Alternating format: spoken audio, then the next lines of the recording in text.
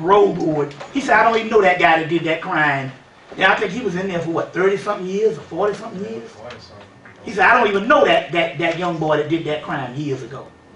So it's the same thing with this prison. It's the same thing of trying to get to a level of no self. But we're going to cover just about all aspects of this thing today. And we're going to clear the stuff up. So also too now, feel free to, are you straight? Yep. You on? Yep. Okay, we're going to cover all aspects today. So feel free to, no questions are too small or too big. No questions are too small or too big. And basically what we're actually retrieving, that's why at this particular time, how many people is this stuff new to you? This stuff is new to you as far as this particular acquisition of knowledge and information. In so many words, this particular information, I think you're going to get some more chairs, or you all right? This particular information, when you see a person come before you at this particular time, and I know sometimes it's good to give those particular people a certain amount of respect when they're trying to teach you a certain amount of things, but you got to realize one thing about this when you're doing that, and just understand this. This particular knowledge is your knowledge. So in so many words, the spirit realm chose a group of people to go through this to access all this particular information, to give it back to the ones who are waking up at this dispensation of time. So in so many words, it's your birthright to get this particular knowledge and this particular information. It's your information. It's not the speaker's information. You see, it's too often we look at that person and say that person has great wisdom, and we want to turn our life over to that particular person. And the whole key is that person was just a person to reintroduce you to knowledge. You understand that's not only within you, but it was knowledge that you put down before you went to sleep and agreed to come back to get this particular knowledge at this particular time. So in so many words, you agreed to come back at this particular time to rediscover your past and rediscover your particular information, and ultimately rediscover that you are gods and not humans. You see, you agreed to do that. We asked the question right now, how many people always thought that there was something special about them, maybe since they was a child? Raise your hand. I go all over the country, and I have never been in a room where everybody didn't raise their hand. And what I mean by that, for the mere fact that you are up in here, at this particular time, and you're not interested in a football game going on or a party going on, or I'm looking at black people on Saturday nights. We got damn near 75 people in a place on a Saturday night, and some of these people are young and they ain't interested in partying, then obviously you know that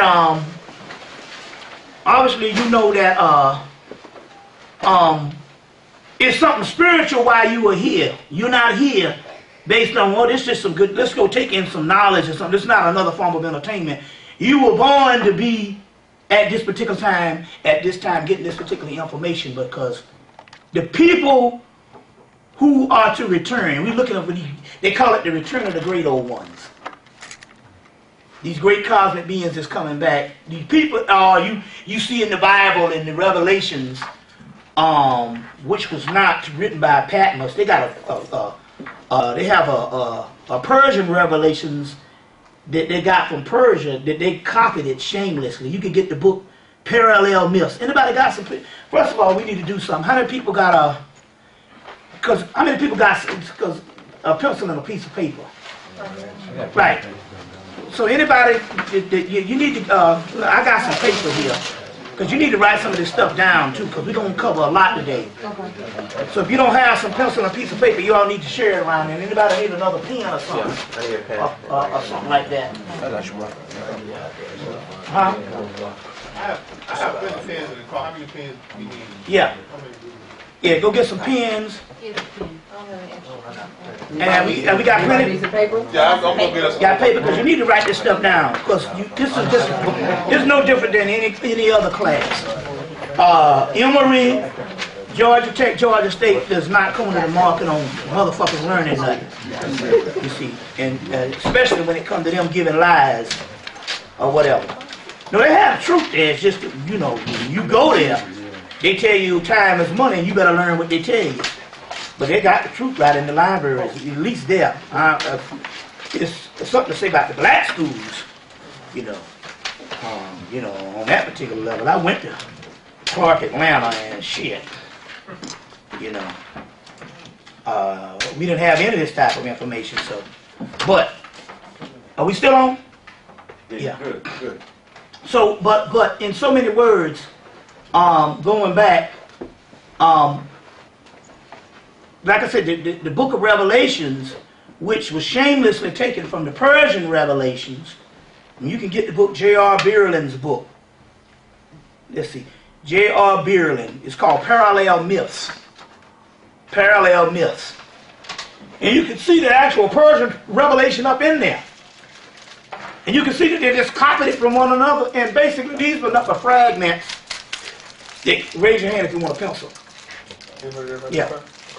These are not the fragments that came out of the Library of Alexandria and out of HEMMITT that floated around the ancient world and ended up being articles that was later on translated into what you would call the Bible. The Bible is not but a group of pamphlets and a simulation of information floating around, edited down by authors, and they had nothing to do with the real Word of God.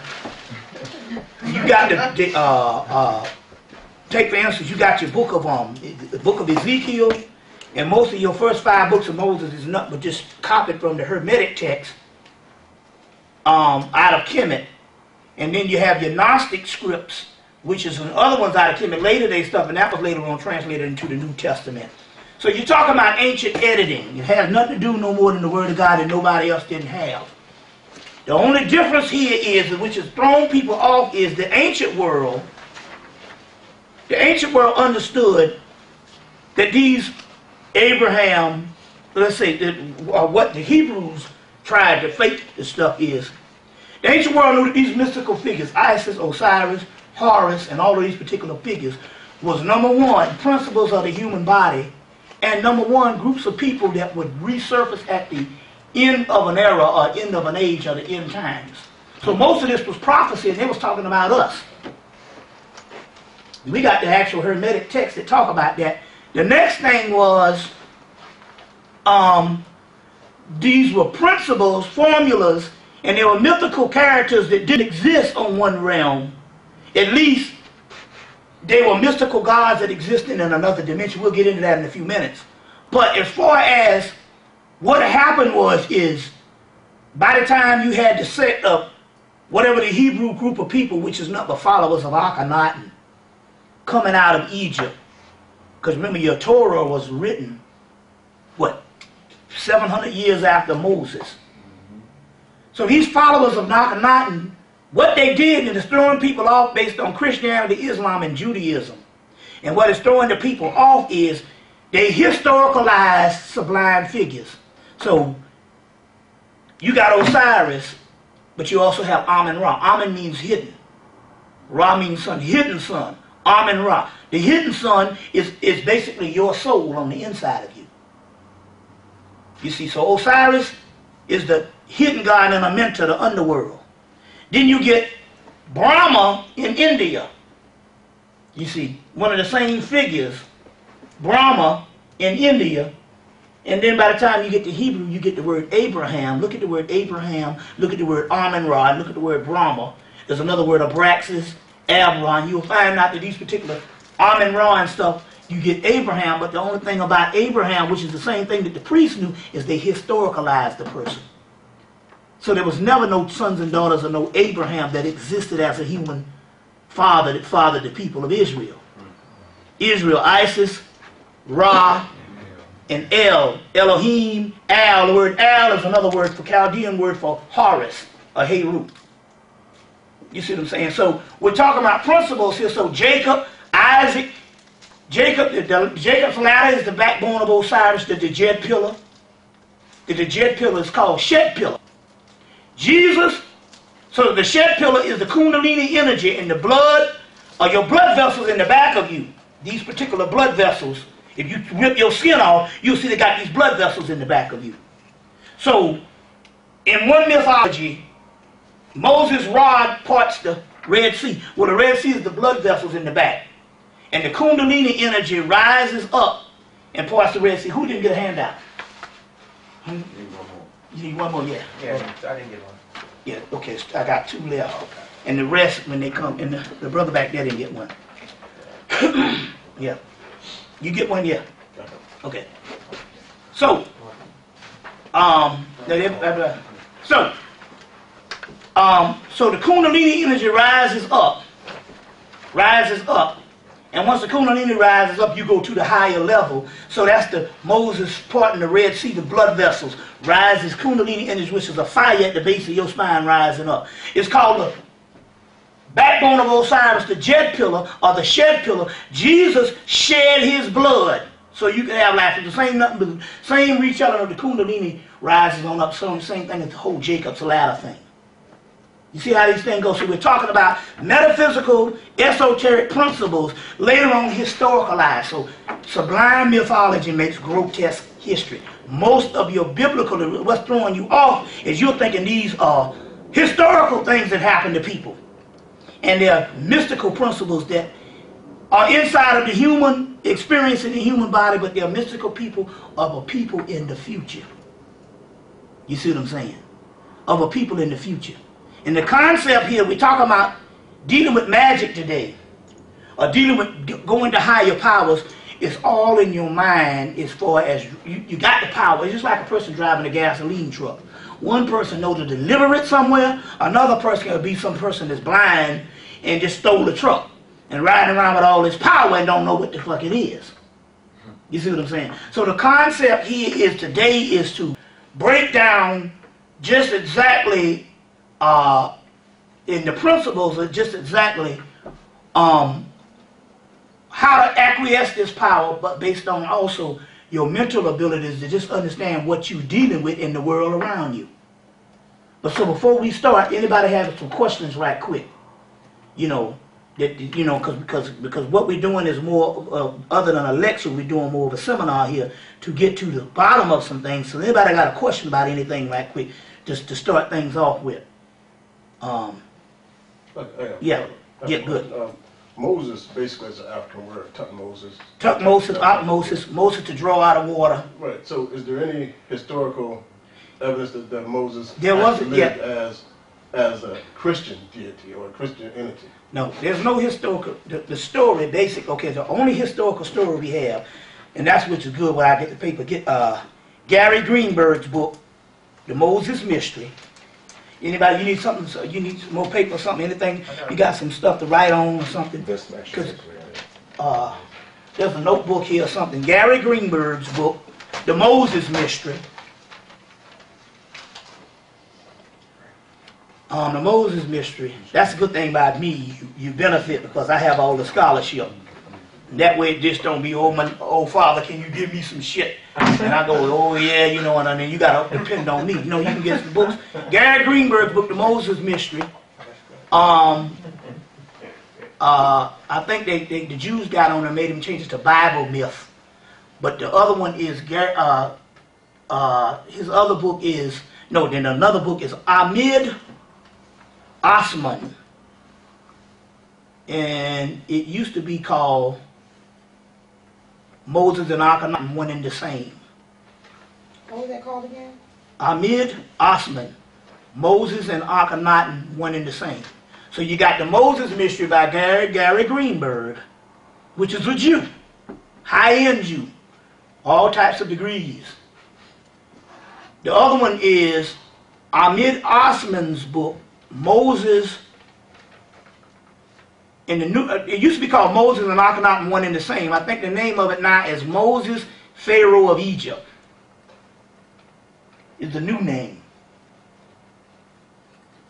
Okay. And then there's Moses and Monotheism by Sigmund Freud.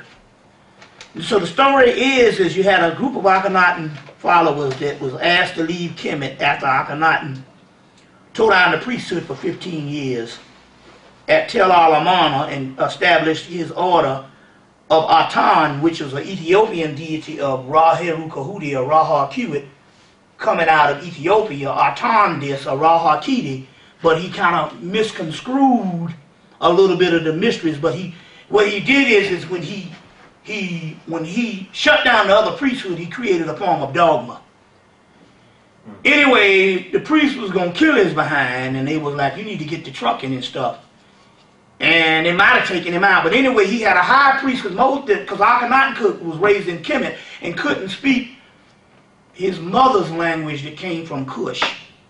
So they had a high priest, a Cushite priest in the Mysteries of Amun-Ra, who could speak the language, and that was the actual Moses figure. But it's a combination of the emancipator is Moses, Akhenaten, and this high priest. Now the Torah, or the first 5 books of Moses, wasn't written until 700 years after this. Either this high priest died or Akhenaten died. We know it's a collaboration of two.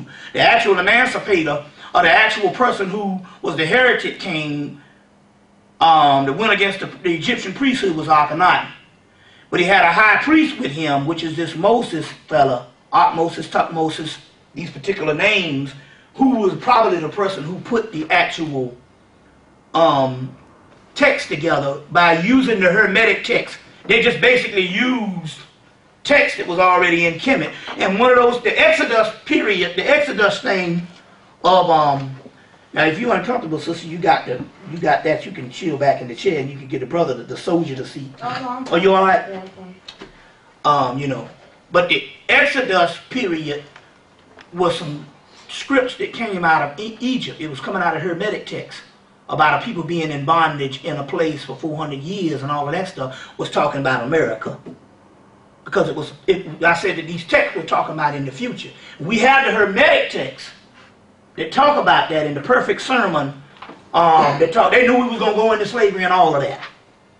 5,000 years before. And those still exist. The Hermetic text of Asclepius. You can get several books on that. The ones that's in print. That has that Hermetic text in there. The Hermetic text of what? It's called, this is called a Hermetica. And the name of the book that's still in print is,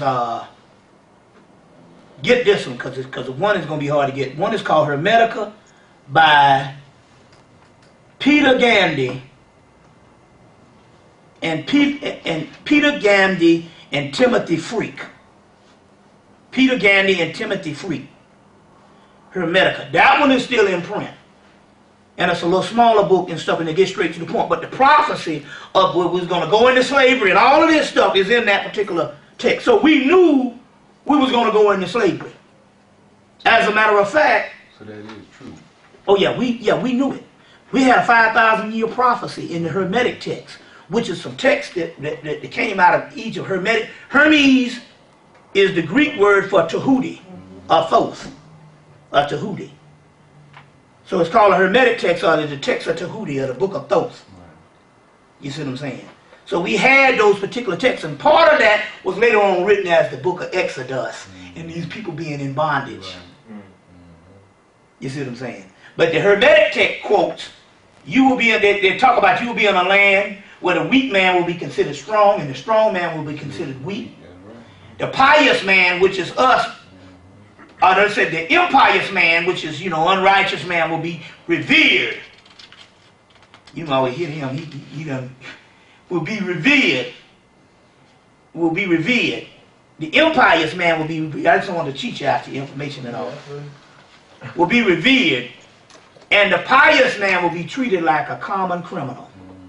That's us. They say, and although your body may look Egyptian or African, your mind would be that of another race. God damn, that is us.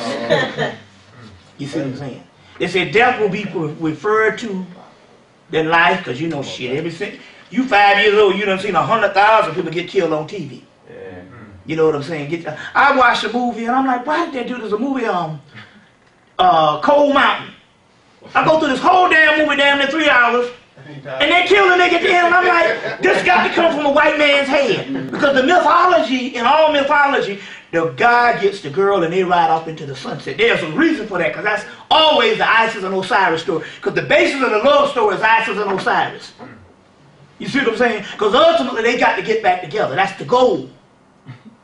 I'm like, damn, do they always have to kill somebody? You know, I like the movie Untouchables. They get you in, you like Sean Connery's thing, you know, when the Elliot Ness, and then they kill him. I'm like, well, damn, I'm supposed to enjoy this. You understand what I'm saying? But I'm of another origin, and they like that kind of stuff. You see what I'm saying? So now, we are into that type of thing. So they said life will be preferred to death. And they just go into all this stuff. They said the gods will abandon Jesus. No, excuse me, the God will abandon, I'm going to get that right. The gods will abandon the humans. The gods will abandon Egypt. And what used to be venerated as the home of the gods will be nothing but a mass graveyard. And will be visited by all types of different races. And they said, these are archaeologists and different people like that. And all these white folks taking journeys over there every year. You see what I'm saying? So this is the text. And so it's talking to Tahuti is talking to Asclepius, which is the Greek word for Imhotep. Because when you do the Hippocratic oath, you have to pray to Asclepius, which is Imhotep. So the Greek gods, so Asclepius, which is Imhotep, is talking to Tahuti. Tahuti is giving him this knowledge, and all this stuff is getting ready to happen. And he starts to cry. And then when he starts to cry, he said, well, will we ever get out of this? And he said, yes. He said, Mayat will be established. He said, what? How? He said, it will be a group of Egyptians that will live in these final days. Ironically, they call the HEMMITT spirits, the HEMMITT spirits, that's just by just accident, HEMMIT, HEMMET, HEMMITT spirits, and it means those entities will be in the last days. And ironically, my name just happened to be HEMMITT, but they talk about these things. They said, but there will be a group of entities that will be spirits that will be, first they said there will be a land that will be established at the end of the setting sun. That's the west. The sunrise in the east comes to the west. And they said there will be a group of Egyptians that will be in this land in the end. Now, you know what? In Egypt, Cam, which means black land, the black people, Cush, Punt, you see what I'm saying? They say will be in this land at the last days. And those particular Egyptians will reestablish Mayat. He said, well, where are these people now? He said they now live in the African hills, because they say the Libyan hills. Libya is a part of Africa, which is say the African hills. In so many words, they are now on the continent of Africa, or they are not, but they also said Egypt, which saying that in actuality, so they give Africa, they give a group of Egyptians, a group of Camites, and the reason why they give you two, because they're saying in actuality, these people will be a consortium of West Africa, East Africa, and all around the continent, because this thing is more than just one continent. You see what I'm saying? But it's, in so many words, they say that it'll be these Egyptians or African or black people will be in America. And reestablish Mayat. Now in the movie Highlander, the first one, he said we got to walk the earth. We're immortal. We got to walk the earth until, he said, until the last time, till a gathering. He said, well, he said, until the gathering. He said, where's the gathering? He said, it will be in a land that's not established yet. This was in the 1400s. I mean, he's telling the man this. He said, in them last days, it'll be a gathering in America. You see what I'm saying? So you get the Camelot myth, because the Camelot, so all this is our story. So the Camelot myth was brought up is the story of Isis and Osiris, which is documented in the book, Rundle Clark's book, Egyptian Myth and Symbol. And it talks about that your Osiris, your King Arthur and the Round Table and Guinevere and the Holy Grail and all of that is nothing but the Osiris story retold, which we know because the Moors is the one that brought this stuff up into Europe.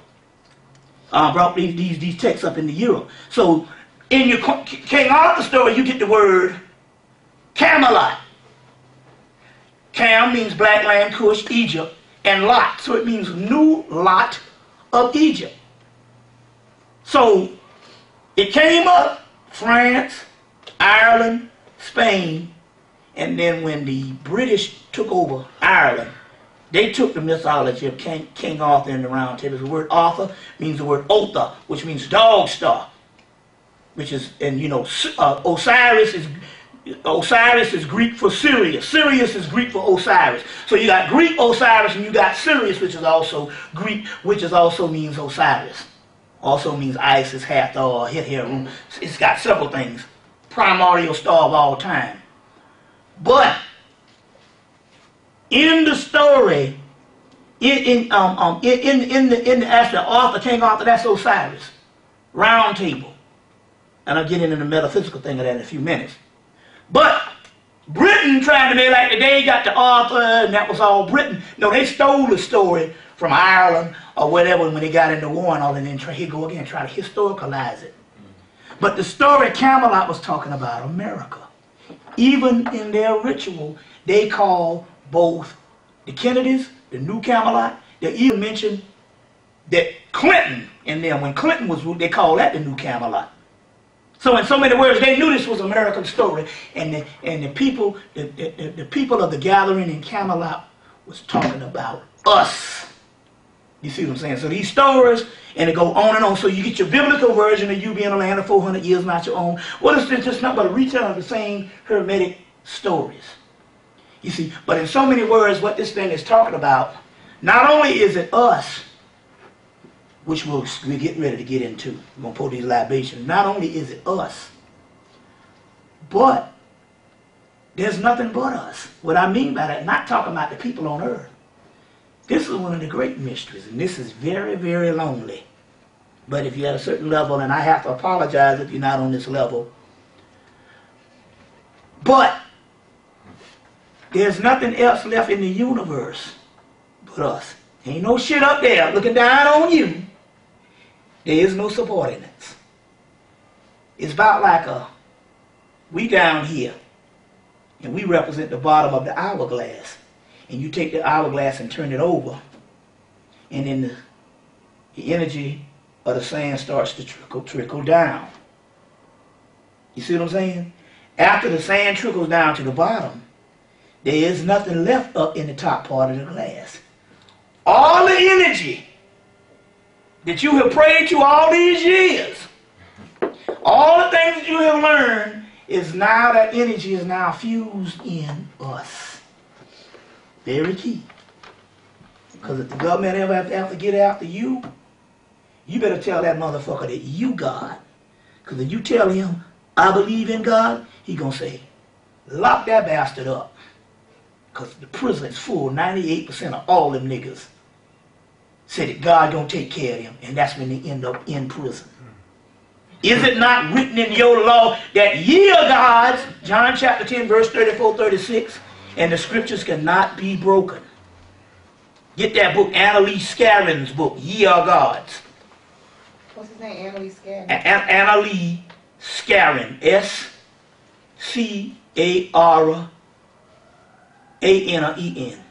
Annalise Scarron. You can either get, if you got the title right, it'll pop up the thing. Annalise Scarron, but it's called Ye Are Gods.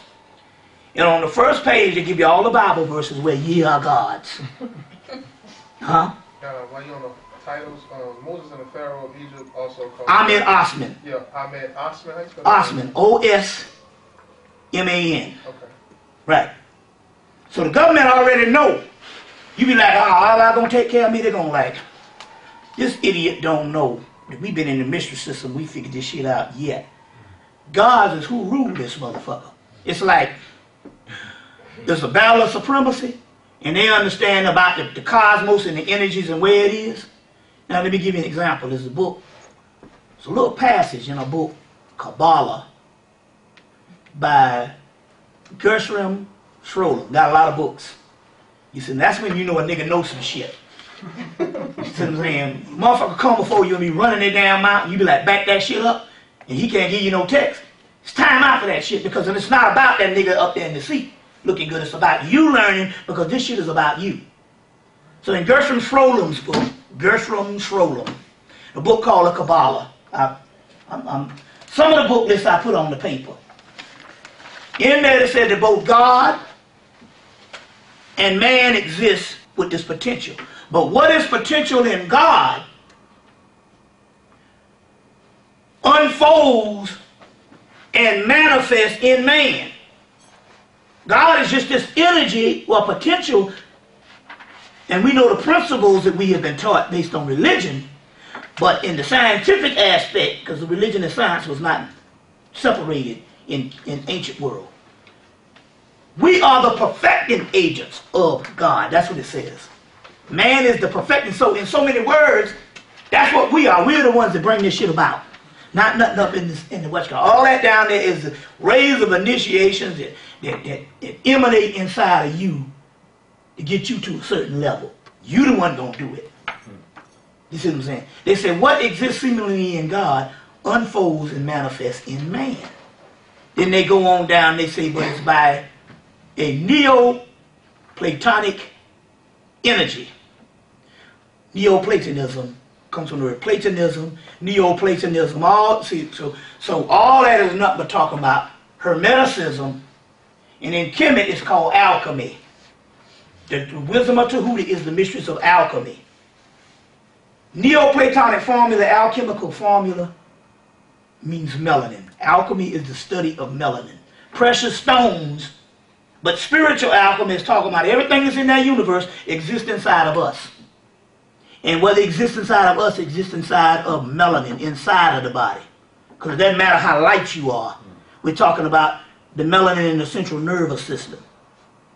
You see what I'm saying? And that's the Neoplatonic formula. It exists in us. This chaos in the body. We're going to get into all that in a few minutes. I'm going ahead of myself. But just to set the paradigm up of what we're talking about here. Y'all all right? Yeah. Is this interesting? Yeah. What? It's inside of us. So in so many words, this is how we get in this thing. You say you wanted the power. Is we still are looking at this thing as us being subordinate, and we calling on energies that is outside of us. Now these energies exist. They exist in another dimension. But the conduit or the gateway in which they manifest here is inside of the central nervous system and inside of the energy of our bodies. You understand what I'm saying? Right. But we are one with them. So you're saying, well, how can I be one with God or above God or whatever? Look, or with God. If you take this water and dip it in the ocean, and the ocean represents God, you heard me talk about this a lot of times. Is not the content in this bottle the same as the content in the ocean? It's the same. Well, the energy that we talking about, we permeating when you talking about this Kundalini energy and the chakra systems, there's 160 of them. We got 7 major ones.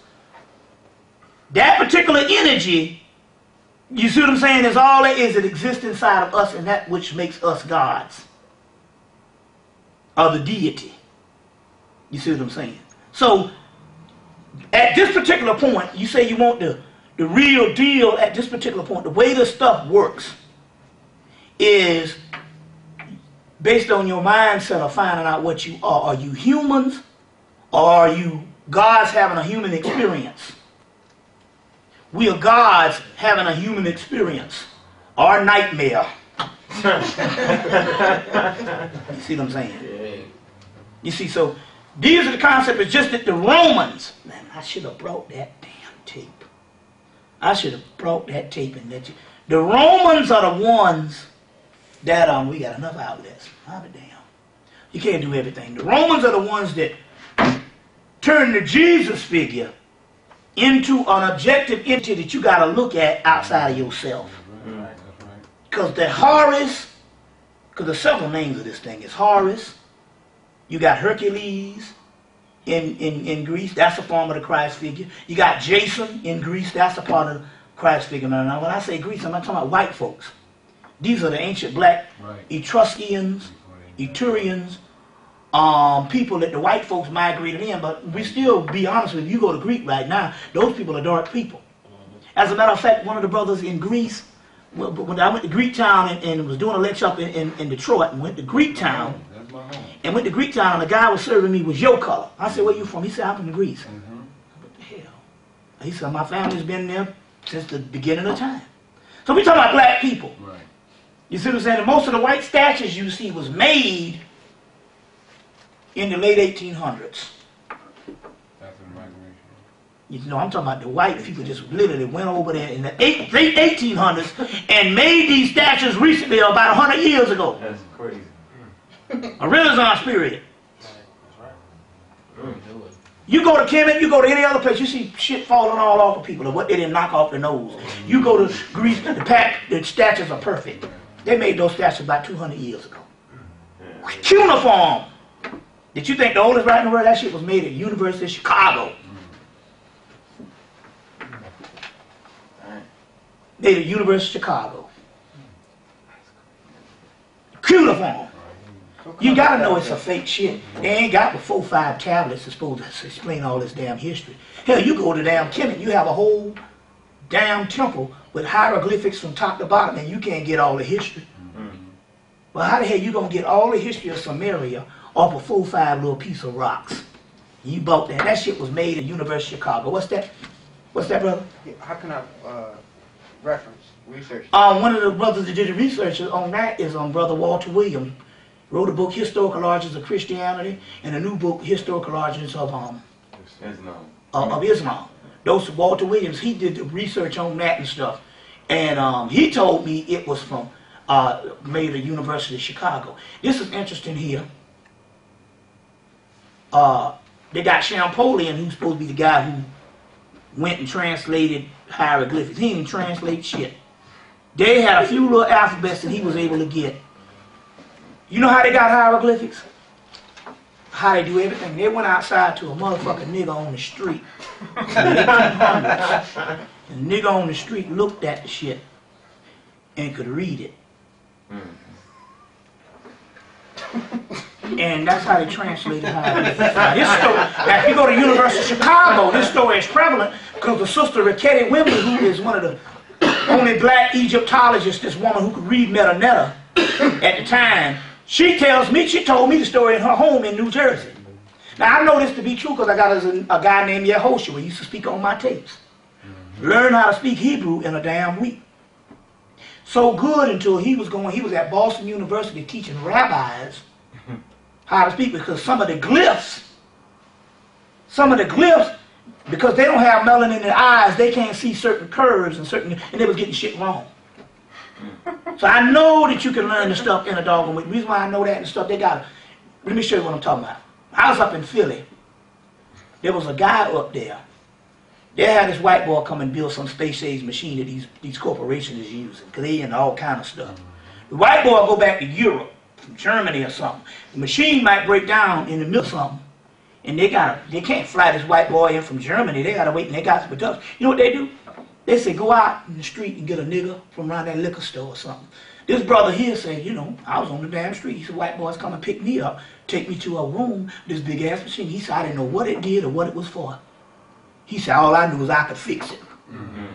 Now we know niggas like that right now can fix cars. There was a nigga, man. I said, where you get this fucking bum ass nigga here from? I said, you know this nigga crackhead? He said, look. Every time I see this nigga here, they got him around some mechanic shop fixing Mercedes, BMWs, and all them German cars. He said a lot of Negroes can't fix them shit. So he said, this the nigga I pulled over from the street and gave him some money. This brother could fix anything. I said, man, how the hell you do that shit? He didn't know nothing about no magic or nothing. He said, look, I pray to the Lord. and then I go to bed at night, and when I wake up in the morning, the shit is blueprint in my brain. He said, I got so good one time, I stepped to a woman's car and put my hand on the car, and the damn car started. See what I'm saying? So my point here is, it's called genetic memory bank. That's right, the DNA. So that's how they was able to get the stuff. And so the cuneiform and all that, that was a joke anyway. We didn't even have to even deal with that, because it ain't not but 4 or 5 clay tablets. How you gonna get a whole history of damn Samaria, Babylon, or whatever on some little old tablets? Some bullshit. And they saying it was older than hieroglyphics, but they done found a hieroglyphics that's older than that. Plus, the hieroglyphics are the hieratic, demotic, and stuff you get in Kemet. They said that when you go over there, even not Renoka Rashida, your boy, Ashwakwezi. So they got about 4 or 5 scripts that they can't even translate. Hell, when they built an Aswan Dam, they covered over 300 temples. Covered them over in Nubia. Now they claim all the stuff that they needed the water and all that. Look, this is 300 temples, but the reason why they covered them over because that was Nubia, and they knew that they wouldn't be able to front that the Egyptians was white, and all this other type stuff. Now let me tell you how this thing also goes to clear up some stuff. They had all these people, the Hebrews, the Greeks, the Romans, and all these people, and they were all black now.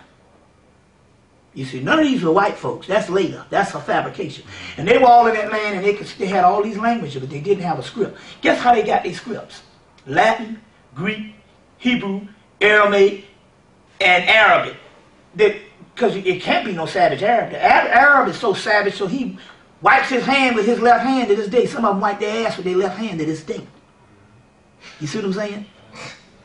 These people were some of the most savage people till they sat on Kemet for 1,000 years until the white man had to come and start unearthing that stuff.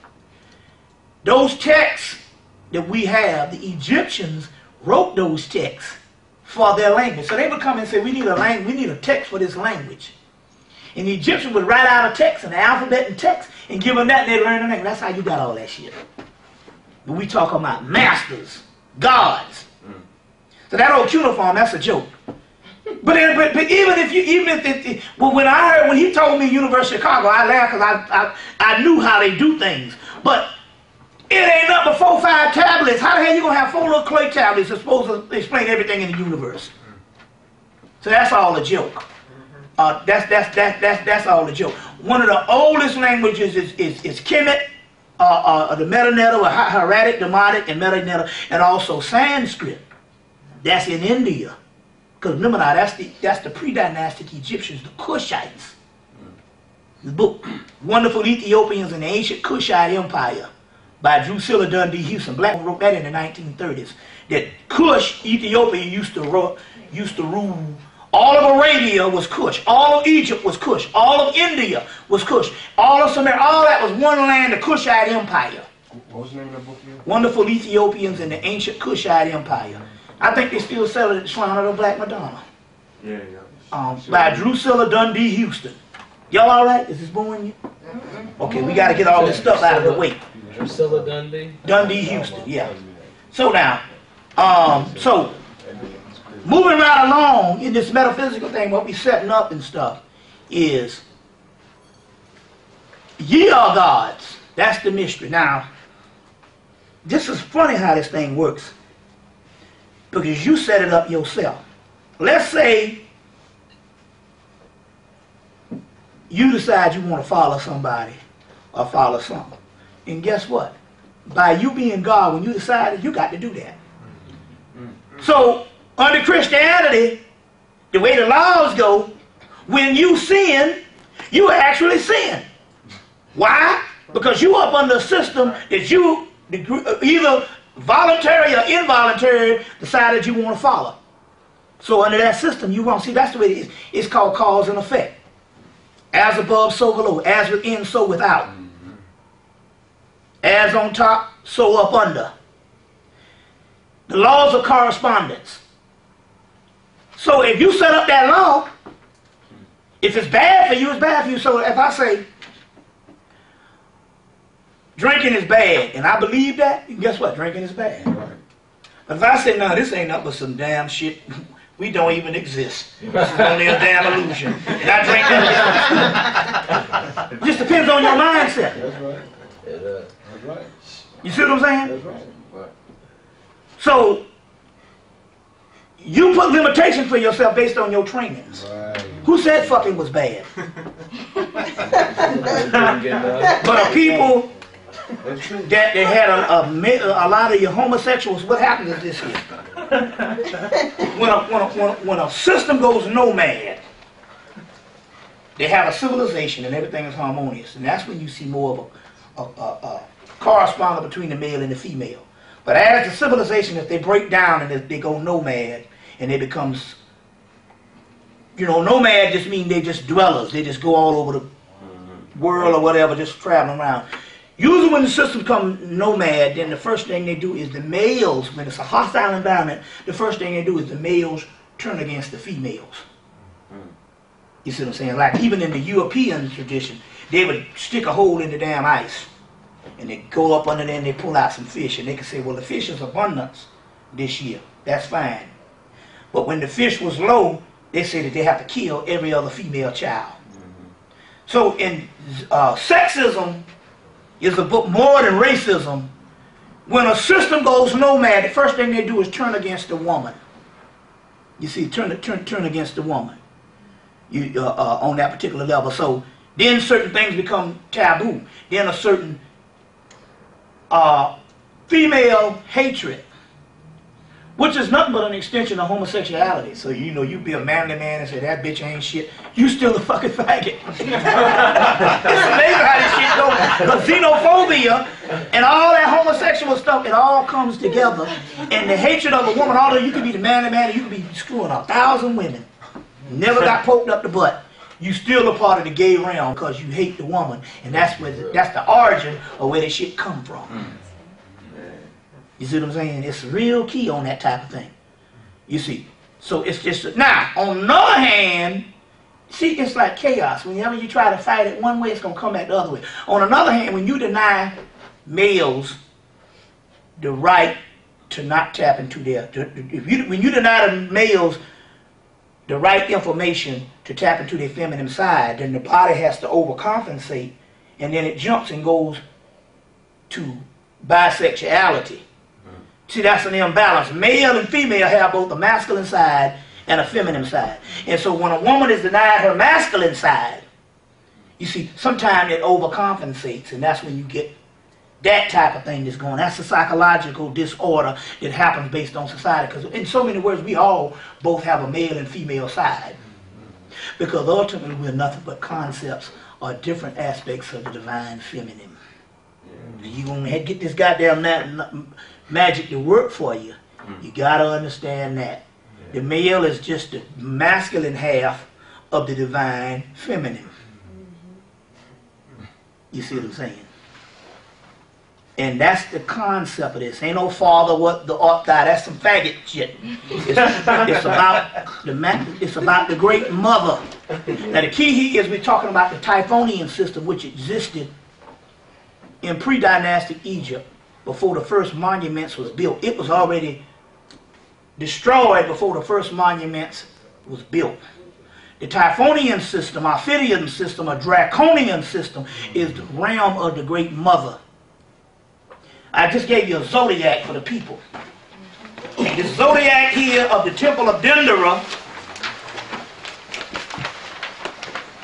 Everybody got one? The Temple of Dendera is the oldest zodiac known to man. Although the Temple of Dendera, now let me say, this is the Temple of Dendera, first of all. This is the Temple of Dendera. In the top of this temple, see, am I still on? Am I still being? In the top of this temple,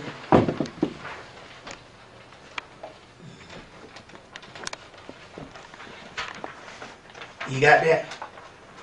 In the top of this temple, I'll sit back down since you would do it there, and when I get ready to stand, in the top of this temple is this zodiac. Now, is this zodiac of Dendera, which is now in, the French blew it down and took it to the Louvre in Paris. They put up a plaster one up in Kemet. But,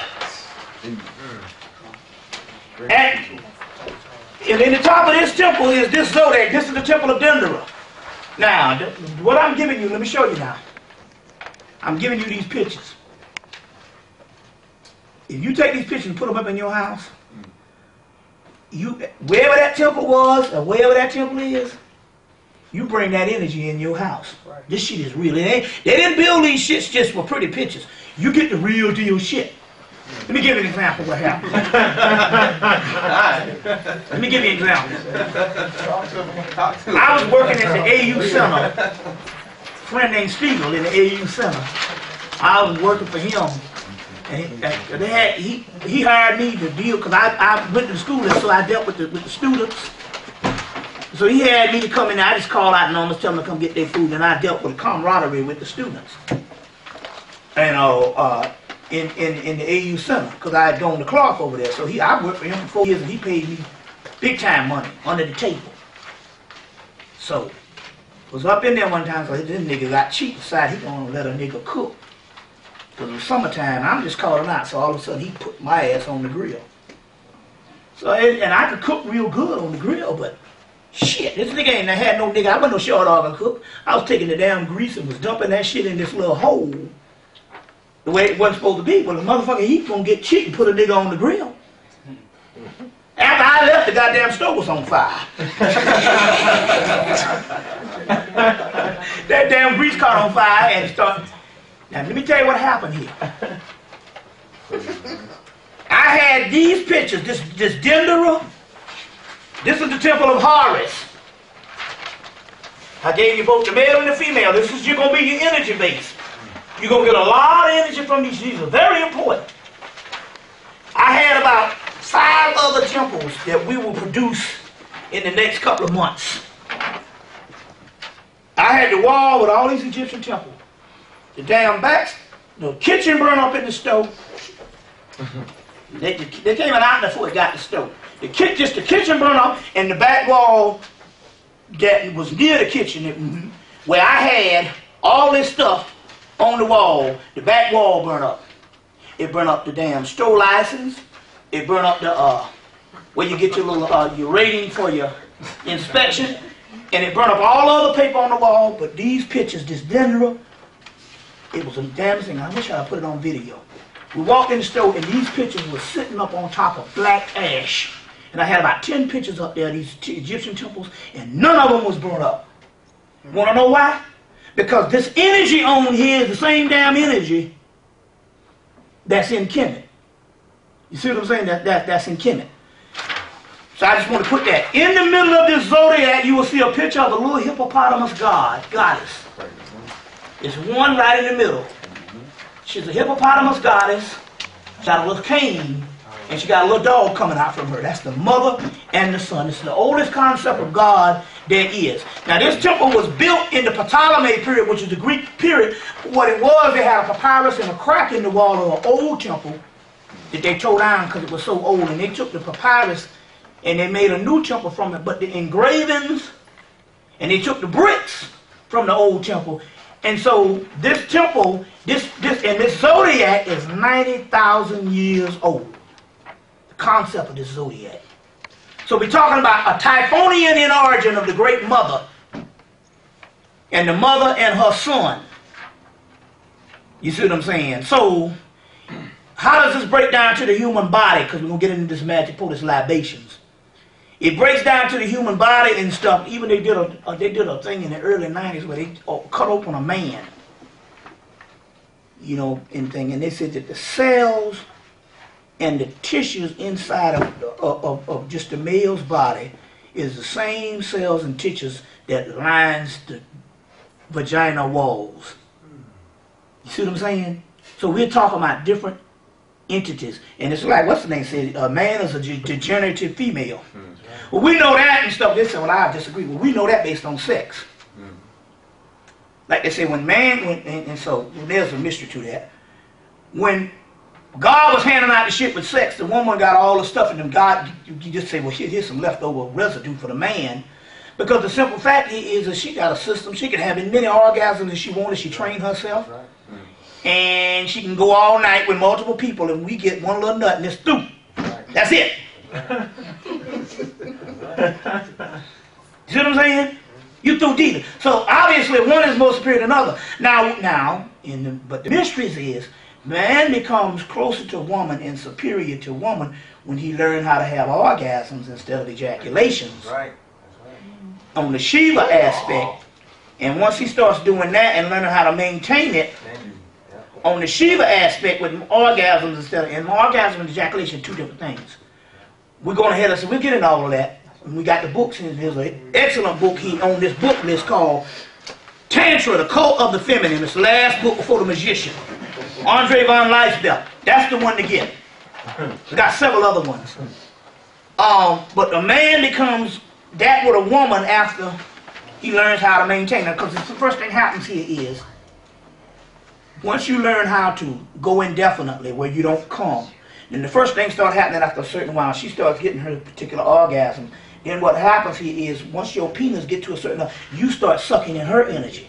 See, a woman is a succubus. Negative, not negative in the evil sense, but she draws in. She's the black hole. We're the dagger that sticks out. So even our energy comes out of the penis. So once you become equivalent to her, yeah. Once you become, I'm going to finish this. Once you become on that level where you don't ejaculate, you become one with her, and your penis actually becomes a vagina. It becomes just a big ass clitoris, because all the penis is an extended clitoris anyway, because it's a clitoris until what, the last couple of months, last 2 months or something, it turns into an elongated penis or elongated clitoris. So we talking these things, and we still talking about these dual forces. You see what I'm saying? We don't get into this shit of being inferiority. Like they say, Africans didn't say that they. It's a stupid question to ask whether you was inferior to your mama. It's a mute question and stupid. You want to change on that? Yeah, we're going to go into this thing. Y'all all right? Yeah. Okay, we got a lot to cover. A lot to cover. We got a lot of things. So these things I'm giving you here, we're going to get into these things. These shits work. They work. You see.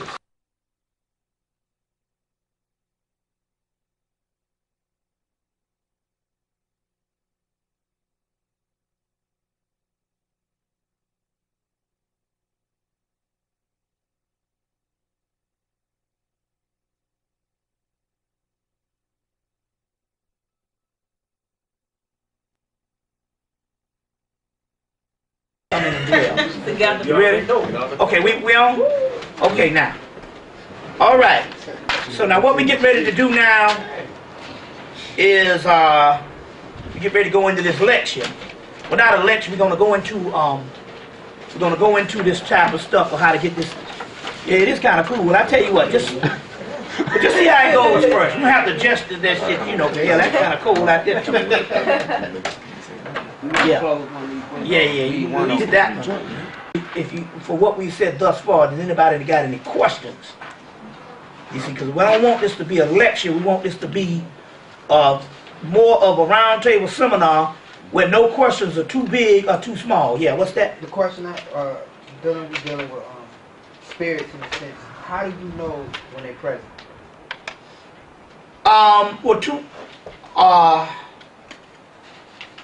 Well, first of all, you saying about with the spirits, it's going to get to, sometimes it'll get so powerful in your house until, well, it can get to the point where you can feel them. You'll be able to see them out the corner of your eye. Yeah, I have. You know what I'm saying? I'm going to be honest with you. There is no time that spirits are not really present. It's just that every now and then you become aware of them. You see what I'm saying?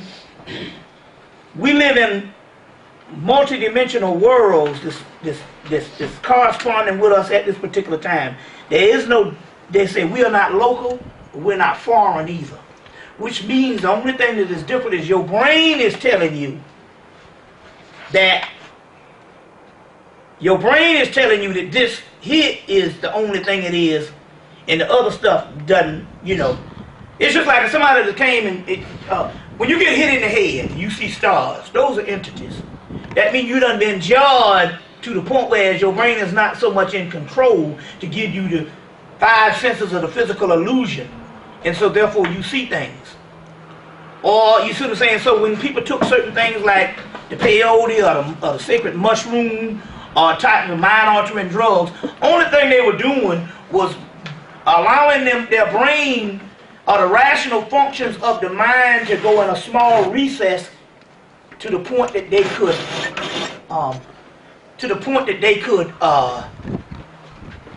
witness the world around them. So it's the whole notion that they gotta come from somewhere. There's no such thing as space and time. It's just the only thing here is what is separating us is the actual human brain. This is the matrix. You say the matrix, well, this doesn't exist. The only thing to tell you that it exists is this human brain that gives you this touch and this feeling and stuff like that. You see what I'm saying? The matrix that they talk about in the movie is the human brain. You see what I'm saying? It gives you these signals and the wiring of the brain that gives you these things that make you think that this reality is the reality. That's right. You see what I'm saying? So, in so many words, the first thing here is to understand that there's no such thing as you being separate from them. Now, as far as experiencing stuff, the first thing you need to do is this here. To make way so you can get a certain amount of spirits around, and you need to get a certain amount of spirits that's negative. Now, I'm not talking about evil, because evil doesn't exist. I'm not talking about moralism. We're talking about this. You got certain people having fucked up thoughts, negative, always thinking low, messed up thoughts. Sometimes, two things will happen. They can bring those thoughts and stuff into your house and then lead the shit. It's called thought forms. There's a book out called Thought Forms by Annie Besant. Thought forms. Some of these thoughts, a person can be negative thought. Annie Besant is her name. She also got a book called Esoteric Christianity by Annie Besant. Let me see, there's another book called, I'll tell you the name of it. For the people that try to understand the Bible thing, there's a name of Annie Besant. B-E-S-A-N-T. There's another book called, I gotta get the name of the guy's name. It'll come to me in a minute. It's a book on the esoteric wisdom of the Bible. It'll come to me in a minute though. But anyway, thought form. Let me tell you what happens. If you got negative, some negative people, they have negative thoughts and then they die. And when they die, those thoughts still live. And they go up in the astral plane and bounce around until they find a host.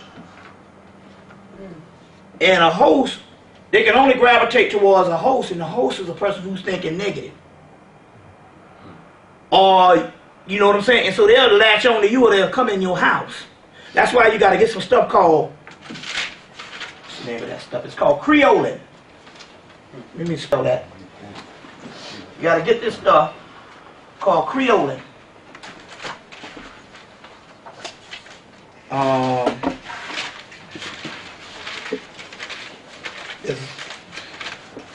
How you spell creolin, you know? C-R-E-O-L-I-N. C-R-E-O-L-I-N, creolin. It's all-purpose cleanser. What you put that in your house, anything negative got to get the hell up out of it. Smell like, got to get the hell up out of it. It smells like strong magic marker, like permanent magic marker. Now, how many people got hardwood floors? Because you got hardwood floors, that's good. But if you don't, if you have carpet, you at least got to do the bathroom or the kitchen. As long as you get that shit in your house, mop the kitchen with it. And nothing negative can stay in your house. Where can you pick it up from? See what they do. See, this is what they're doing. The government. They're coming in and they're giving you CVS and Walgreens. That's for a reason. That's to take these old mom and pop drugstores out of the neighborhood. So there's only a few of them left. The one now that you can get stuff from, and they might have a few bottles. And last time I think we bought the last bottle, but you can call it and they can order it. It's one called Miller's Rexall Drugstore. Downtown on Mitchell, off of Mitchell Street. Just, we should have brought that phone number. Just look at the thing and get Miller's Rexall Drugstore. They sell it. They sell it. They sell all kind of the mojo stuff that, you know, it's called, it's a botanica, you know. Like there's one thing you need to get for money is something called a buckeye. A buckeye is a little nut, look like a little nut. And you take it and you wrap a dollar bill around it. And you take that dollar bill up and you wear it in your pocket. Let me see, I got one.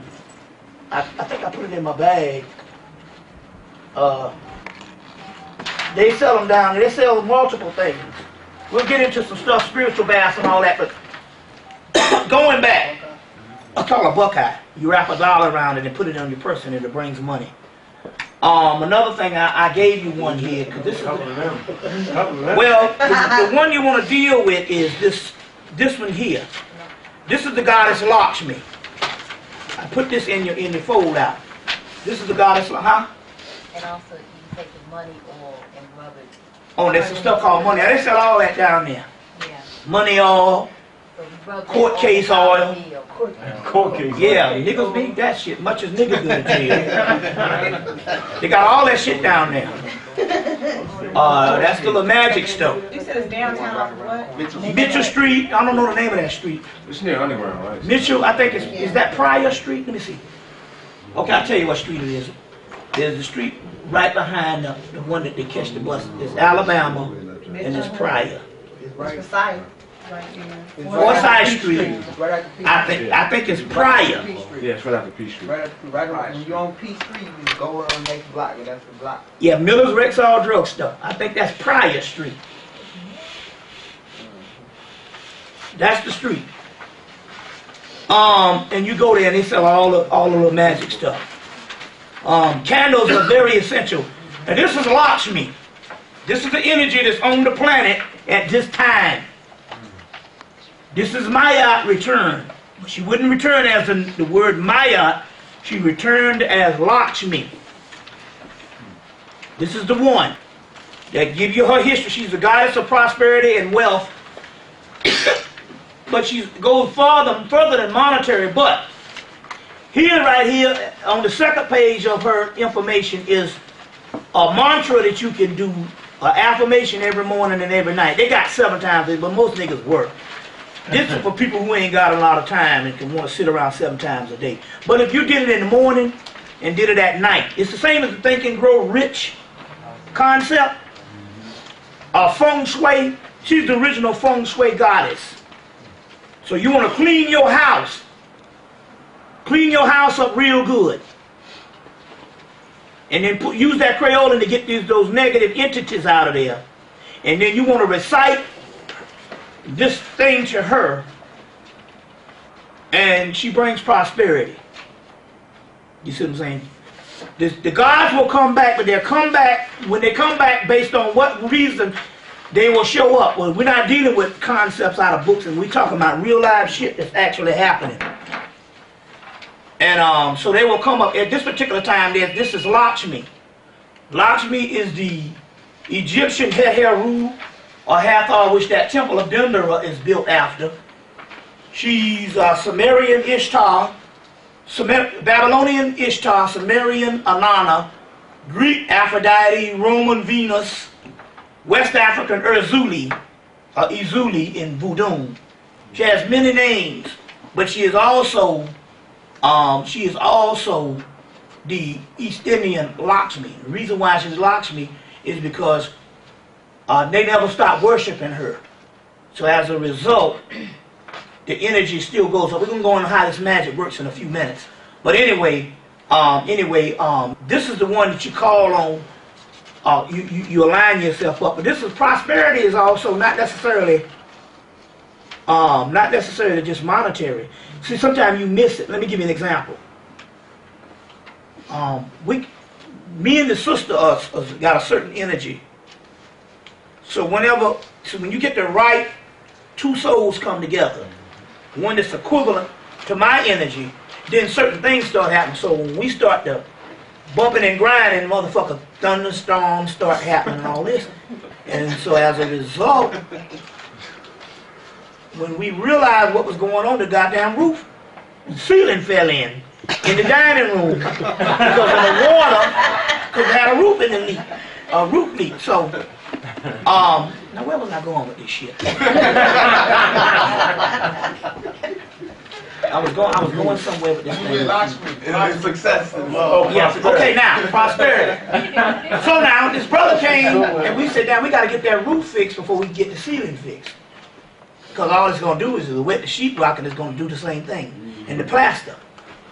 Brother came by one Sunday, got on top of the roof, patched the damn roof, patched up the leak. Now, you call somebody to do that, they might charge you $700. But see, that's how she works sometimes. So sometimes so you don't just look all the time based on the money. Currency, sometimes the prosperity comes in several ways. That's right. You see what I'm saying? Several ways. You might have a certain hookup. Right. You know what I'm saying? Like you late for a plane, and then all of a sudden the plane get delayed based on weather. Well, that's spirits that do that.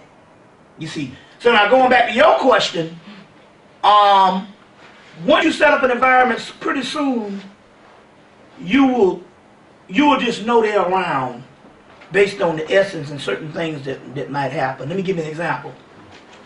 They got a temple over in an island called Java, and there's a temple called Borobudur, and on this temple wall they got the history of slavery, and both that and the temple of Angkor Wat in Cambodia.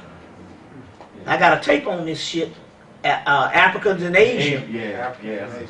And so I did a whole lot of work on the Angkor Wat stuff, not knowing it was on his tape. I had watched his tape about a year earlier, but my research would led me to Angkor Wat in Cambodia, Vietnam. Then I was going to this temple called Borobudur on the island of Java in the south in Indonesia. So I did a lecture in Chicago last weekend, and a week ago today, I sat down. I told people I got to go back and get this book. It cost about $75. I got to find this book. It costs $125. I said, but I got to break down and get it because these pictures you get, this book here is now maybe $300 just to get these type of things. This book here is $300 just to get these. You see, those pictures of Lakshmi, that book is about $200-300. So what happened is this. I went to this store in Chicago and I found the book. The book was $125 new. It was $75 used. I said, damn, I wish I could. And I opened, I said, well, the bind is a little cracked. I said, I wish he could take something off this book. And just then he walked by and he said, damn, man, I can't sell that book. He said, look, it's separated from the cover. I'm like, you can't see? He said, well, I can just give it to you half price of $35. I said, sold. Now I knew damn well when I took that book off that shelf, that book was nothing wrong with it. Later on, when I got that thing, it was the God Shiva that came forth and said, I fucked the book up so you could get it. Because there's some stuff up in there that I need. So what I'm trying to give you examples of how prosperity also works. You see what I'm saying on that particular level. on that particular level. That's how the prosperity things also works. And we're going to get in a whole lot of things. So let's post some libation because today is a very powerful day. We got a lot of books and stuff like that. We got a lot of books that we got to give to people. And like I said, the book list is some of the selection.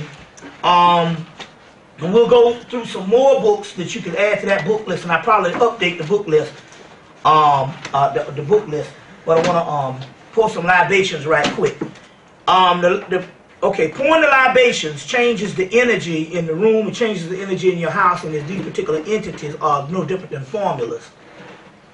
So when you pour these libations and stuff, it is for protection, but it's also drawing out the energy from the inside of you when you pour the libations. So that's the reason why we pour libations. Why we pour libations. Be sure to note, and we'll go get into this whatever. We're not talking about moralism because that's political. Most of the moralistic things was the ancient Romans, the Hebrews, and later on the Islam, which is interesting here because, and it makes common sense that they said that the Quran was put together by the Jews. Now the reason why we say that is well, if you know anything about ancient texts, if it wasn't put by them, why the first 5 books of Moses end up in the Bible and the Quran? You understand what I'm saying? If it was a new book, it wouldn't have those because a lot of ancient texts floating around. Why the first 5 books of Moses end up in those 2 things? So that means we're talking about a political thing to further a doctrine throughout that land. Very key. Also supposedly inspired by God. Well, it depends on what you understand based on that, or what do they mean by that. But whenever you pour the libations to these entities, you acquiesce a certain amount of power. Now the key here is The key here is when you humble yourself and not arrogant, it was never to humble yourself to a deity. You humble yourself so that you allow your soul time to access itself, or you allow your soul time to express itself. So what happens is this here. Most of us, we function based on ego, which is the illusionary self that is fooled into thinking that it is real. But it's only an illusion. The soul is on the inside of us, sleep. So most people don't exist. Their souls are asleep. The reason why you are here is because your souls have just woke up. So we're like in a daze period and we're searching to find ourselves. So the more and more you neutralize the ego with the humility, it's not humbling yourself to God above. It's humbling yourself so that you give your soul inside an opportunity to wake up and to know itself. That's the whole deal based on the ego thing. You see. Based on the ego. And so, and you do this by rooting out and asking yourself the question, well, why am I here? Why am I doing this? If I'm doing this for some type of self-aggrandizement, some type of pleasure based on entertainment, because I want a new form of something to appease myself with or to show off with, or am I doing this because I generally want to know the truth and want to get to the end of why is it the way the world is the way it is? Like they said in the Matrix, you always knew something was wrong with the world. You just didn't know why. So in so many words, that is your soul saying, I want to know myself. So you humble yourself by neutralizing your ego. By neutralizing your ego so that you, so your soul gets to know itself. There's several techniques and stuff on this, and one of the things is, so the first thing you got to do here is you have to basically, because I know some of the people here, and this is very, very basic, some of the people here have shortcomings because of family. Right now, your family, if there's something fucked up in your life, it's because you got some family somewhere with some kind of thing, and you're trying to live up to something with somebody else. In the spirit world, what you call your family is not really your family at all. See, what happens is this, if these souls get down here through choosing a certain path, a certain vessel to come through. Once it gets down here, they are your family in the rearing stages. Once you are grown, they no longer are your family anymore. That's why you can be conscious and trying to do some stuff and your family don't want to hear it. You see what I'm saying? They're not your family anymore like you think. You have no relationship with them. Certain things happen on souls. Some souls come down here to teach the parents. And some souls come down here to get taught some type of lesson by the parent. But when you become enlightened, you are a star child, which means in so many words, you're not even related to those people. You see what I'm saying? Every now and then you will get a family where you get 2 and 3 people that's conscious. I got 2 brothers that's conscious. And disconscious. My mama is conscious if she hear it from my youngest brother. She don't want to hear shit I got to tell her. But I'm just trying to say, hell, there is some that's questionable even in a conscious family. And then most of the people, you might be the only person in that family that's conscious. But it means in actuality, what we're talking about here is this being an individual. In the particular aspect is your path is unique to you. And I'm going ahead of myself now. So you pour these libations, these are to the certain entities, but these particular entities are not for you to venerate or worship. These entities are given power, and in so many words, the power is being harnessed from you. And in so many words, they are empowering you or opening up the centers inside of you. So the gods is 160 something chakras, and there's 160 something pantheon or whatever, or multiple things. You're only calling on the energy centers within yourself. You are the vessel that's having this experience. You see what I'm saying? Y'all get where I'm coming from? Any more questions before we go into question and answer right quick? Before we go into the libation? Okay, let's do the libation. Now, I do yeah, have go one ahead, question. yeah, good. If you can't find a Creole, is there anything else you can use? What you got? What you get? As far as, Yeah, you can use, yeah, you can use. I would say, just regular Just regular. cleansers, I know, we'll just start with the sage. Bring in the As far sage. as that, oh yeah, sage and frankincense, myrrh. Frankincense and myrrh, to clean out the thing, sage. Incense and things, yeah. But, I got it. and also, you can also use this. Now, this is different. Now, this says rich and rare. Let's just start with this, how you make an elixir. The art of distillation, or the art of alcohol, came up to Europe by the Moors. The Moors got this science out of Egypt. It came out of the mystery schools of Tahuti, which gives you the alchemy. Alchemy is the study of all the elements in the universe. So alchemy, you get the word chemistry comes from alchemy, because chemistry, chem. But alchemy is the high art of ancient Kemet. That's why anybody in that motherfucker talking about I'm Osiris and I'm this and I'm doing this kind of shit. He ain't never taught you about alchemy. He ain't talking about ancient Kemet. Let me see if there's a... That's why I got the book list, because that's... Let me give you an example of what I'm talking about here. I have to go with the spirit. I know I said I'm going to do this, but I have to go when the spirit give me shit. That's when I got to roll with it. Let's see if I put this book down there. Kundalini, see if there's any book. Dictionary of Ancient Deities, which is a must-have. The Emerald Tablet by Dennis William Hawk, H-A-U-C-K. That's a book on alchemy. He gives you this a historical aspect of alchemy. How it came from Kemet up into Europe and even in the United States. Half the shit they be doing rituals is to line up certain things alchemically. The government.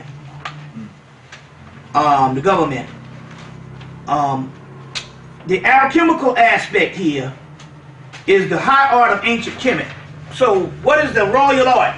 Everything they talk about breaks back down to alchemy, which is the study of every particle in the universe that's outside that we have with nature, but also on the inside of the body. And then, okay, then there's some stuff outside of the universe that's outside of universe A, which is what we are in.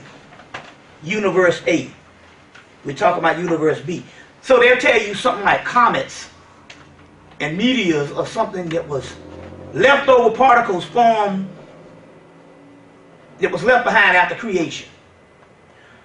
Well, the great mystery here is inside of our bodies, because we are the ancient entities, we got some stuff on the inside of us that is outside of this known universe. And that's what melanin is. Because there's universe A and universe B. There's a sister. There's several things, but you want to get, what's the sister?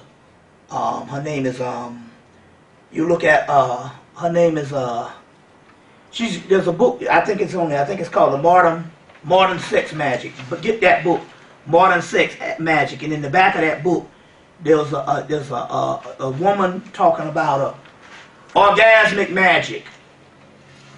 Orgasmic magic. In there. We're going to go into some of that today. Modern Sex Magic. And in there she's talking about going between universe A and universe B.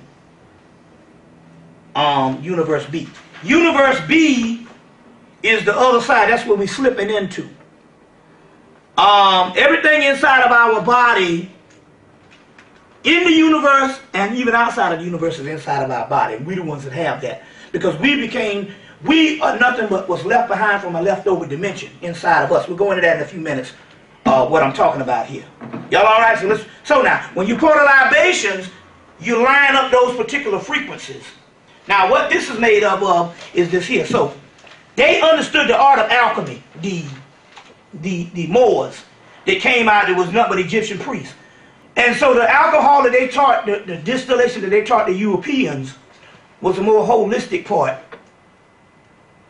Still alcohol, well, what the Europeans did to come out cheap or whatever, they had what is called their fermentation, where they split up certain grains and stuff and made vodka one here, gin one thing here, bourbon one thing here, scotch one thing here. Whereas the ancient one is those particular distillation is based on light and dark. So let's see what I did here. So I took some I went and bought some R&R. This is a rich and rare Canadian imported rum, Canadian imported whiskey.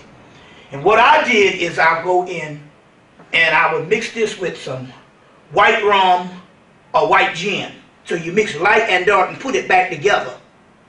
Therefore the entities will come. And so when I mixed it and made it back into my elixir, this stuff can heal. So let me give you an example. I had some entities try to strike me and hit me or whatever, and we're gonna get to the other side too, as far as some ones that don't want us to rise. I'll get into that. But in so many words, they messed my whole mouth up. And so some of the entities came through and said, mix the light and dark. They said, you guys, what you got? I said, well, I got some gin and I got some scotch. So mix that shit together. And so what happened was it was a conduit. So when I mix it together with the alcohol, what it is those spirits came up in there and they repaired my mouth better than what it was 20 years ago. Everything in your body can be healed. You can take the long way with herbs and the diet and all this type of thing. But then again, you can go with some high magic and heal your shit. And stuff like that and all. So certain ways to heal certain things also. So what I did was, this is a mixture. This is called elixir. We'll get into the elixir also as far as for magic. But anytime you buy any alcohol and stuff, you know, like any high-end shit like cognac and all that old stuff, they drink the hell out of it. And that tequila. What's the one of that one they like? Cuervo. You see what I'm saying? So so this is just a conduit to bring those spirits through. And also that's how that works. And there ain't been no religious organization that didn't do it. Like I said, they even did it up until the until the early 1900s, until Welch's came up with Welch's grape juice. And then they start having wine, you see what I'm saying, in the regular churches. So the alcohol is all, even at the Holy Roller Church, up until the 1800s, they had damn wine. You see what I'm saying? At least. So that's just a part of the spirit life. So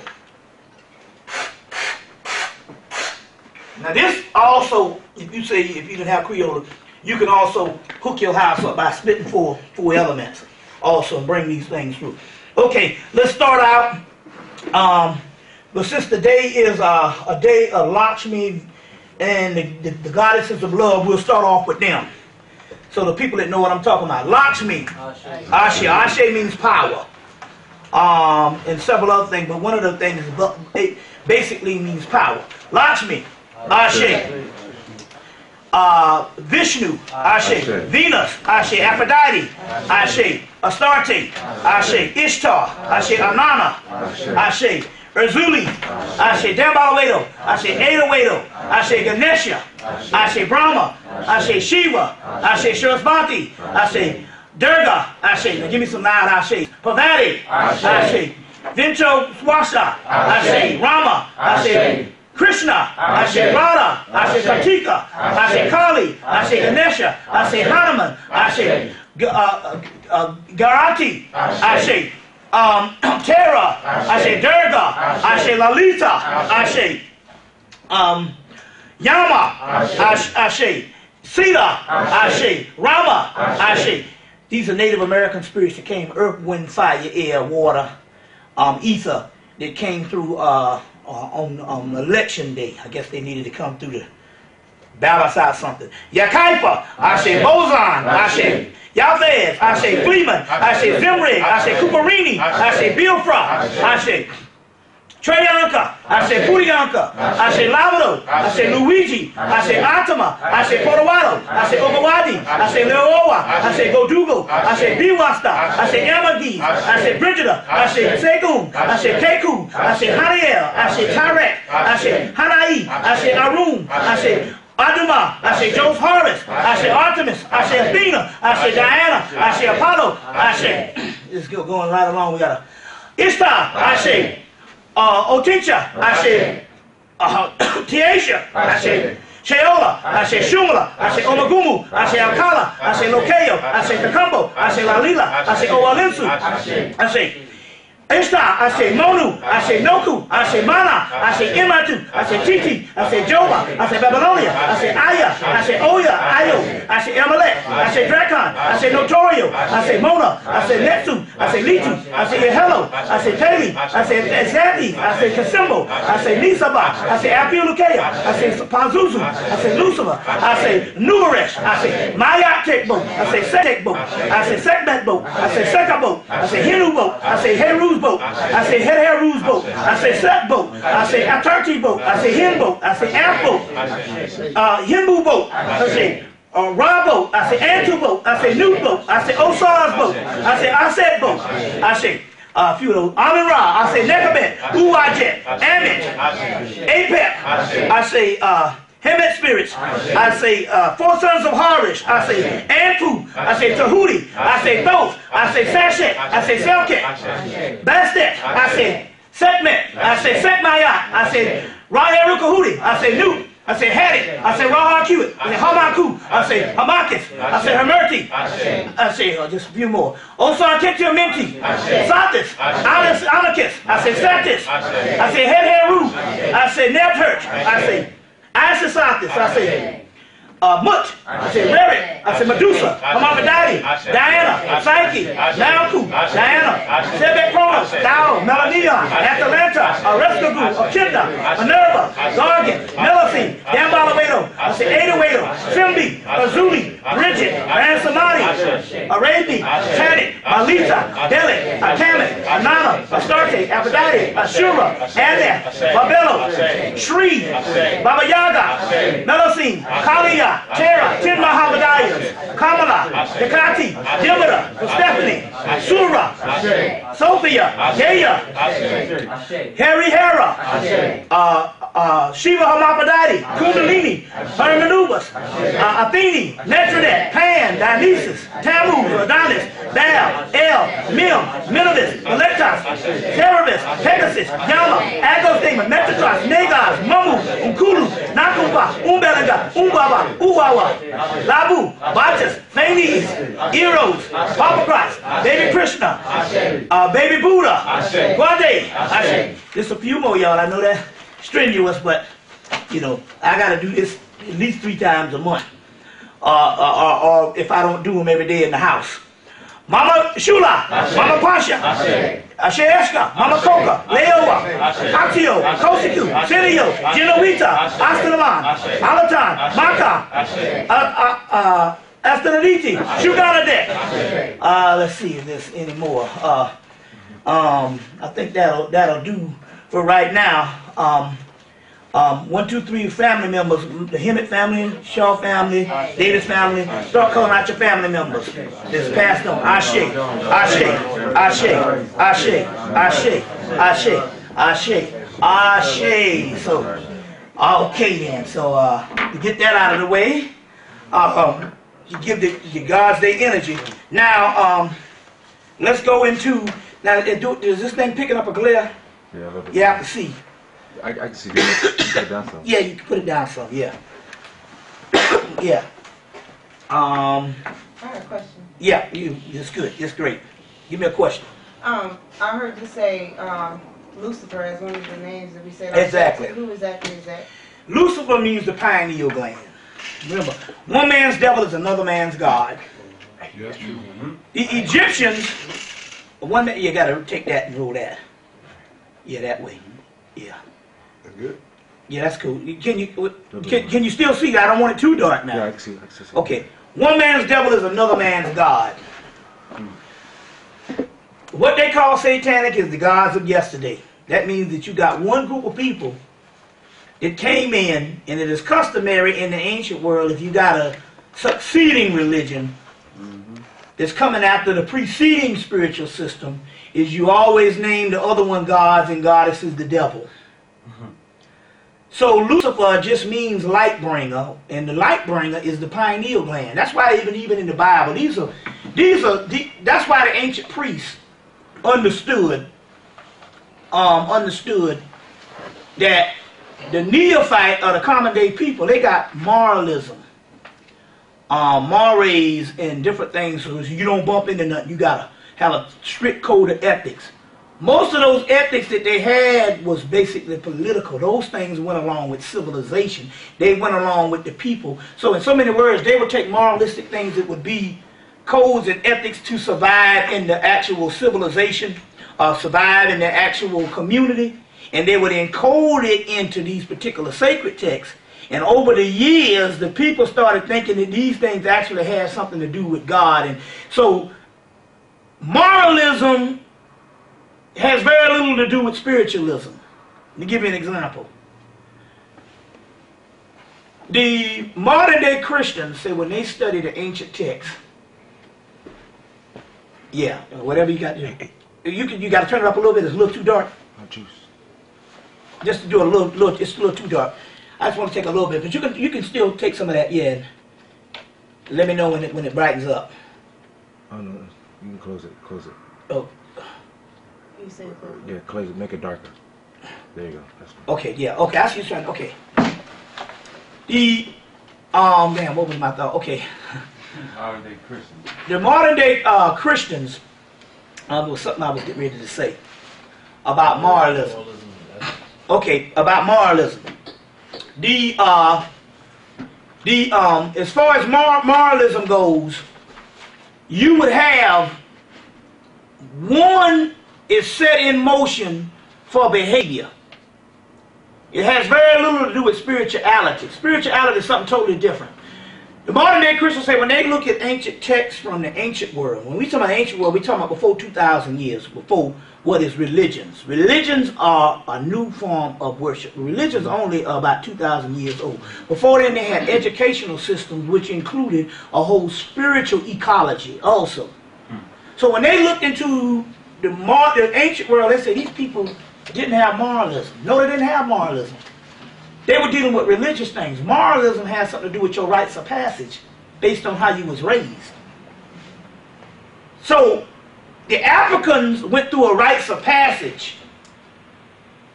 And in their rites of passage, based on their culture and customs, they learned certain things was taboo that you just didn't do. You see what I'm saying? That coincided with society. Well, like incest and different things like that. No, you know, they had people that didn't even have a jailhouse. Right. Why? Because murder was taboo for most of the part. You see, most people didn't get murdered unless they had invasions where people came in and killed them. But as far as the society, it was taboo. You see, it's hard for us to think of that because we've been living with a person. We've been living in civilized barbarism. Right. That's it. Right. That's it. It's not civilization, it's civilized barbarism. There's a difference. You see what I'm saying? So, even John Henry Clark took a bunch of children over to Africa in the 80s, and they played with the African children. It might be a little different now, because they done had some shit that done went on over there with the government and put Africans against Africans, but I think it was in the 80s, maybe in the 70s, but they played with African children for 3 months. It was little children. He took them over there and they played. And they said, after then, he said, what happened that was different than America the whole time you all was playing? And they came and they couldn't figure it out. He said, you've been over here for 3 months playing with these children, and the entire 3 months you didn't have one fight. So there's possible that you could have a civilization where certain things, you understand what I'm saying, is not synonymous, are not prevalent in your civilization because you understand what I'm saying? Because you had a rites of passage and a customs and culture that don't produce that. You understand what I'm saying? So in this particular case, you didn't have need for behavioral systems encoded into a religion. So therefore you could be about the level of religion, or no, of spirituality. You see, so in so many words, when you really think about it, we have been cheated out of spirituality because so much of what we deal with in religion is based on how you behave. And spirituality have nothing to do with that. You understand what I'm saying? So one is a political system that was devised by a group of people that want to keep a control over people in a certain society. That's right. That's right. And the other one is a spiritual system which has nothing to do with what you do morally or social behavior, because you learned that from growing up in your society. You understand where I'm coming from? You get this? Now try to understand this particular part. Spirit told us that those books came about because they knew prophecy. They knew that the white man was coming out of an ice box and coming out of a cave. They didn't have no form of a civilization and behavior. And he would need a guidebook to go about just to learn how to be human. So therefore, a lot of this stuff was encoded into the Bible, which makes sense to me because look what he did to the world with the damn Bible. Can you imagine what this beast would do if he didn't have no code of ethics? Hell, he damn near broke every law known to man on the planet to this day with the Bible. As a matter of fact, the devil in the book don't even go with the white man because the devil in the book is a damn Mickey Mouse. They got to create a new mythological character to deal with this white boy because we ain't never had nothing in mythology to this day to describe what diabolical shit this motherfucker doing. You name it. You understand what I'm saying? You name it. 90% of the foods you eat on the planet now is all artificial. You see what I'm saying? And don't fuck around no more and go to these Japanese and Chinese restaurants. Oh, yeah. Those are cats and rats now. Yes, sir. Those are rats. That's a whole nother story. I got a lecture on that shit recently. Those are rats they eat. The Mexicans came over and they know how to make a rat as big as a chicken. Mexicans now work for the Chinese, and they started, and so what it is a cut. So and then the CDC got in on it, and so what they started doing is they started serving rats. It's a delicacy over there, where they are. If it, in China, if it moves, they eat it. That's on National Geographic. So they start serving rats, and the CDC say, "Good, serve them to niggers." And in the black, and then you go to the underground, you'll see. If you go to the underground now, you'll see on the food court, you'll see everybody with a toothpick. Used to be one Chinese, Japanese place with a toothpick. Now everybody got toothpick. You can walk around the food court and eat the food, and by the time you get to the end of the food court, you can be full. Yeah. That's because most of that shit is rat. Because they make them as big as chickens now. The CDC is in on it too to see what they do to get the movie Demolition Man. They was eating rat burgers. And they say, you see any cows around here? Exactly. Now the reason why I know, I just did a lecture 2 weeks ago in Columbia, South Carolina, and the sister said they was on the news telling niggas not to kill these rats because they got rats now running around as big as dogs and cats. Because the Mexicans is Mexicans are everywhere, and they know how to feed them to make them big. And they said, well, don't feed them. They said because the Mexicans use them for their chili and their tacos. That's why Taco Bell was all up in damn Demolition Man. That's right. And so I said, wait a minute, hold on. Why did the damn news come on? NBC News down in Columbia, South Carolina, Channel 10 will come on and say, don't poison the rats because the Mexicans use them for chili and food. Instead of telling the damn Mexicans, look, you motherfuckers don't be eating no rats because these niggas is going to poison them. But it was the other way around. That's because they're serving them shits in the restaurants too. And they don't want people to get killed. The wrong people walking in and get a poison rat. That's what I'm trying to say. In the Asian food, when you got all that shit chopped up, and since everything tastes like chicken anyway, There you go. There you go. don't eat no motherfucking. I'll tell you, don't eat none of that Asian food, man. Because that shit, and the soy products now, they got a synthetic, it's called genetically modified soybean, and it shuts down melanin. Yeah. That's a whole other thing. We'll get into that in a few minutes. But the point I was making was here is that white man needed the Bible in a code book just to learn how to behave, because he didn't have the behavior. And look what the motherfucker did with the book. You know what I'm saying? We got the land, he got the Bible, now we got the Bible and he got the land. And that's been the world supremacy all over. And that's why this Pope down was great. Because the papacy has been one of the worst realms and even sanctioned slavery. You see what I'm saying? He's a Nazi too. And the new one is a doggone Nazi. You see what I'm saying? The old one helped smuggle gave the cyanide pills supposedly to Hitler, but we don't even know that because they can't find Hitler's body. They say Hitler died in the 50s or something. They smuggled him out of there. Yeah. And they said on the History Channel they had so many lookalikes. And just to share with you, when I was in Germany, this girl I was with at the time, her and her brother told me that Hitler was staying in California. I would agree because Hitler was a part of cult society. And the biggest people in the occult in America at that particular time was the people over out in California.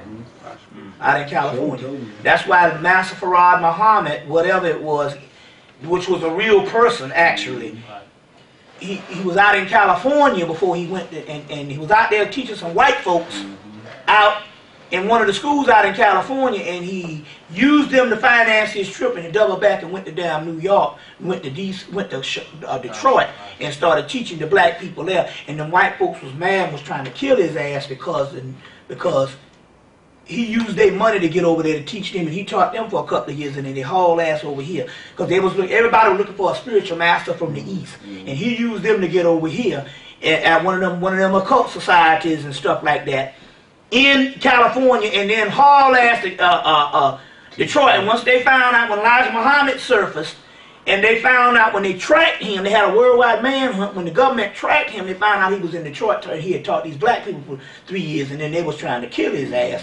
And that's what that shit was about. So yeah, California was real big based on that. You're right. Hitler survived that whole thing. Hitler survived that type of stuff. Okay.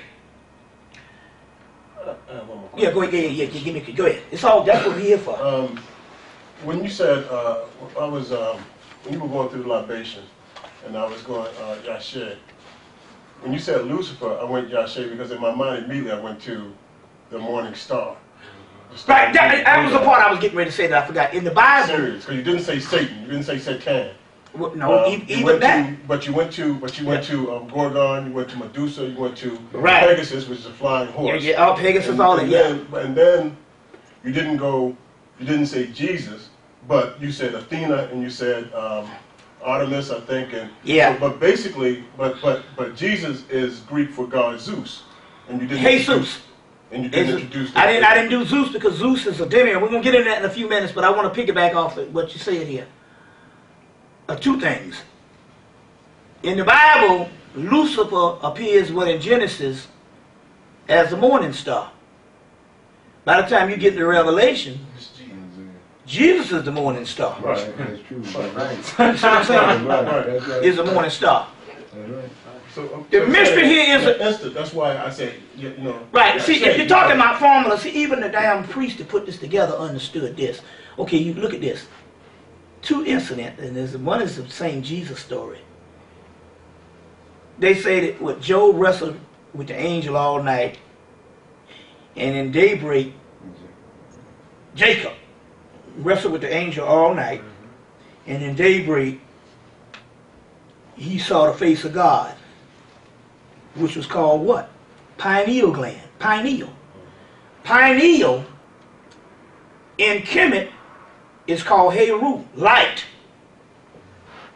Heru in Kemet is called great face. Heru in Greek is called hero, which means what? The great face, face of God. So Heru is face of God. You see what I'm saying?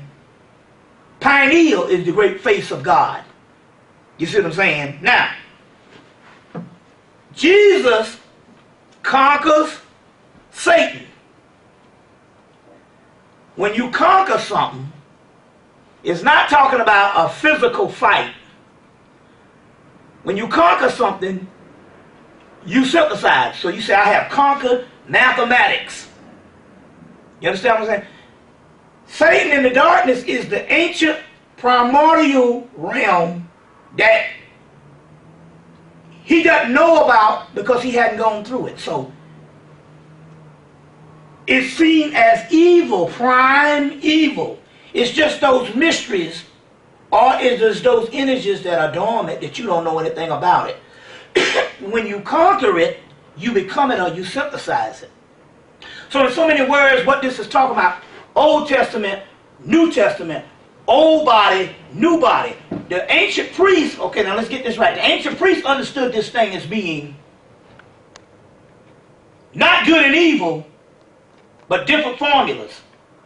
Now, so to break this down, the ancient priests, you got your exoteric religions, and you have the esoteric spirituality.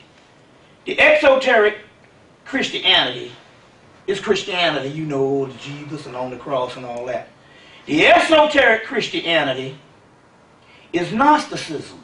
That's where it came from, because it came out of the Egyptians had this thing in Coptic Egypt. They even had a Jesus there.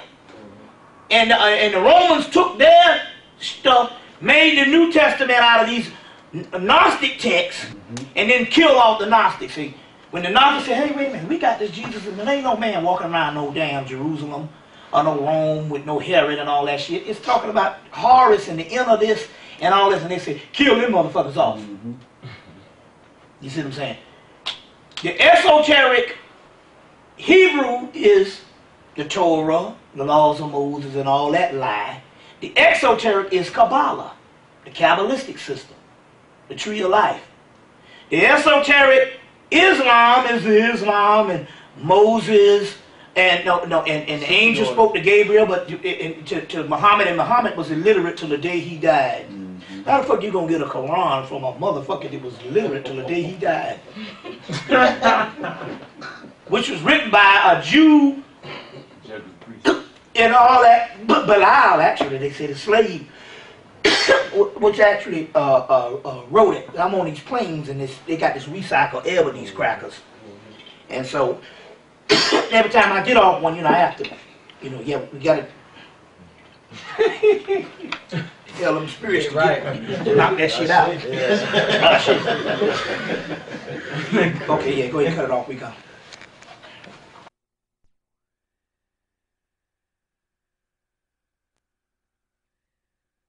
All right, there you go. That's the difference. Now, what's No, let's put that cross. all that stuff there, yeah. No, I'm going to take a sip of this. I realize there's some chemtrails out there you got to watch out for. We went out yesterday, and they must have dropped something. A sister called us from California and said they had dropped something in the sky and got everybody coughing. We went out yesterday, and last night when I got out, I said something is wrong. We did, something is wrong, and didn't do anything, I had on a this wool shirt, so I knew it wasn't changing the weather, and it's the chemtrails out there. They dropping some stuff from the sky, and all that's very key. So I went and got some cough syrup. See what that is. Well, shit, you want stuff to work. Now, okay. Now, let me, first of all, I've been in the spirit realm for the last 15 years, last 13 years. It's been I've been in the spirit realm for 15 years. Hell, it was about 9 years before I even knew I was in it. So 5 years, I didn't even know that I was in it. You see what I'm saying? And I know about the spirit realm.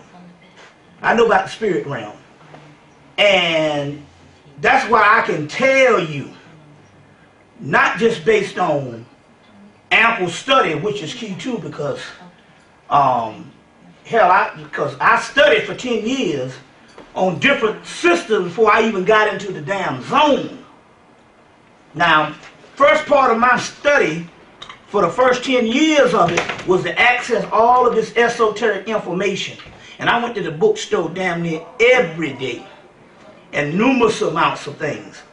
But since 2000, I've been in the spirit realm as far as a crossover into the particular realm.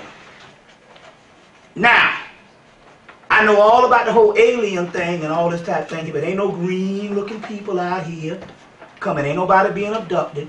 The people that's being abducted, that's European phenomenon, and that's the United States government. There's a book, Man-Made UFOs, from 1947 to 1994. That's when the book came out.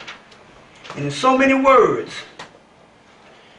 there's two kind of UFOs, or two kind of spacecraft. The things we deal with are not physical. Never were and never will be. The things that are physical that abduct people started from Area 51, and that is the United States government and the powers that be. Think about it. Why in the hell would somebody have the kind of technology to get here light years away? Abduct somebody. They would have, they pretty much know, and my point is this here. It's interesting here, all this UFO phenomenon, we don't never see that shit in the ghetto. You don't have no reports of no black people being abducted damn near. If they are, you get one or two. Like I knew one black woman was the government fucking with her. But all these white folks being abducted, and this is when you really ask this question. If all this abduction going on and all this UFO phenomenon, what they talking about, why are they hitting the black community? Black people walking around oblivious to the information. You know, when people get abducted, they don't come back in good spirits. No, let me, man, listen to me, man. Now look, you asked me to come here. Now you can deal with spookism, or you can deal with straight up scholarship and straight up experience. There is no aliens out in the universe. It's irrational. Think about this. I want you to think of this is information, but let me try to explain something to you. Now just listen to me. It is irrational. Let me explain something to you, brother. Let me show you something. You New Wabian, right? I'm a brother. Well, are you New Wabian? Yeah, we all New Wabian. And I'm going to show you something when I'm talking about mind control. We get to the bottom of this. Since I got in the car with you, and since you've been sitting in here, you have asked me to document my sources. You ain't dare ask Dr. York not once to document his damn sources. You took his shit as face value. You can't say that, but I don't want to. Now, come on, man, come on now. You took your shit as face value because the simple fact is there ain't no bibliography in the back of his books. That's not true. You got some bibliography. Majority of that shit, man, come off the dumb shit. Nah, I'm telling you. Majority of that stuff, because I've been knowing this man long before you even, when he thought, when Egypt was evil in 1990, with the Leviathan books from 1990. This is the same man that attacked Dr. Ben in 1990, when Egypt was evil and the ark was a symbol of the devil. Now, I ain't got to say you can get all his Leviathan books in 1990. But it depends on what school we're going through, though. Man, look, what I'm trying to say is this, look. Now, check it out now. You can deal with scholarship. You can deal with scholarship. And you can deal with the real shit, and you can stay in the fantasy world. Now, the choice is yours.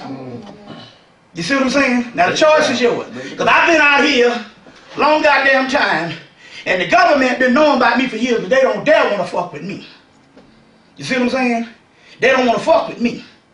You see what I'm saying? Harvard, the government received my information in 1994. They got all my shit. And Harvard came, Yale came, Dartmouth, and all these colleges started calling me to come lecture. And I already know what that was. Because the same time was the same Miles College.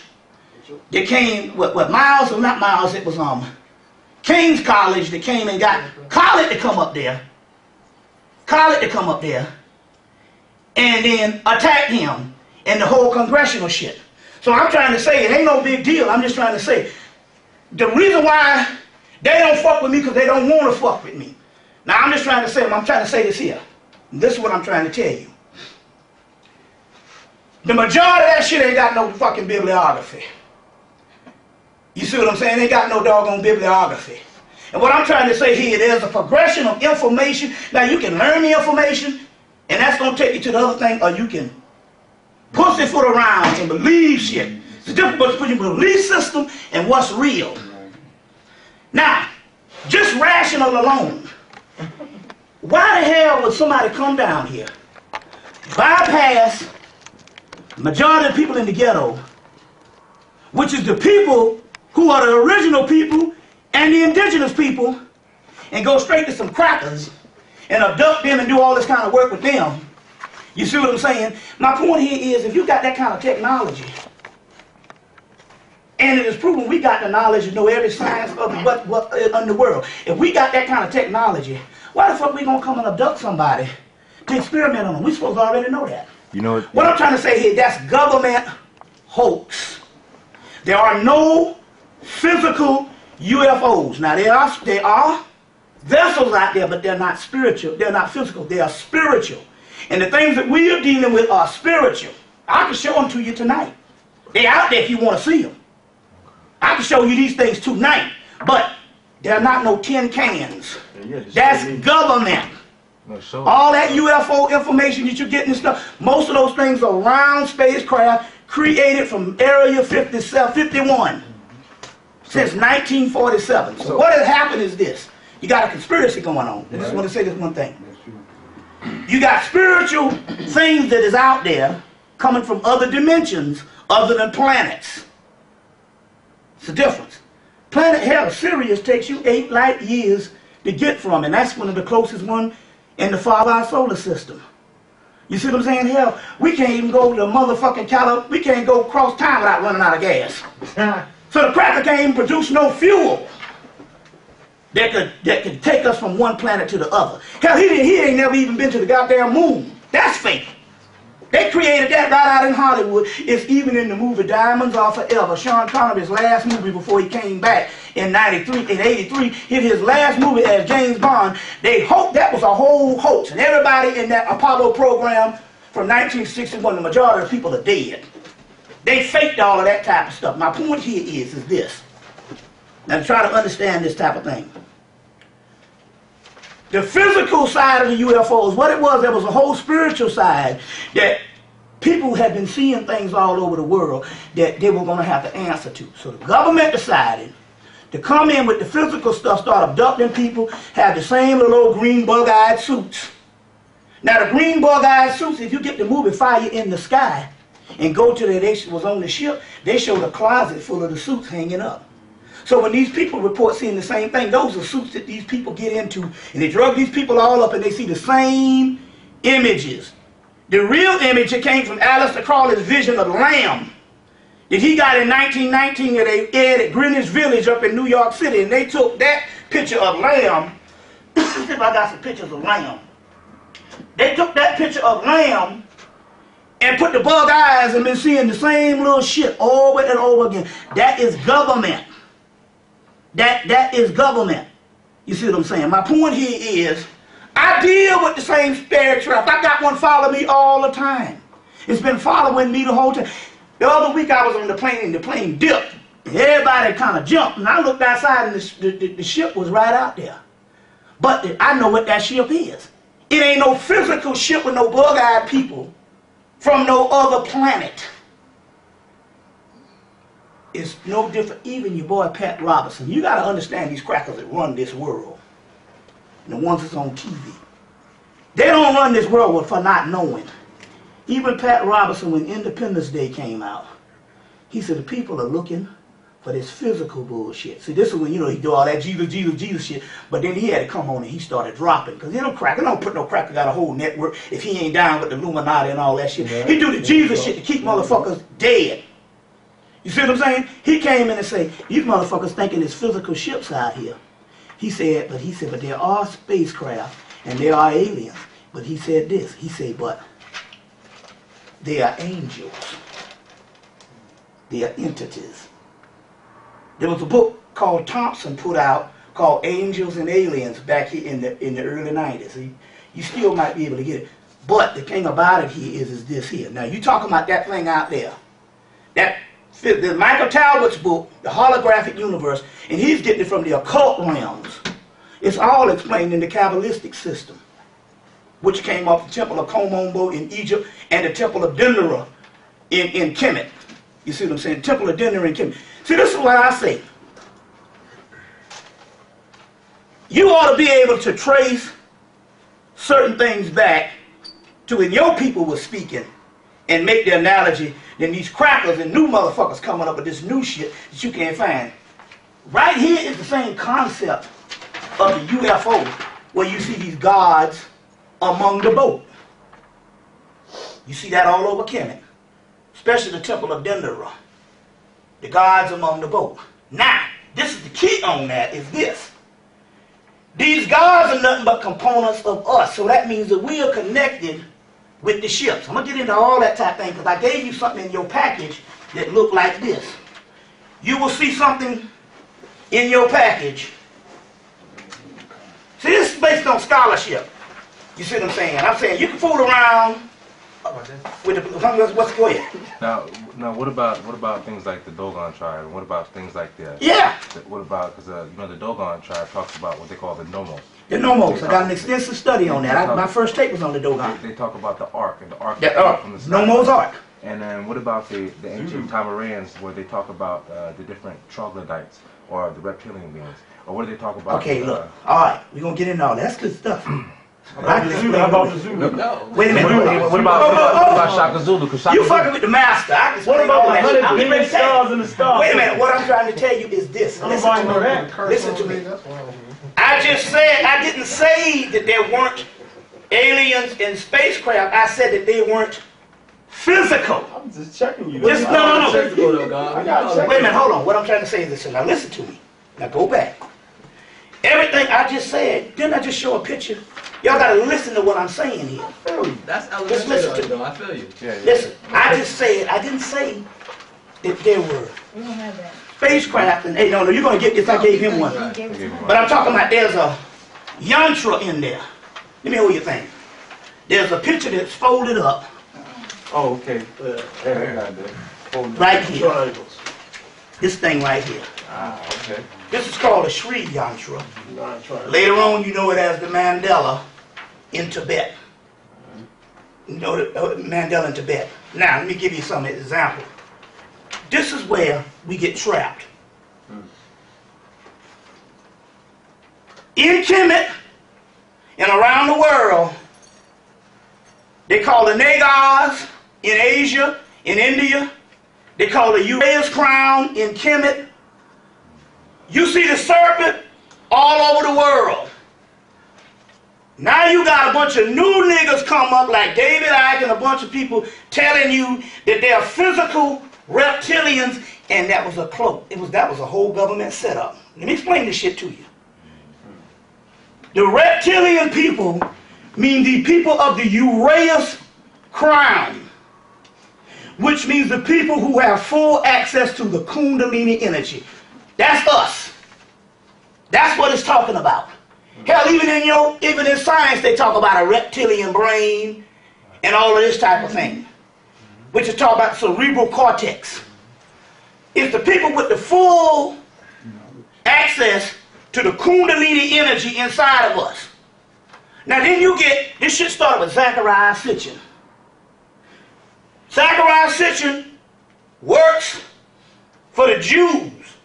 The Jews in 1978 said, look, we realize now that the whole Egyptology and all this type of stuff is getting away from the branch of Hebrew that came out of Kemet, and now we must come in and we must not only did we try to carve out a history for ourselves with this, with Judaism, now we got to go into this metaphysical thing and we got to carve out another ancient metaphysical history, and they chose the main scholar, Zachariah Sitchin.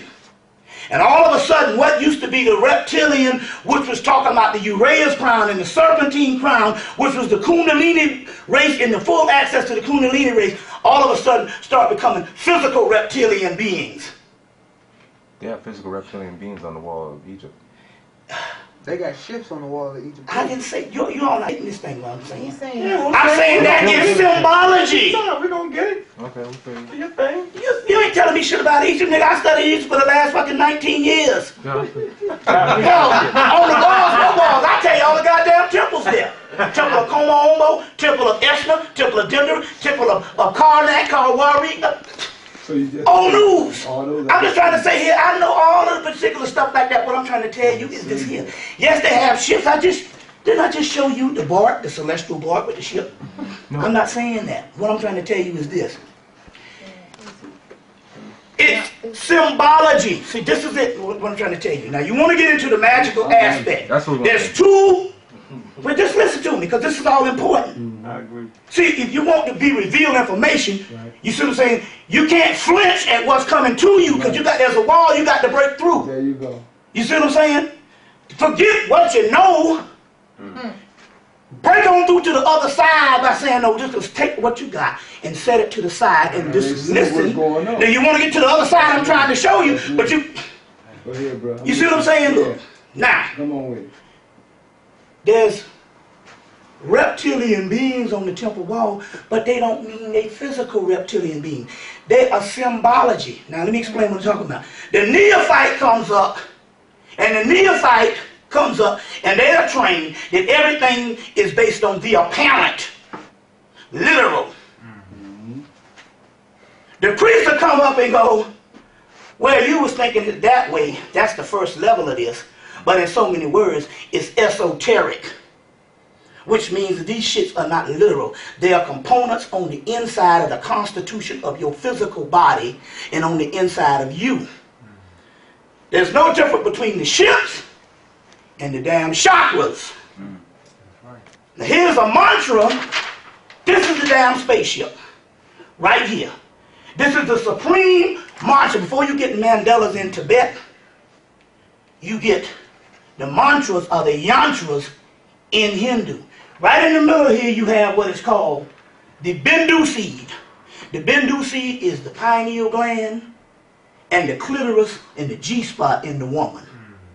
You see what I'm saying? These are all esoteric terminology. They didn't have literal, no fucking literal reptilians, or you would see the literal reptilians now. They are symbology. They are symbols. Signs and symbols of primordial man, Albert Churchward. Myth and symbol of ancient Egypt, Runnels and Clark. And the neophyte thinks it is apparent, and that's how you get trapped. And that's why you can't break on through to the other side. Let me give you an example. In the book Sacred Science, E. Schwaller de Lubitz, R.A. Schwaller de Lubitz, Sacred Science. I'll show you what I'm talking about. There's a picture on the temple walls of, I think it's on the temple walls of Luxor, of the Battle of Kadesh. And all the white folks was coming. He's got a picture of whatever the Pharaoh is at this time. It's either Ramesses, the Ramesses covered over King Tut's material. So it's either King Tut in one age, it's Ramesses on down the line where he's in the chariot and he's battling these people. Right. They was thinking that the Battle of Kadesh was a historical event. Okay. What Schwaller and Lewis did, by studying at Luxor Temple for 15 years, was they didn't look at the other panel. There's a Battle of Kadesh, and then in the middle of they got a Pharaoh, he's on in his chariot with the horses. And he's got the smiting scenes where he's smiting. Then they got a ripple like this on the wall, and they got a hole in the wall, and then they got some other people in a castle, and they're rejoicing. The people was thinking that this was versions of civilization, and they didn't realize until Schwaller and Lewis understood, oh shit. The people in the hole in the wall, they ain't even talking about the physical earth. They was talking about another dimension and another realm. But the literal neophytes came in and they was reading it literal. Let me give you an example. See, you want to get to the other side. I got a lot to cover. That's how you got to learn. You want to learn? I'm here to teach you, but you can't. There's a reason why there's a block. That's right. And a standstill. You see what I'm saying? There's a reason why there's a block and a standstill. It's because somebody is reading the shit the wrong way and they're reading it to teach it to a layman on the literal level. So what you thinking is reptilians on the temple walls is nothing but showing the energies of the Uraeus crown and the serpent energy on the inside of you, which is the Kundalini energy. You see what I'm saying? You see the same separs on the Kabbalah. Them ain't nothing but the same wheels of life and the same ships, but they out there. I can show you these motherfuckers tonight. We got a clear sky. Goddamn it, we gonna see some ships tonight. But if you're looking for some physical tin can, you're not gonna see it. Yeah, you had to back that one up. I'm gonna wait to see that. And there's no big problem. Hell, I backed it up with 200 motherfucking people in Brooklyn, New York. I got the damn tape. I was at the slave theater. I said, when we get out of here tonight, we gonna see the ship. Now, I was in Brooklyn, New York. This was 2 years after I started. Had I not produced that goddamn ship, I wouldn't have been able to lecture no more. Well, we want to see the ship. See what I'm saying? I wouldn't have, that ain't nothing. I got the video camera. I wouldn't have been able to lecture no more. But I got another film when I was in Harlem the next night and everybody was being witness. You see, it's just out there, you just don't know what you're looking at. You just got to know how to spot them. And once you know how to spot them, you see them all the time. You see what I'm saying? Now, the point I'm trying to make here is, it's just like Faulkner. When they started dealing with HEMMITT, the first thing the people said was, the Egyptians didn't know their religion. This is the arrogance of the Germans. You see what I'm saying? This guy, Adolf Ehrman, the arrogance. It was Faulkner that came around after years and said, hey, look. Because what they were seeing contradictions in the text. They were seeing shit that, nature that didn't make no sense. They were seeing stuff that is straight out wrong. And Adolf Ehrman said, oh, I get it now. They was purposely building in mistakes inside of the religion because that's how nature is. Anything that is smoothed off and is repetitiously the same is artificial. They was looking at the patterns in the chaos. And they know that there's no greater blade of grass that grows the same way.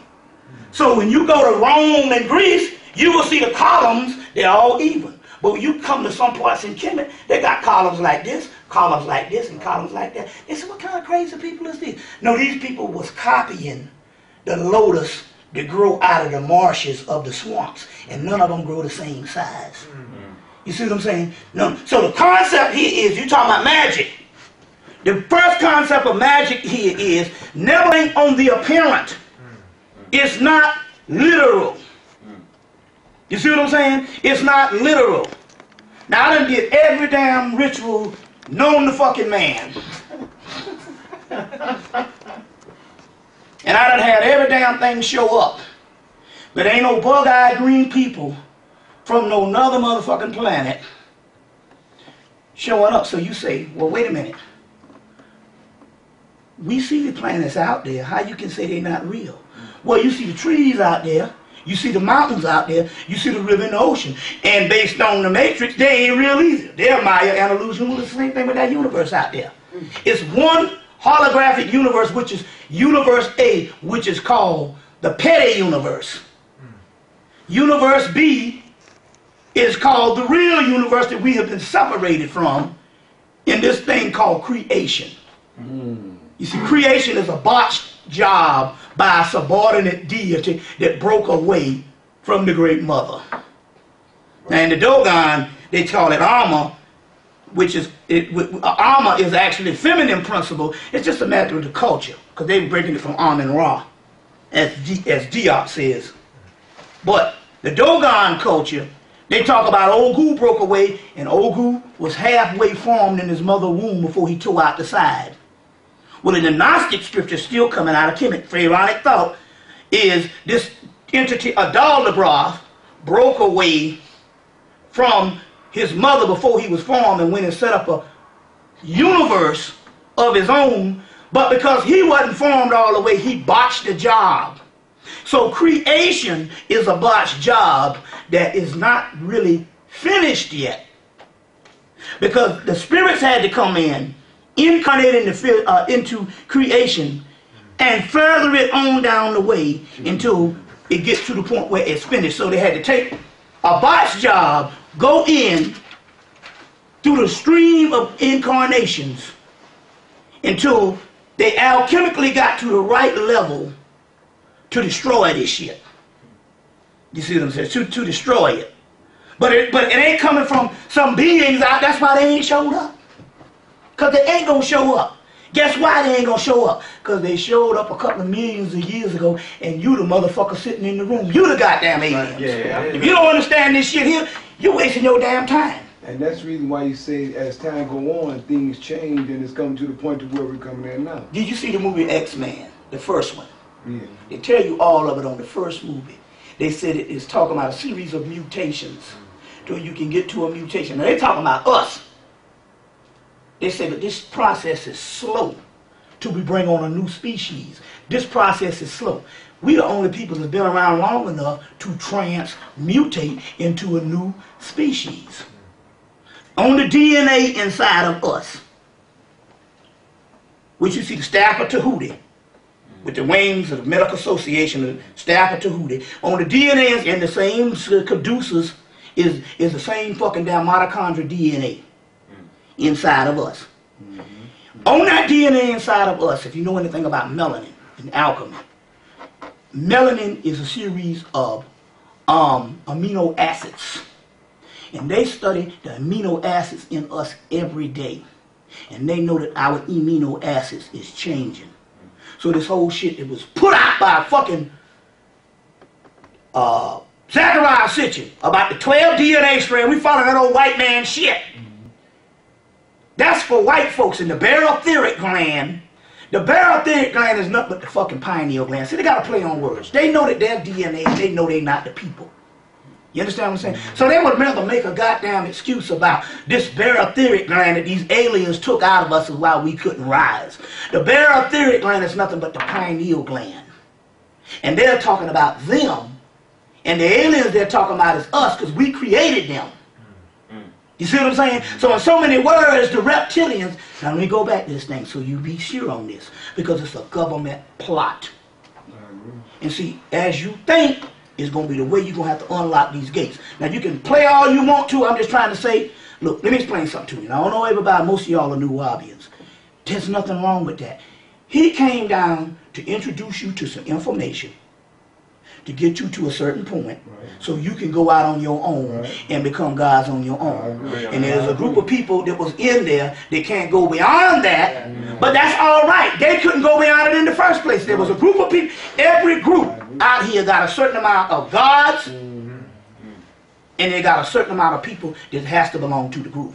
Even in the Nation of Islam, Elijah Muhammad said, we got scientists up in here, and I don't want no more believers. It's right in the damn theology of time. That's when he really started talking this shit. He said, I want gods. But there's a certain group of people that they can only take things face value, and they got to wait on Dr. York. Dr. York, I've even heard from one of the sisters that Dr. York even told the motherfuckers, God damn it, I'm waiting on y'all. That's right. Say something new. Yeah, that's He said this shit. Yeah, that's real. That's real. In some of the things, I'm waiting on y'all. Y'all supposed to do it. Yeah, that's right. He was giving the people the thing because he understood, okay, that was the group. And that's by way you came, I'm just saying though, that's by way you came by.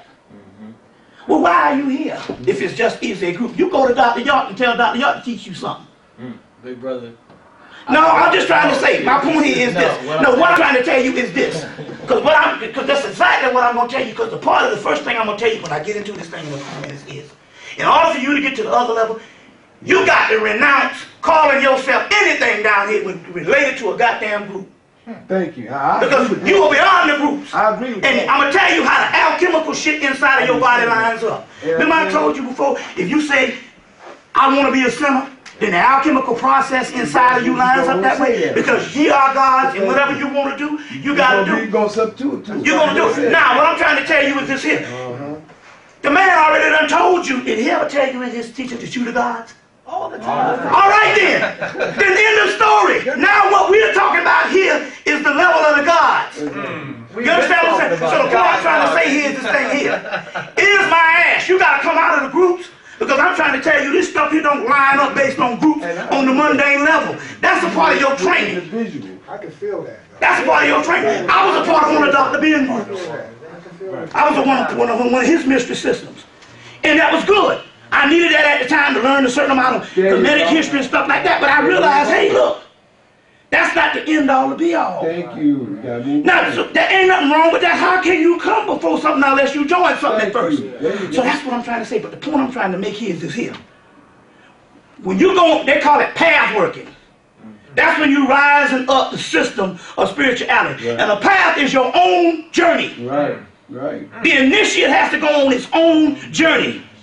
And you can't take nothing with you. Remember in Star Wars, the motherfucker told him, he said, what's in that cave? He said, only what you take with you. That's one of the tests. See what I'm saying? Only what you take with you. I'm not saying that the man's stuff is wrong. All I'm trying to tell you is you at a level now that you got to make the decision. You at the goddamn crossroads. And the crossroads is, are you ready to go to the next level?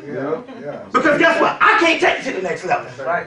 You got to make that decision. That's right. Remember That's why I'm here. in the Matrix when they was in the dojo and they was fighting, and the guy said, "Your problem is not in your technique. Why didn't you beat me? Why did I beat you? Right. The problem is in here." So now, you see what I'm saying? You can't be no New Wabian. You can't be no Nation of Islam. You can't be none of that stuff. You got to be straight up chaos. Because you can't name it a name. When you name it a name, You bound it dies. Right, you bound Melanin inside of you, every time the white boy extracts it, it dies. Melanin never stops moving. And chaos is what melanin is. Melanin is chaos in the blood. Told you that in the movie Phantoms. He said chaos, plain and simple. The rules of chaos, get the book, Condensed Chaos by Phil Hines. Condensed Chaos by Phil Hines. In the book, the first rule of chaos is change is supreme. And if you're not willing to change, then you die. There you go. You see what I'm saying? Or you just stay at the same level. There you go. And you want to go to the next level, you just stay at the next level. Because change is supreme. And I'm going to tell you, at this particular time, you can't let nothing define you. You see what I'm saying? That's true. You can't let nothing define you. What's that, The sister? author of that book. Phil Hines. Phil Hines. H-I-N-E. Condensed Chaos. Then he got one called Prime Chaos. Talking about chaos magic. What is chaos magic? Chaos magic is the white boy looked back and said, "Look at these silly niggas. One over here calling himself Yoruba, one over calling himself Igbo, one of them calling himself Egyptian, one of them calling himself Al-Hausa." These assholes don't know that every tradition is just a fragment of itself because it's thousands of years old. And although those traditions was complete 2,000-3,000 years ago, they're only fragments. He said, "Now look, I'm ruling this motherfucker now. That's right. And this is what I'm going to do." I'll show you how the white boys do. They say, since we didn't create none of that shit, we will let them become divided in these traditions and in these groups. And what we going to do, we going to use all of it.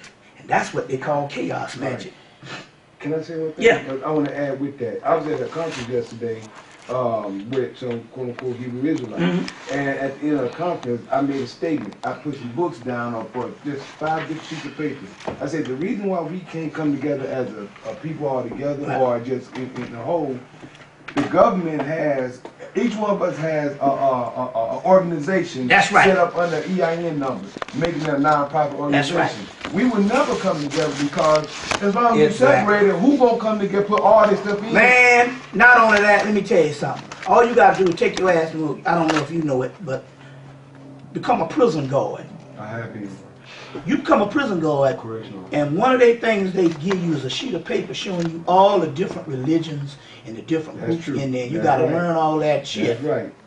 They already know, and the government feed that system That's right. because they know as long as you separate it, and as long as you don't accept all of it, except especially the goddamn dark side. That's right. Exactly. Now I'm the foremost scholar on the fucking devil and Satan. You understand what I'm saying? And that is us. That's right. You see what I'm saying? And that's what the crackers say. Them niggas, they don't even know their true self. You used to call yourself Osiris, and you don't get into the fucking dark arts. It's the underworld shit. Black magic itself is the black man's magic. You see what I'm saying? And they don't make no shit that I'm scared of, and I done been through all of it.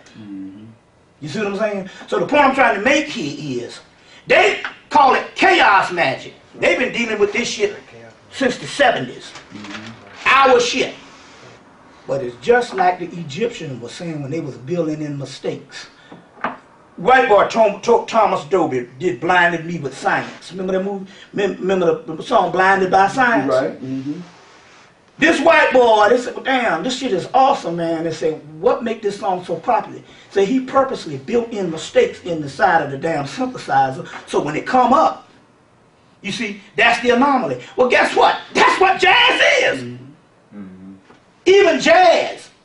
When the Crackers wrote it down, jazz died. Now, you see, look, it's the same thing. You want to take the tradition with you. Duke Ellington was in Central Park. Greatest master ever lived, composer. Was in Central Park. He said, I ain't got time to go to fucking school. He said, I don't have time. He said, I don't have time to go to school and learn this shit at conservatory. The guy said, you're going to need some classical training. He said, I ain't got time for that. Right. The guy told him, well, I don't know who the guy was in the car. He said, well, take everything that you have learned and everything you think them schools are teaching you and throw that shit out the window and just go from the heart. There you go. And as a result, why is it you got to go to school learn Duke Ellington now? Here it is, the black man can create this shit, and then the white man can come and tell you, you got to have a degree to learn jazz. We talking chaos. Right. Jazz is chaos. Everything, look, the white boy is in the blues and jazz. Now that's because we abandoned it. Because chaos has to change. And so the white boy only mastered it after we abandoned it so he could slow it down, write it down, and synthesize it. You understand what I'm saying? And become proficient at it. But it's dead music. People don't understand this before you could even... Eminem came out, what, the end of 97. Before Eminem came out as become the king of rap now by 2000. See, that's what they calling this white boy. And to let you know they calling this white boy the king of rap, they gave him an Academy Award. They ain't got two black people that's got Academy Awards for music. Isaac Hayes for Shaft and Quincy Jones. Right. But Eminem, a newcomer, got a doggone Academy Award for that fucking movie. But rap was already in for damn near 17 years before they could even master it. Right. It came out in 79. Right. The point I'm trying to make here is, we talking chaos here. And you got to come out of traditions. Right. You got to come out of the traditions. You see what I'm saying? So I'm not trying to knock your school or knock the people you're in. What I'm trying to say to you, that was all fine the way it was. You see what I'm saying? And he did a good job, commendable. You understand what I'm saying? But the point about that here is, if he said, you all are supposed to become gods, now it's time to y'all to become gods. So what the fuck are you talking about what you did in the past? Come on, let's do it. Let's go into the lecture. Let's do it. No, I'm just saying, you got to understand these things. You can't let the limitations. This is not to compare. It's just like one of the brothers back in, what you call it, when we was going to see Dr. Ben and John Henry Clark, he was sitting up there always mad because he was on Elijah Muhammad. And I told him, I say, look, the messenger of Elijah Muhammad did a certain work that stands on its own. It don't have to be compared to something else. It stands on its own. That's the problem. We compare shit too much. And trying to see whether your teacher was right. It doesn't matter. It's only... did you get what he was trying to tell you and what did you get out of it? He only could take you to the bridge. What it was is this here, in any group, there's a certain amount of scientists and there's a certain amount of followers. And some of the people that come up out of there, the scientists, and some of the people that follow. That's the way any kind of group, otherwise you wouldn't be able to group to exist. Right. You understand where I'm coming from here? But the point I'm trying to make here is, you got to become gods. And in this particular case, I'm going to tell you something. There can't be no limitations on your thought. You see what I'm saying? On your thought. You got to check shit out. Now, the reptilians that they're talking about, if you don't get this motif, you might as well go home now, because it's all talking about the Kundalini energy. The next thing here is this here. That Kundalini energy is a feminine energy. You see. Now, I'm going to go into some things right now, and it's going to end up a certain place. Y'all all right? Yeah. You see what I'm saying? Y'all all right? Yeah. You see, but we talk, this is different now. You see, this is different now.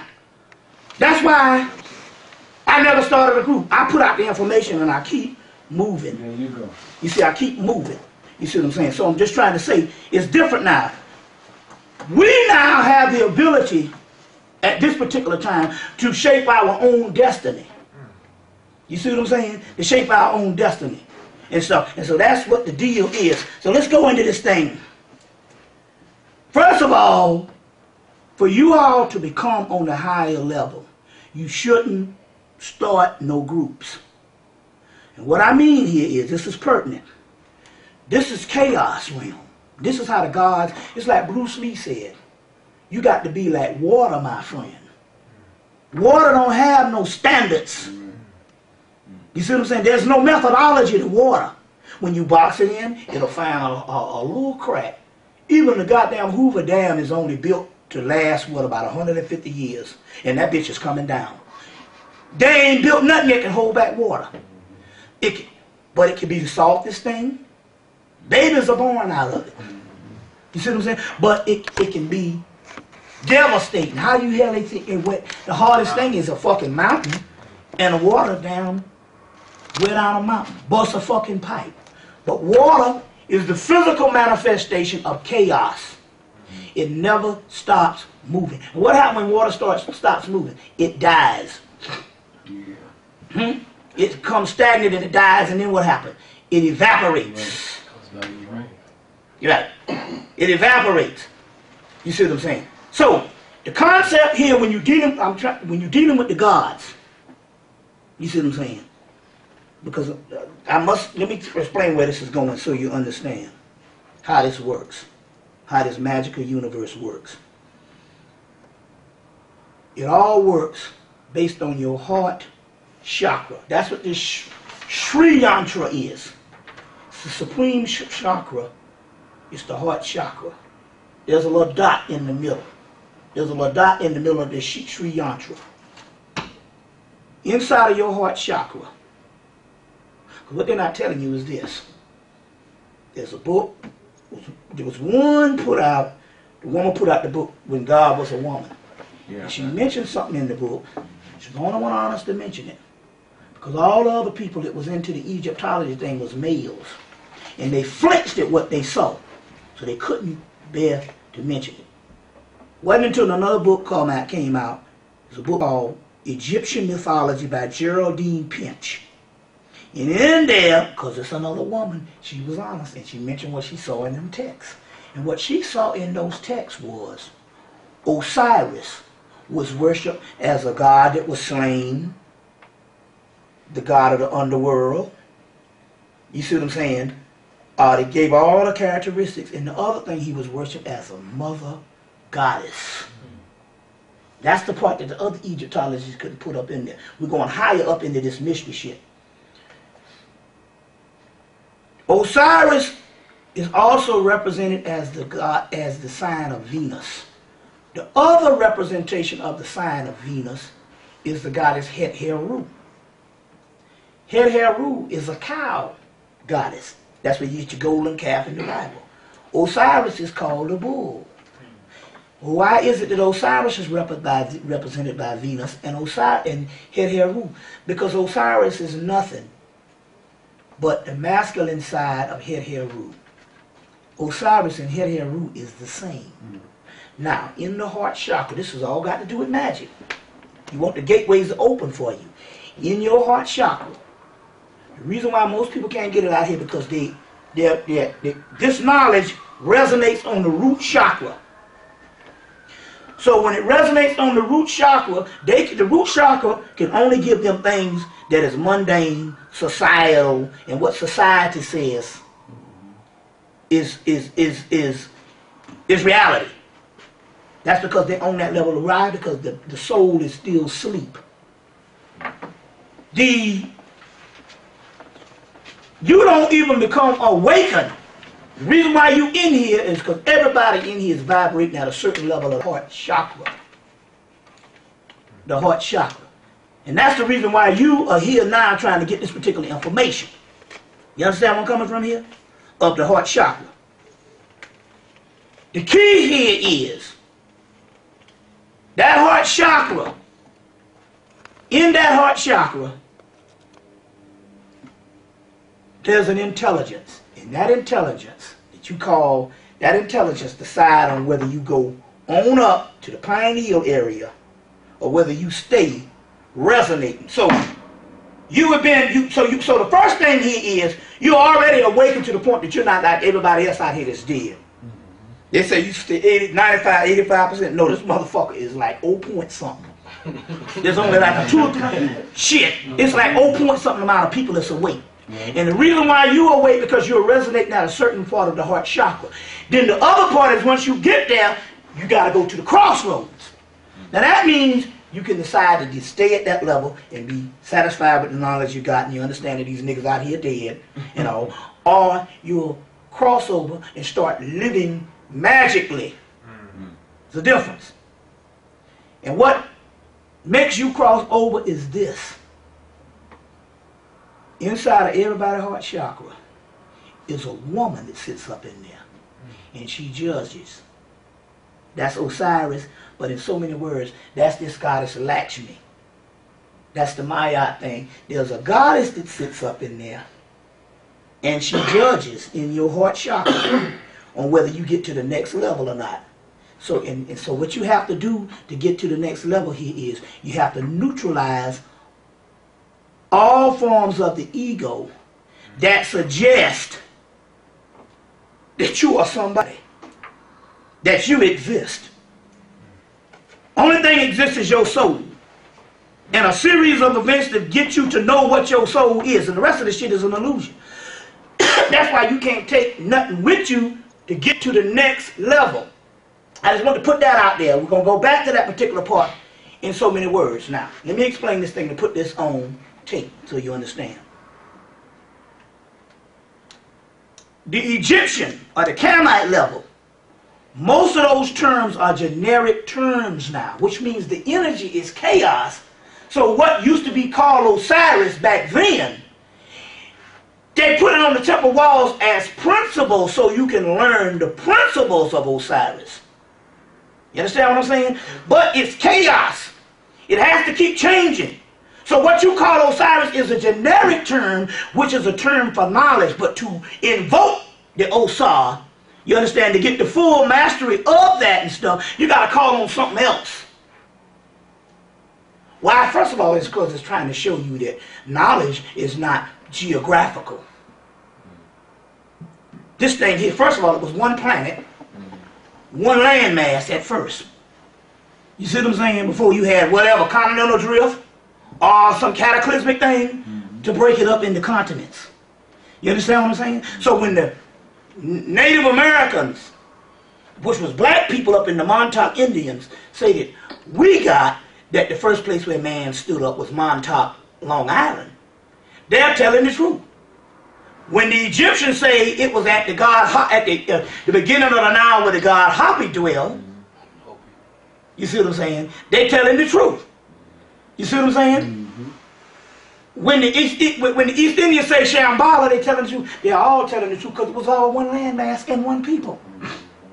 And you can't conceptualize it based on geographical location. It's one landmass and one planet. You understand I'm coming from here? Now, in this particular aspect, those terminologies, so what happens is this with these things. They are intelligence, they're formulas, but they're living entities. And they all exist, we're talking about the spirit world, based on when you invoke them. Well, after the Arab invasion, which is the last level of HEMMITT, the group of people, the Egyptian priests, went out as the Moors. Some people say, I can't understand that. How could the Moors be Islamic, but be Egyptian, and give all that Egyptian and all that stuff to Europe, but they was Islamic? We don't understand the mind of an ancient person. The ancient person could go into a system, because they're masters. They could go up into Islam like you go into the Democratic Party, or like you go into the Republican Party. They could go up in a system and use it politically to advance their cause. So you know you're a black person, you might live in West Atlanta, you might eat hog maws and chitlins or whatever, but you might be a Democrat. You understand what I'm saying? But that's your party. You understand what I'm saying? These people were masters. They weren't into religion, but they could understand that Islam at that particular time, based on the Arabs being the foot soldiers, and based on some other thing, it was a force that they could couch the Kemetic system in and take it up into Europe. Some people say, well, why did they take it up into Europe? Well, the black man all over the planet became dead. And when we came out of our sleep, if the white man didn't gain a certain amount of knowledge, you understand what I'm saying? We wouldn't have access to our particular materials. So they made the white boy the custodian of certain material so we can gain access to it when we wake up. So it's like a whole umbrella of shit that's looking at this shit on the spirit realm and say, we're going to do this, we're going to do that. It's like pawns in the game. It's like a chess game. You see what I'm saying? So now they advanced this thing into, the Moors advanced this stuff into to Europe so that we could get it on the other side when we come out of slavery and come out of the whole thing. Because they did know that slavery was going on. We got text on that. Now, the other thing here is, other than that Arab invasion, there was a time when the Egyptian system was dead. It wasn't even called on and worshipped for over 1,000 years. Hell, they had to retranslate Metanetta because the Arabs sat on it for 1,000 years under Islam and didn't even know what the hell he had. You see what I'm saying? The point I'm trying to make here is those entities, whenever a system dies, they have to go to other systems where the practitioners are still using the energy. You see what I'm saying? So, a lot of it went, so two streams of the energy. One went to East India, because the East Indians were the pre-dynastic Egyptians, the Kushites, that went on up into what they call Indus Kush or Hindu Kush. The Dravidians. The untouchables of the Dravidians. So, and no matter what the pantheon, because what they call the Aryans, first of all, the original Aryans were black people. That's the first thing. There wasn't no white folks around at the time when they had this one. All of that Hindu is nothing but just Dravidian, because we can trace all of the deities that the Dravidians had also. So the system was already set. It's Kushite, pre-dynastic Egyptian. The other systems also went on into West Africa. So we got two streams of where the energy went. Now, the mistress of Osiris is the mistress of the underworld. And the underworld is the deepest realm of the subconscious mind, which is the most advanced level. So a mentor is the deepest realm of the subconscious mind. The underworld is the inner world. I understand. Okay.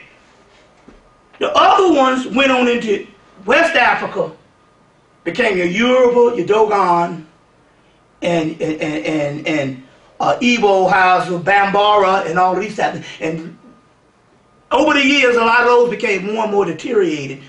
And the ones that left in the traditional things, the biggest one you have is the Yoruba and the Voodoo coming out of their homie, which later on we can even say that their homie is where you even get the origins of the Yoruba. But in so many words, what happened with the Yoruba was they completely obliterated or got rid of their underworld. They got rid of the underworld deities, which is going to represent on a psychological level the subconscious mind. The Voodoo is mixed with the underworld, but they have what is called a demiurge figures on top of them. And those are the Orishas aspect of Legba, Batala, Ogun, and Shango, mainly the four male deities. That's on top of them. But Ogun's job is to hold down Kumbanda. We're tracing this Osirian shit to where it still emerges. You see what I'm saying? Untouched from ancient world. Yeah, we came in and we re-picked it up. And yes, we learn a lot of the things, and a lot of the groups learn a lot of things, but they learn the things, but those are the principles. We had to reintegrate the principles. You see what I'm saying? Reintegrate the principles, and that's where the whole research of the Egyptology and the whole thing came up, which encapsulate the black conscious movement and everybody else. Do you understand where I'm coming from? Now, so we integrated the principle, but when we're talking about the stream of energy, where's that Osirian energy that was untouched? Okay, yeah. Sorry, yeah.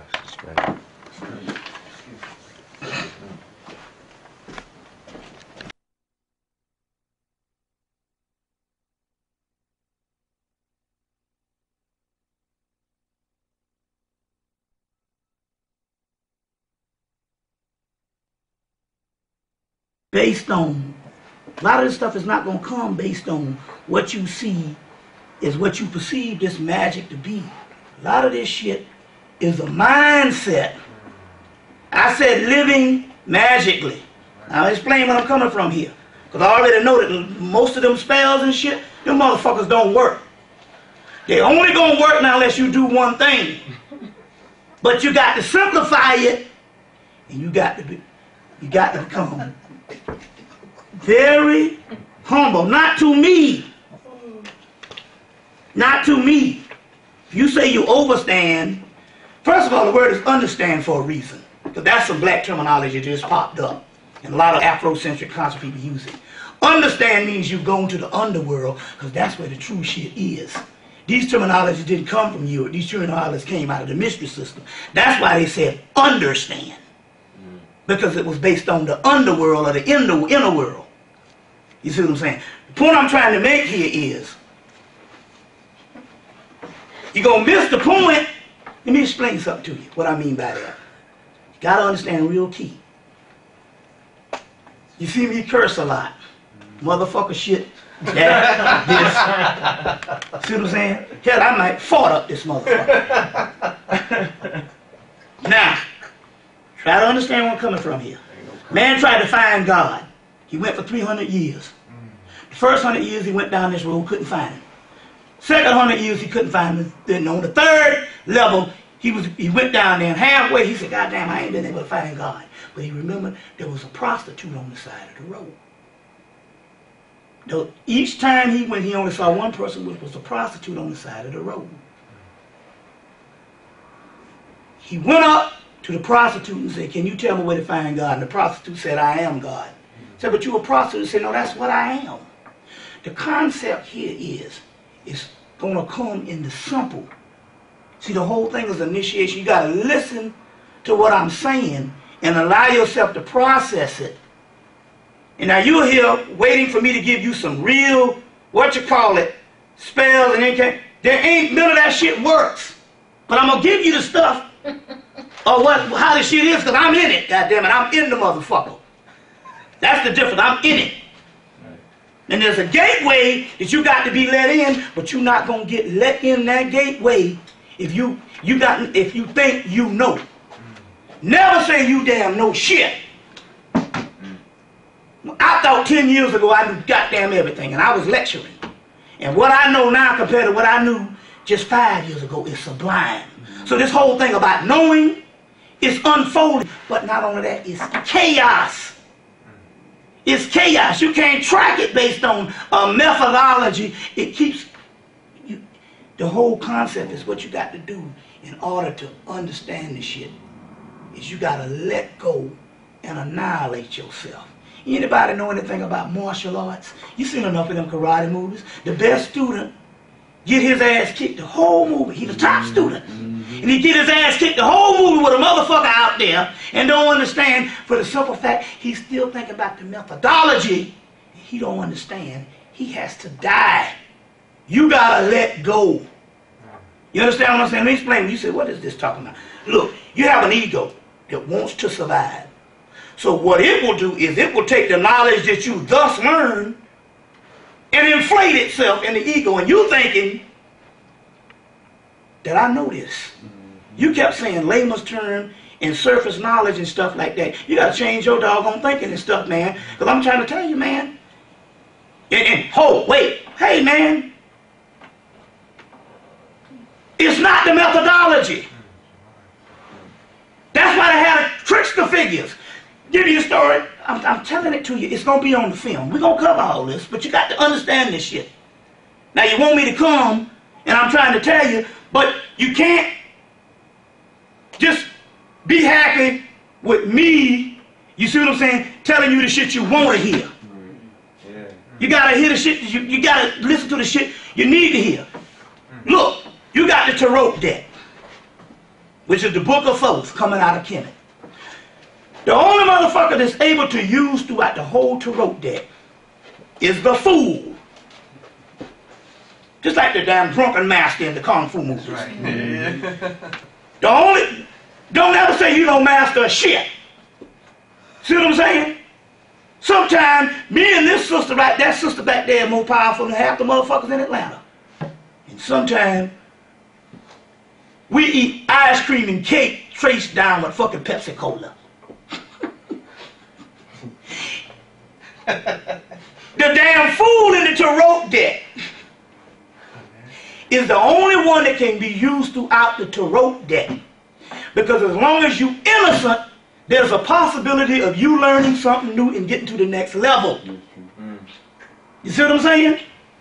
Don't look at the appearance on how I can come and just break down all it, because that shit ain't going to work.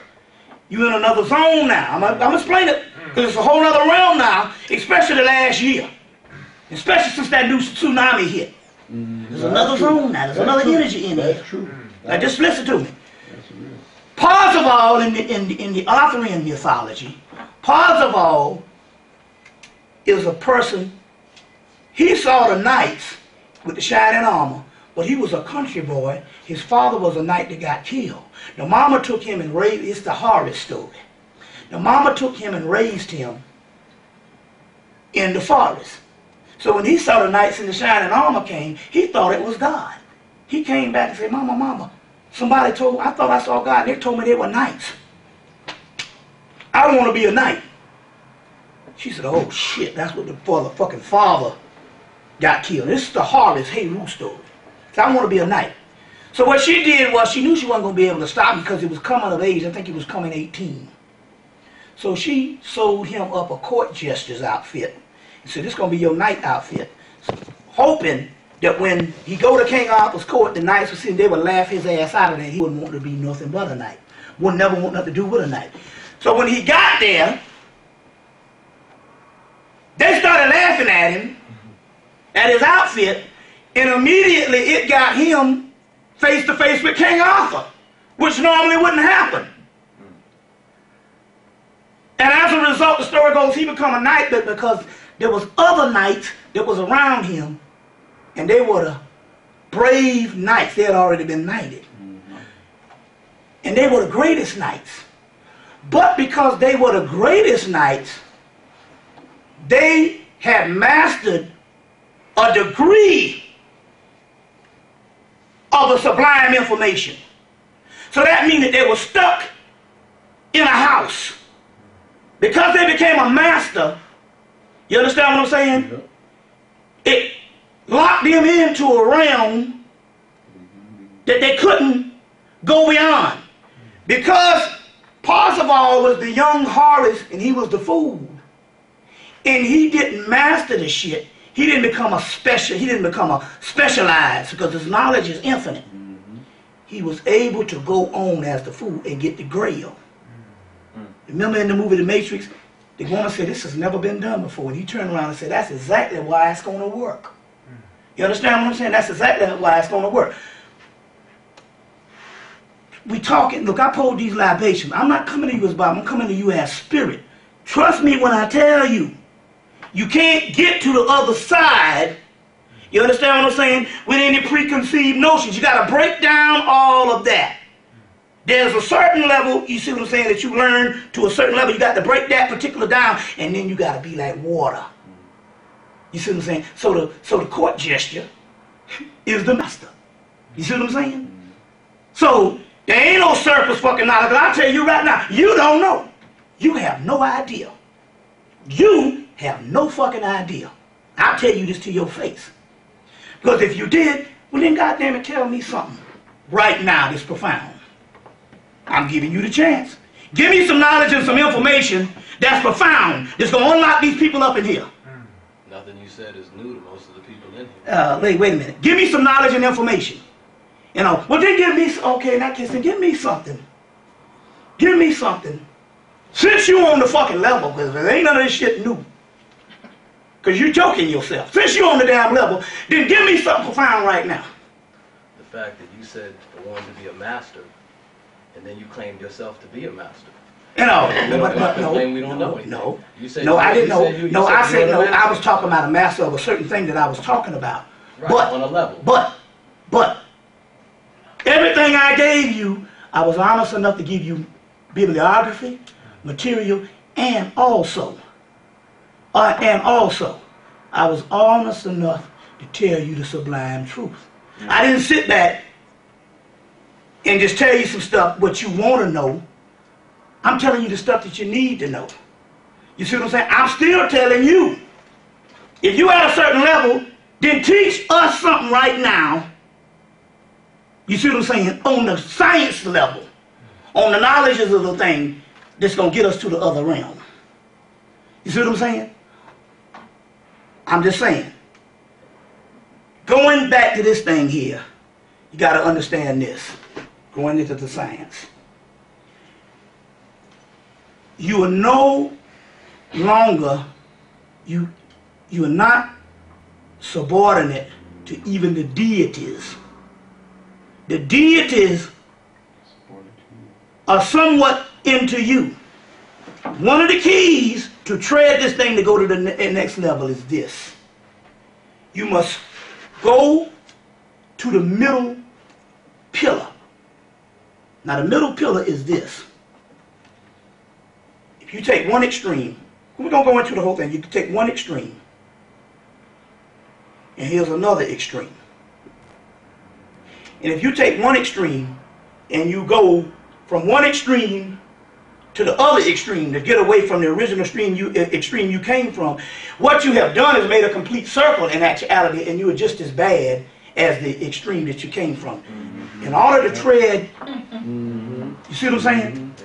That's right. So you got to stand, if you see the Kabbalah or the Staff of Tahuti, you see what I'm saying? They got several aspects of it. Or Excalibur sword, same thing.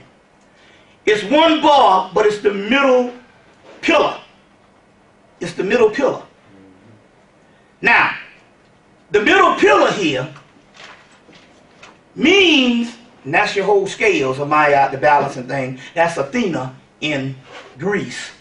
You know, that's Maya with 8 arms in East India, which is the energy. With the extreme, you balance it off. So what happens here is, in this particular science, you got to stay to the middle pillar in the particular aspect of, when I'm dealing with the spirits, they never come up and say, you shouldn't drink that liquor. You shouldn't do this, or you shouldn't do that. They know it's balances. They know that for you to go totally one way or one other system, you're basically locking this thing down. So the chaos that we're talking about, you got to go to the middle pillar. You got to go to the middle pillar. Now, in the particular part of the magic, going back, because we're going to show you where the stream of the energy went. Okay, the ancient Kamite system is the principles and the generic term that you learn about the system. It would be more the intellectual side. But when you're talking about the stream of magic or the stream of energy, the most powerful one is not in the day side. Now let's explain what the day side is. The day side energies are the gods that consist of the creation. Our world is built on several other primal worlds that existed about the same amount of time. Our creation has been existed. So let's just give a rough thing. Since the white boy came up with a good number back in 1998, he said 14 billion years. Let's just say, he said 14 billion years is creation. Since we can't count that long, we just use that number. Whatever number this particular creation has been into, we had primal worlds that existed prior to this particular creation. Our world is built on several other primal worlds that existed about as long, about as long as this creation has been in existence. This particular creation that we're talking about now is old. It's petering out. It's dissipating. That was the light side, dealing with that particular sun out there, which is a hologram, because when you go outside of the atmosphere, it's black out there. It's only sun relevant to the inside of the electromagnetic force field of the earth. You can't see your hand out there. Even the woman, Mae Jameson, the sister that went up back here was it early 90s or late 80s? She said, you can't even see your fucking hand out there. But you don't even see that sun. You see bigger suns like the star Sirius. So that means that we're talking about a hologram or a day side which is dissipating. This is the realm of illusion, the realm of Maya, is dissipating. The night side, meanwhile, has been dormant. That's the world to come. That's called the dark side of the tree of life. You have the tree of life, which is the front side, which is 10 luminous emanations. That's the world of the appearances. The dark side is the world to come. Is the world to come. Now, as far as chasing the stream of energy, as far as the magical system, you have what is your Yoruba, they got rid of their dark side. They became more of a day side. And what happened was, in so many words, what happened was, they started using the rituals for everyday life. When the white boys started coming in, the priests had to go underground because they couldn't give up a certain amount of secrets. Because if they gave out a certain amount of secrets and stuff, they had to go underground, the white boy would have got this shit and it would have been some trouble. So the white boy later on did get some of the stuff, and they got all these rituals that they can't understand how these rituals work. Meanwhile, the priest went underground and then the priest died out. It remained in priests, the so-called underworld side or the dark side, when they lost the knowledge of the Osirian realm,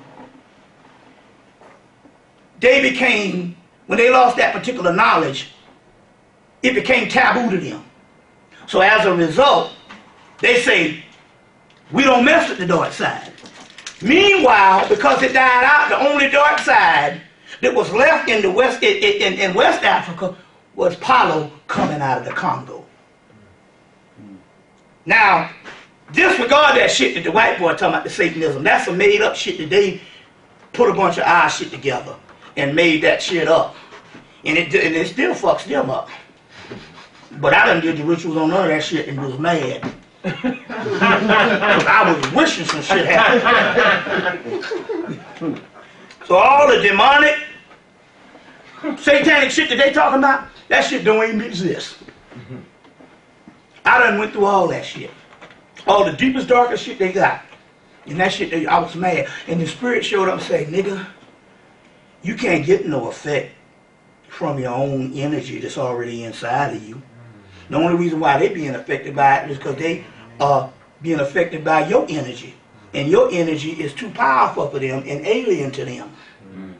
You see, you can't be affected by their energy. So in so many words, that all the stuff they talking about Satan, that shit don't even work. You see what I'm saying? That stuff don't even work.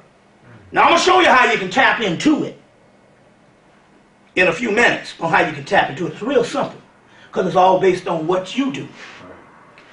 Now, that means that the only one, okay, and so although your voodoo has a dark side to it, most of the practitioners has got a ceiling over it because, and let me explain what this is. First of all, there's 3 million white practitioners in Europe alone in the continental United States. That ain't including Santeria, which is a whole Latin world. These energies, I'm going to put this on the tape, were not made for mass worship, mass application, mass practitioning. The priesthoods in the ancient world were smaller in an initiate style, so they weren't made for being a religion. So Yoruba becomes a religion. Voodoo, they say, is somebody's religion. And so what happened was, and although the voodoo was taboo, but it become popular with the movies, white folks have come in and usurped it, and they got millions of them dealing with the Yoruba, the voodoo, and the Santeria. And as a result, those rituals don't work because they're being saturated. You see what I'm saying? It's just like any other kind of formula. You can saturate these particular formulas And too many people dip into the pool and it's saturating stuff like that. So you get minor aspects. Meanwhile, you go to every store, Barnes and Noble's border, you see just full of magical books. And there's tons and tons of magic books. Is because those spells and those rituals don't work. Why? Because they don't work because most of them was outmoded when they picked them up. And like when they picked them up, because those are systems that somewhere in the course of time, other than the West African and the East Indian, somewhere in the course of time, what has happened is the systems, the priests stopped worshiping them, or the priests stopped practicing them.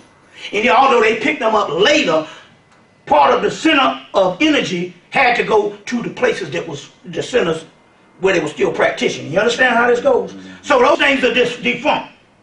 We'll show you how to activate them in a few minutes. There's always a comeback. So those centers are defunct. The next aspect of it is the Palo Manombe ended up being your dark side, which too many people were scared of, and then the government, knowing what it was, they made it taboo. They made sure that hardly no material on the planet got on it. So a few little things on the internet now, and the only book that came out of Manombe in 1984 is this particular one here that we're gonna give to the people, and the brother gonna synthesize it. But it became your dark side stuff that existed from the Congo, Africa. And Osiris is found in here as El Cristo Negro. God, El Cristo Negro, the crucified black God. So there's two gods in here, there's two composites of the same entity. El Cristo Negro and El Cristo Rey. El Cristo Negro and El Cristo Rey. Two composites of the same energy. There's a big statue of El Cristo Rey in San Antonio, Texas. No, excuse me, in El Paso, Texas. The people make a pilgrimage down there every year from all over the world. That's Osiris Amun-Ra complex.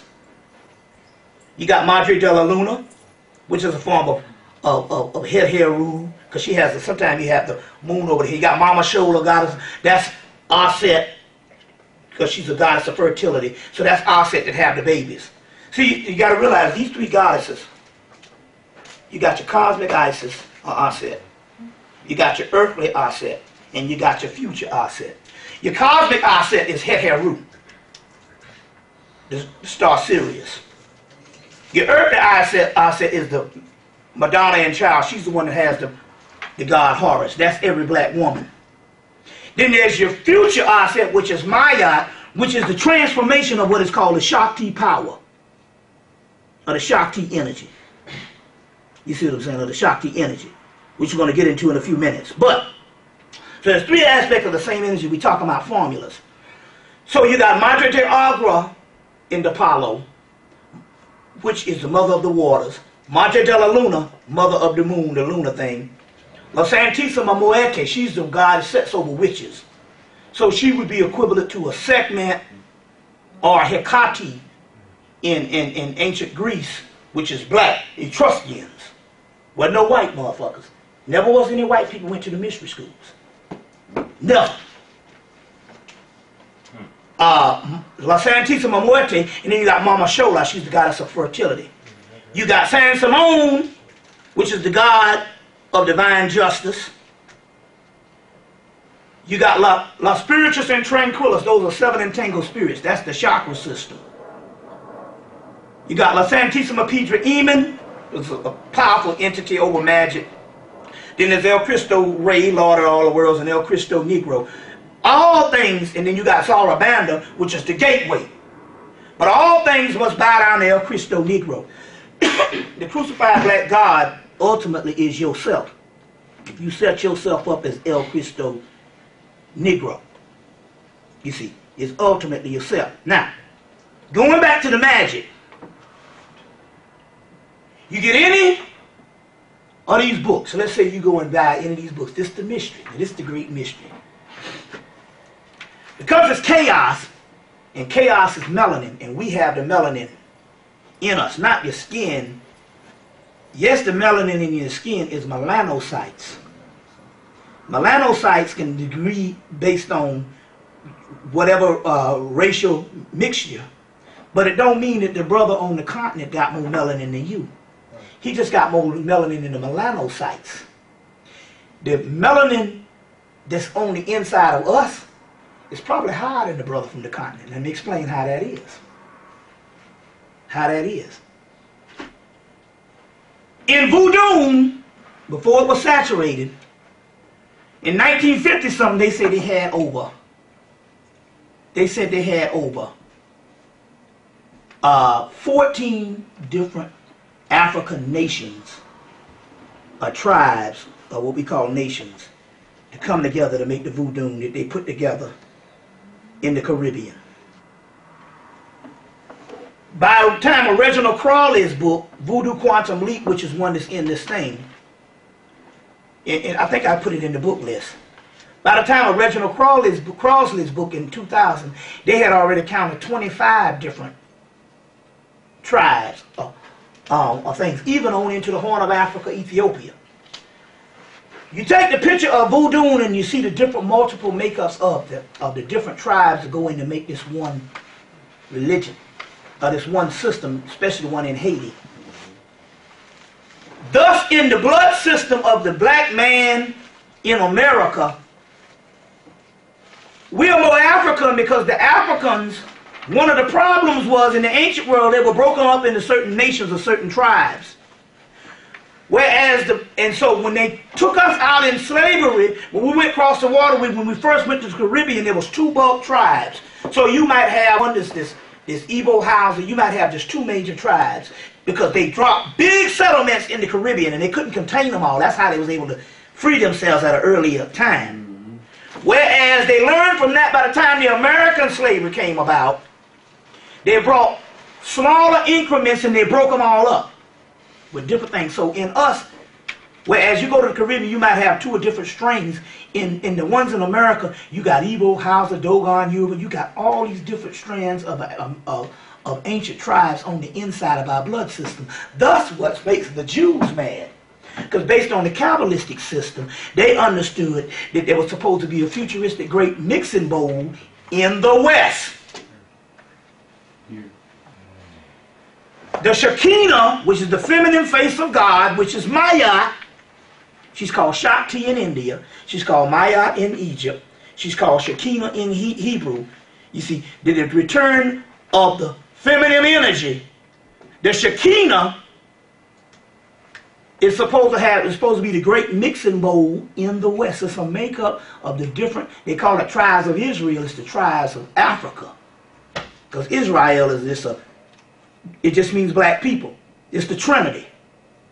So it's Egypt and Africa. So the tribes of Israel and the tribes of Africa comes together in the Shekinah, or what is called the finished product of the smooth ashlar in masonry, which is the philosopher's stone in the alchemical thing, which ultimately means the pineal gland. It is the smooth ashlar, which represents the cornerstone that the builders rejected. The stone that the builders rejected will become the cornerstone.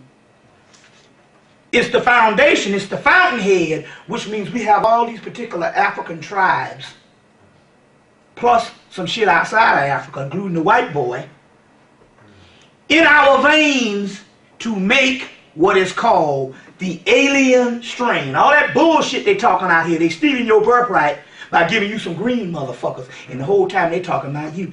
When they say reptilian, they're just talking about the ones who have full access to the Kundalini energy, which is black people. This is some shit that was contrived based on Zachariah Sitchin and later on David Icke. And it's some shit that was put out by the Illuminati to keep you from your birthright. You are the damn reptilians, which means the ones with the Uraeus crown, which means the full access to the Kundalini energy. That's what the reptilian is. The serpent people, called the Nagars in Asia. The Uraeus in India. They got different names of the Djeti. The Djet pillar, which is the serpent pillar. There's a book called The Return of the Ancient Serpent. What's that guy name? Mark Amaru Pinkham. Return of the ancient circles of wisdom. But all that shit there, if you take it literal, the government say, these niggas don't know. It's the ones with this complete kundalini energy. Everything down here has a spirit. Not everything has a soul. It's a difference. Yeah. Spirit means everything that moves on the face of the earth. A roach has a spirit. A rat, that has a spirit. Anima. But everything doesn't have a soul. A soul is a sun. S-U-N-S-O-N. It existed in the beginning of creation. So those particular souls are the ones that have the original, most supreme access to the kundalini energy. You see what I'm saying? And that's the reptilian that they're talking about. So you get these terminologies, you're talking against yourself. It's just like a Satan, just like the word devil. The word devil comes from the word diabos, which means double, doppelganger. Your double is your other self, your other half. In India, you got Krishna, who is the God of all the worlds. Krishna, Christ, same thing. But he had a brother named Balarama, the dark god that was never born. This is mythology, that's explaining what it means scientifically. He got a brother that was born, that was died at birth, that was never born, but is with him at all the time. In Kemet, you got the Typhonian. There's several forms of Typhonian Horus, Heru, but one called Khonsu. It's a moon god, but it's a Typhonian form of, which is pre-dynastic form of Heru. In the Typhonian one, Khonsu has a brother that was never born. And it's like a shadow or a shade that follows him through life. Now, metaphysically, what this means, the shadow and the shade is melanin. It's the substance that's on the inside of you. It's the ka that is given off by the ba, your soul. These dual entities that follows you in this particular one. That melanin that they talk about is the double diabos devil. Doppelganger. So, you get the word Sut, pre-dynastic god of all gods, Sut. Later on becomes Set. Later on degraded as the enemy in the dynastic period. Pre-dynastic god is Set Typhon or Sut. Sut means blackness. No other god exists beyond Sut. And his mother, Apit, Tyre, the hippopotamus goddess. Sut. Sut has a dog face. The attributes of pre-dynastic Set, was the primordial god of all time, became the attributes of Osiris. Sut was the god of the perfect black. Osiris became the perfect black. Sut had a dog face. The dog face was a dog, a black dog with gold ears. Sut becomes Anubis. That's where you get the word Sut on, Shut on Satan. Sat, Saturn, on Anubis. Anpu, Ani, Anubis. These are terminologies that's degraded later on to keep you away from, because you're scared of some spook shit out here. And all it means, Satan simply just means melanin. Yeah, black. Yeah. The triple blackness of space, of melanin. You see, so you say you know alchemy too? Are you telling me you know alchemy? Because you said there's some shit you know. I just want to know, do you know alchemy? Because I'll put your motherfucking ass to the test. You need to drop on me with alchemy. It's a science. Alchemy is a science of blackness. The same black magic in which you're speaking, which is not new to 90% of the niggas in this room. I know you to break down some fucking alchemy. I'm not talking about a basic. I'm keeping it where you kept it. I'm not talking about this a basic synonymous thing. You just repeated what I told you at the beginning of the lecture. I told you to break down the concept of alchemy. Oh, I can break that down for you. You know, I'm just saying. My point here is. Can I break it down? No, I'm just trying to say here. My point here is that particular royal art. You see what I'm saying? The particular royal art. The soot on melanin that they're talking about. The inner aspect, that is the Satan. That is the darkness. You see what I'm saying? That is the darkness. Soot on. Soot, Set, Anubis. Now, going back to the Typhonian region of what we're talking about here is most of the systems out here, that's been wiped away. The one that is the last survival of the Typhonian realm in the aspect of the black magic that you're trying to deal with is Palo. Now, what you can do as far as all the other magical things, this is a good book called Hermetic Magic. Why I suggest this one by Stephen Edred Flowers, PhD. Hermetic Magic. What's the author name again? Stephen Flowers. Just put Stephen Flowers, Hermetic Magic. The reason why I suggest this one more than some of the other magical books is because this one is taken from the Evers Papyrus and is coming right out of HEMMITT as the magical text. There's a bigger book on this one here, but he did synthesize, so a lot of the books you're getting is other traditions that they done did some stuff in Europe and came up with some whatever stuff, but this particular one, Hermetic Magic, is one that's coming from the priesthood of Tahuti that was around during the time, you see what I'm saying? So, during the time of the ancient aspect, where all you got to do now, although the mystery of this particular thing died for the European and they can't tap into it, now this is the great mystery on how this shit works. You have melanin. You are the gods that has returned for the future. Because inside of your melanin, and melanin is called creative physics. It's always creating, it's change, it's chaos. Because you are the chaos beings. All you got to do to reactivate this type of stuff that's lining the shelves is, to give you an example, real simple. Let's say they have a thing up in here on, this is one of those on Osiris. See, theology of daemonology. See, the word demon is the Christian version of the word called daemon, which is the Greek version, which is the Egyptian version is Amen, Amen, hidden substance. Amen, Amen, Damien, which means one's own genius. Demon. The demons. Could see Father in the gods, right? Huh? Well, not only with the demon, but the daemonic reality. The daemon is nothing but the particles of melanin. There's the ancient text called the Goetia. You know, Crawley got the illustrated Goetia. It's supposed to be these demons. Now there's 72 daemons, but there's supposed to be 72 archangels. But there's 72 children of Ptah.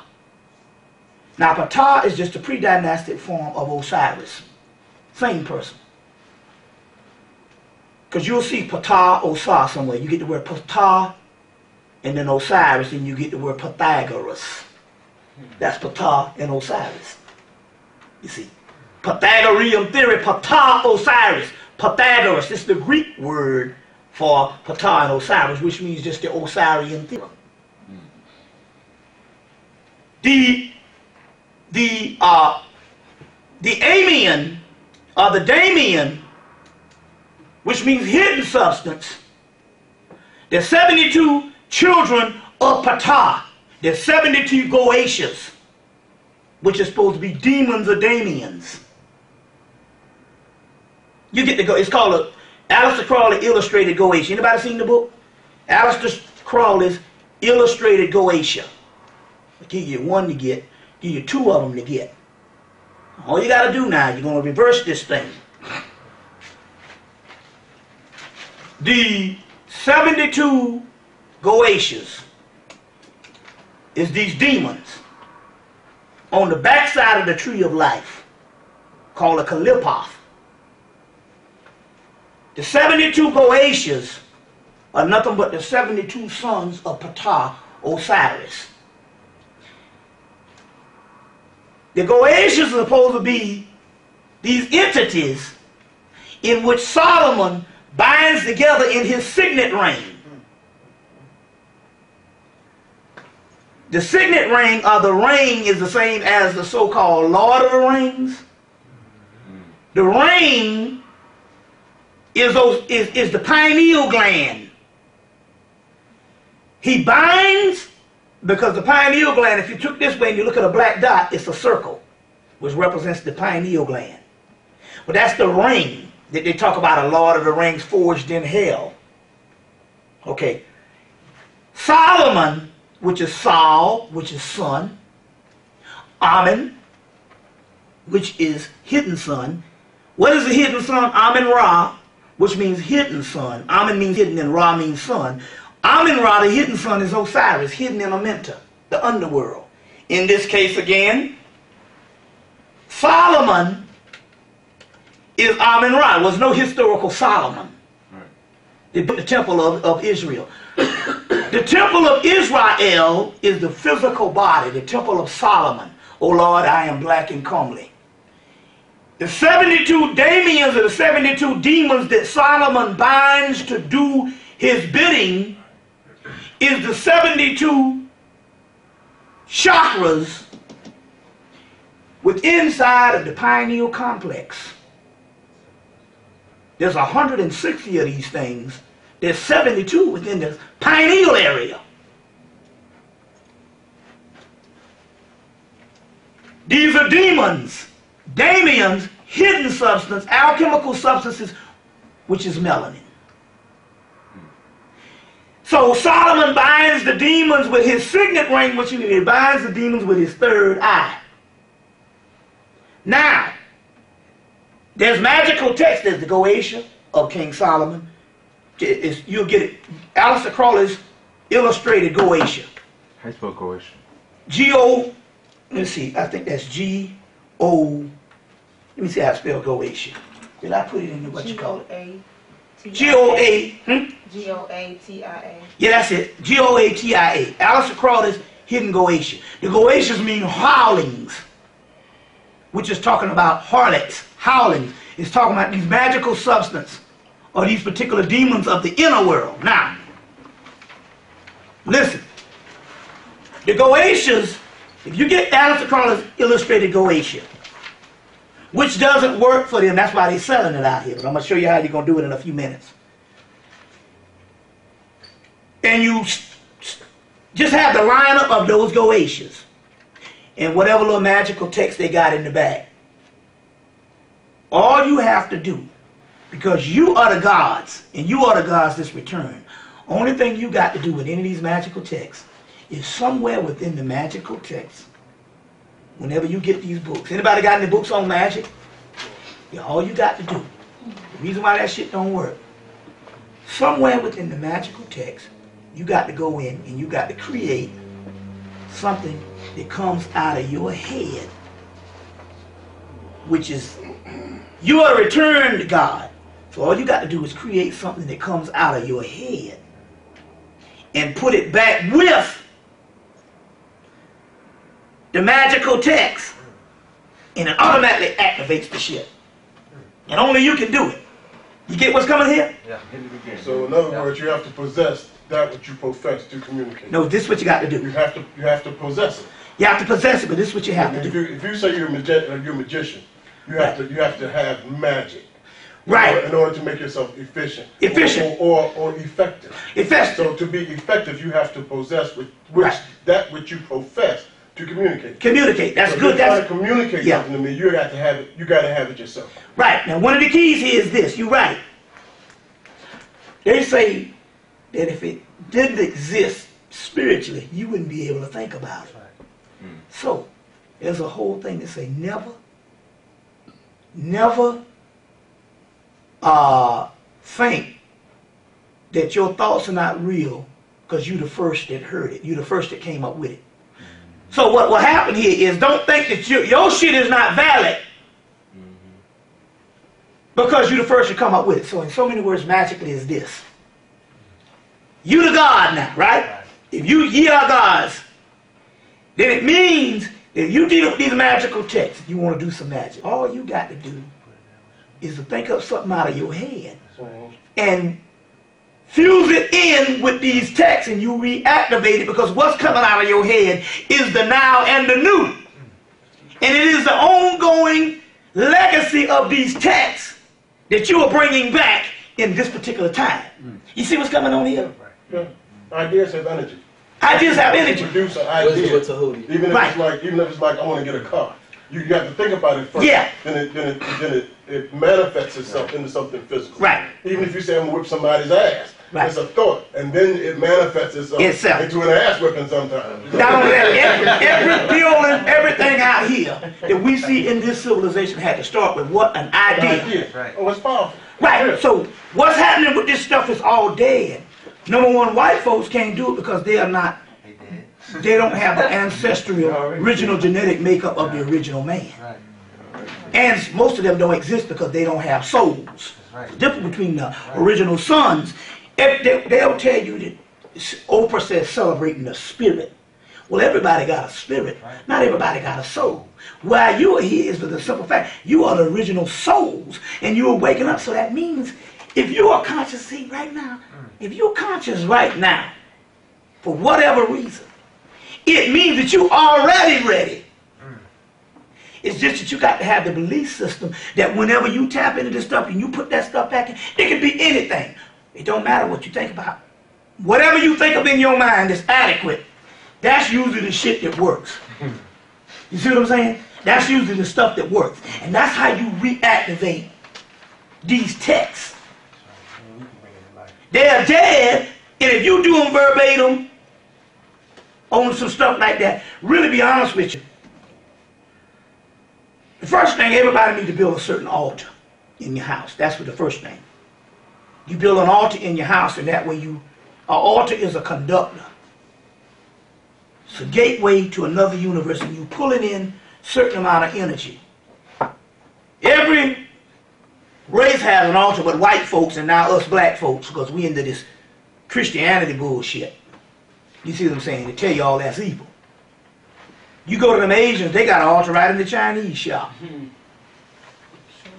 So you got to build an altar, because if you don't have an altar in your house directed to a certain, not deity as far as you being a subordinate, but a certain amount of energy that's going to, objective energy that's going to be set for a certain energy to come in your house, like keys and codes, then your house gets to, and your apartment gets to run in the middle of any motherfucking thing. You see what I'm saying? Anything can come up there. Any asshole in the universe, anything can come up there based on the run of the mill. You see what I'm saying? So the first thing is to build an altar. The second thing here is, right now we're so advanced now until you don't need a lot of the technical things. You just got to line up with the right deities, and guess what?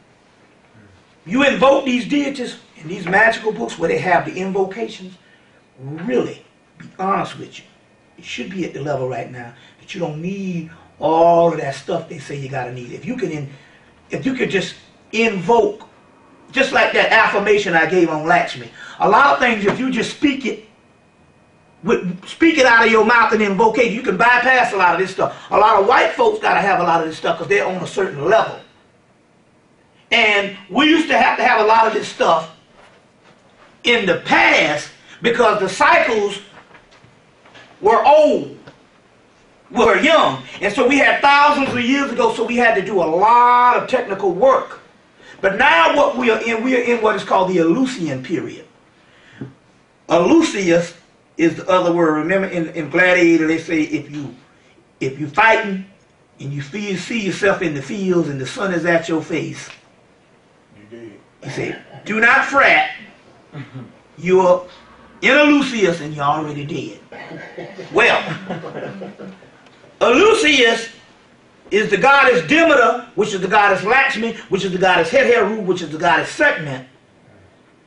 And Demeter is a goddess who goes, when her daughter is snatched into the underworld, she has to go and set up residency in Eleusius outside of the underworld before she can go to the underworld and get the daughter back. Well, Eleusius is a gateway to the underworld, which is the other world to come. What used to be the underworld is the world to come. Now, since the tsunami, and since the Venus went across the sun, which ushered in this feminine energy, the gateway to the underworld,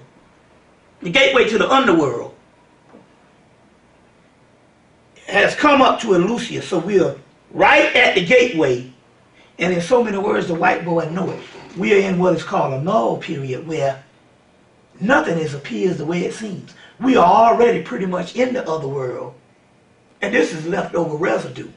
It's just that we are still thinking that we are in the world that we are now. But then again, the old methodologies and what you used to do to be successful out here ain't working. That's right. That's right. It's not working. And the reason why the old methodologies and what you used to do to stay above water and be successful is not working, because the atmosphere and all of that type of thing has changed. And the tsunami, since that tsunami, we are in what is called the Eleusinian period. We're right at the border of sliding into what is called Universe B. What's that? I was going to share that. My father, he's a master when it comes to, when I say master, he grew up and he can read the moon. I mean, when he can read the moon. And he said after the tsunami, he said it will always, he said Mississippi, it always sets in the north at that time of the year. He said that after the tsunami, he said that instead of sitting in the north, it was sitting in the south. You know. See. So he said there's a whole shift and a whole gateway, and we're right in the Eleusinian period. So what's happening here is we're in an extreme accelerated period. So what it means is what used to take a lot, let's say when these rituals were put down a couple of thousand years ago, and you had to go through all of this preparation. That's all wiped out now, because you are the ones that's coming back, and you are the ones that's here, and you're the one that's creating this perception around. The only thing you got to do is speak it. Right. So the only thing you got to do is take some of these invocations, especially in this Everest papyrus, the Everest papyrus, and speak it. You see what I'm saying? And it automatically appears. But somewhere in the speaking, you got to put your own creation, and the shit reactivates. Right. That's all you got to do. And be chaotic about it. Open gates for anything though? Huh? Won't you be like opening gates for anything to come through? Like anything. Right. Let me explain. They say nothing to fear but fear itself. That's right. The only anything is because you've been trained that there's anything. So if you got these fears and these spook fears, that's what's going to manifest. If you have fearless, see, what you're dealing with here, you're dealing with commentary and knowledge based on people who was using our stuff that wasn't for them. Now we are the gateways and the stuff. Remember I told you I did half this shit and get mad? The Spirit said you can't damn get the same experience these crackers gonna get with your own energy. You the God now, and once you declare yourself the high entity, like I said, remember I said at the beginning of the thing, see, everything is for a reason. I said you can't be subordinate no more. Let me give you an example. About 10 years ago, I'm riding around the country talking about year gods and all this type of thing here, but I was still worshiping these entities on the level that it was above me. My damn apartment shit ended. Staying with another motherfucker, the car got hit. All kind of shit was fucked up. I'm like, what the hell going on? I done did all this with the guys, and the spirits came back 1995. The spirits say, oh, we can't help you no more. I said, why? They say, because you one of us now. So if you're going to be one of us, we can't help you in the aspect of a subordinate position. So if you're going to be one of us, you got to be one of us. So what it means is this. It says when Horus is a child, the elementals are his protectors. They look over him when he's a child. When he becomes an adult, they become his servants. That's right. It's a chain of command. So I was still looking at them as being subordinate. Oh, please, can you do this and all? When I was supposed to be doing like this. When you roll with your boy, you don't go, or your girl, you don't go, oh, sister so-and-so, or unlimited being, can you help me so and so? You be like, look, motherfucker, we gotta be at a place at a certain time. You need to get your goddamn ass over here now. Been too late. The man is what you're saying. Right. I'm saying, you see what I'm saying? These are intelligent. So this is what it's a mindset. Yeah. It's a mindset. What is happening? But you saying that one messed the side of your mouth up though.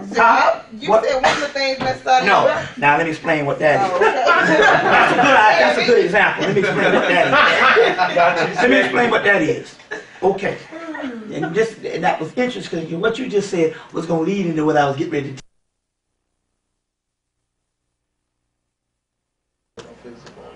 Okay. Now, check this out. Now, what's happening is this. Let's say you're 17 and you go out to party and your mama tell you had your ass back at 12. What they don't tell you is when you turn 18, the house that you living in, based on your grandfather, has left the house to you. And when you turn 18, you ain't got to have your ass back in the house because, motherfucker, it's your house. And they don't tell you that when you turn 18 and you still running in the damn house. And they forgot to tell you that the house is yours. You tell them to get the hell out. Well, it's the same thing with a group of entities. There's a group of entities, which is the gods of creation. They call Yahweh in Hebrew. They call Zeus in Greece. They call Ra in Egypt. That's the demiurge. You got to go to the coffin text. There's a difference between Ra and Amun-Ra. Amun-Ra means the hidden sun. That's Osiris. Ra is an entity called the demiurge. That's the sun, which is the hologram, which is the subordinate deity. And I'm going to give you an example. You go to the coffin text. The coffin text, there's fragments still left behind. They tell you this story. You can get it in a book called The Daily Life of Egyptian Gods by, I think, a woman called Deatra Meeks, M-E-A-K-S. Just put it. All you need is that last name, Meeks. Daily Life, the only thing you need is the title to The Daily Life of the Egyptian Gods is the name of the book. And in there, they printed a piece of the coffin text that talks about Ra, that invited, he was old, and he invited the gods to dinner. And when the gods got to dinner, he swallowed them up. Now, you break that down on the metaphysical level of what happened to us is, we were gods, and then we got trapped into the physical realm, and we got covered over into the physical body. So the earth has several variations of existence. We were on one level,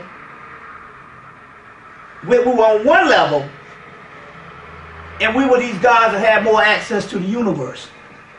Then the vibratory rate slowed down, and we became more and more cased and densed in the physical bodies. And then this brain group over us, which had another intelligence in it, and we started thinking that we were the physical bodies. Well, Ra, in the same story in the coffin text, when he invited the gods to the dinner, and he swallowed them up, it's the same mystery of a demiurge deity that was getting old and didn't want the ones that's coming to rule, and he swallowed them up and bound them and encased them more and more into a physical body and put a physical brain over them. If it wasn't so, another text, Isis or Aset comes and poisons his ass and kills him. That's in one of the texts. That's even in Budge's Osiris books. Osiris, the Egyptian Resurrection by E. Wallace Budge. It's even in that. One of the books you need to get, we talk, is the Dictionary of Ancient Deities. When you look up Isis in there, it's in there. Now what does that mean? That means that that's a demiurge figure. The demiurge is a group of entities that came and set up this particular creation, botched the job, and had some co-conspirators, and trapped souls in it. Meanwhile, the Great Mother or the great mother had to come in and take the energy of the souls and put the right energy in it.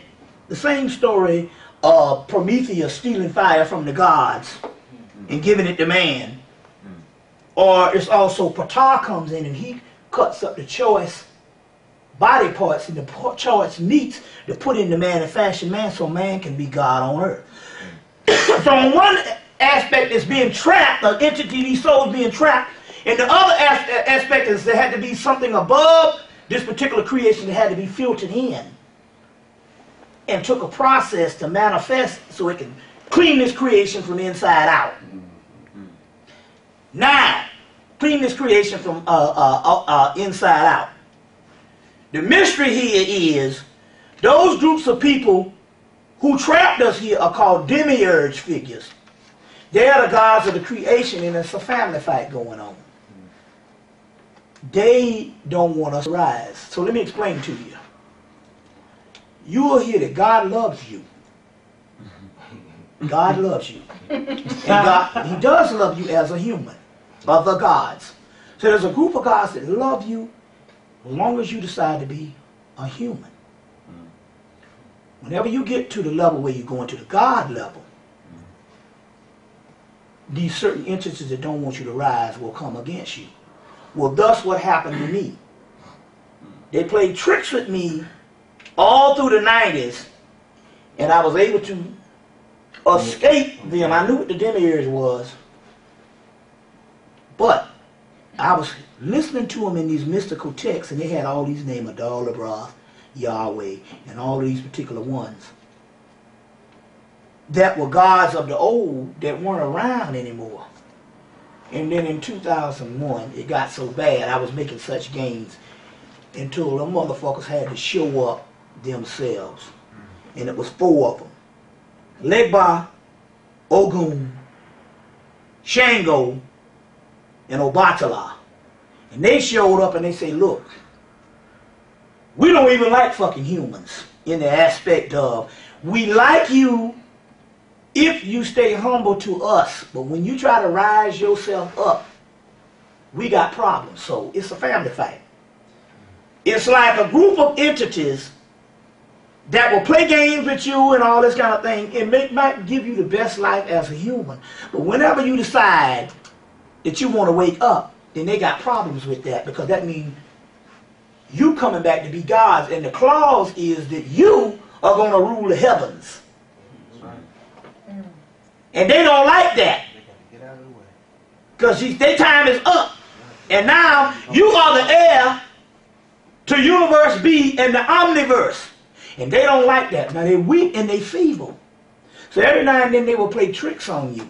But what happened, what the difference was a flushing out period. I had texts of these so-called enemies to man, the dark side, or whatever that was holding us down, called Zeus or whatever, of these particular beings. But I needed to find out who were the living beings, which I was fooled, because I was doing rituals to Legba and the Yoruba and the Voodoo. And then it got that, although they were still holding stuff at a minimal, I was gaining. And then what happened was this. I said, well, I'm going to mix the streams. I tapped into the Palo. And when I tapped into the Palo, and it tells you in the book African Ogun. See, let me explain this to you so you understand this, why I'm talking about the Yoruba in this. Because these are the systems that's actually survival. These are the ones that survived. So, when I tapped into the Palo, Ogun and them had to show themselves, who I thought they was on our side. These was entities that had to show themselves, so it got to the point they couldn't hide no more. So all 4 of them, Ogun, Shango, Legba, and Obatala, showed the fuck up and just straight up told a nigga, we your enemies. And from 2001 most of 2001, I had to fight against these motherfuckers. But since then, they done got so fucking old and dead. Because the world, the underworld, the ones that was dormant, let me explain what's going on here. How this world is going on. What you used to call the underworld, which was dismal, gloomy, and dormant. Since 2001, in 2001, 2002, they started having a series of celebrations and coronations. Now, what used to look like heaven in the other realm, which is supposed to be this magnificent palace that you see in these movies, the Olympians and all these things, what you would call heaven, the underworld now is a whole other realm that's already done built up. That's already done been built up. You see, since the millennium. That's why they're telling you about the 2012. This shit is going on now. So in so many words, when they came, these entities, they had a last stand and a last holdout that they couldn't fight it because the energy on the inside of us has gone to a certain level.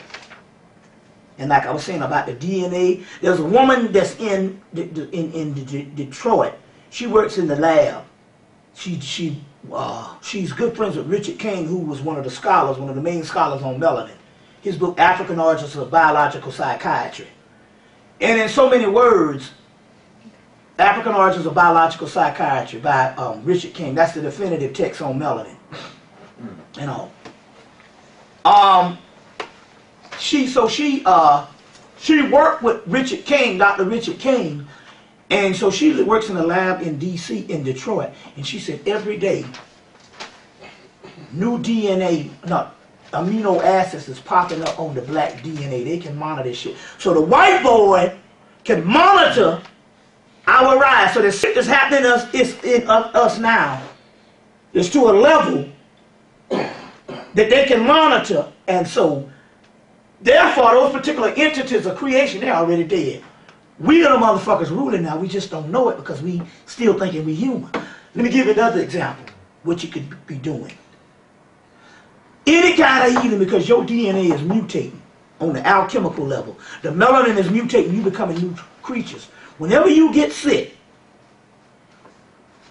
get up in the morning, go to the bathroom, piss out just a little bit of piss to get the bacteria out, and then piss in a cup and drink your own urine. Because your urine has the alchemical components of the new mutated DNA or the new genetic strain inside of it. But it's like a processing machine. It's dormant, but then when it comes out into the pee, you can re-ingest it and it can heal you. You see what I'm saying? That's the urinopathy, or what they call the urine therapy and all this type of thing. Huh? Yeah, I heard that. You see what I'm saying? And it can Now, I'll tell you what I'll do. Okay. You can't drink like orange juice or something diluted. Since we dogs, we can bam and it seems like it's good, but it ain't. No, man, it tastes just like seawater, man. Believe it or not. Once you drink it and all, this is also mental thing, it tastes just like seawater. You know what I'm saying? And not only that, you drink it down, it's going to be gone in a few minutes. It's all a mental thing. What's that? No, I was going to ask, well, I was going to say that I just had a son and a daughter. My daughter is 2 now, my son is 1. But both of them, their DNA is totally different. They, when they were born, the doctor called it the DeGeorge syndrome.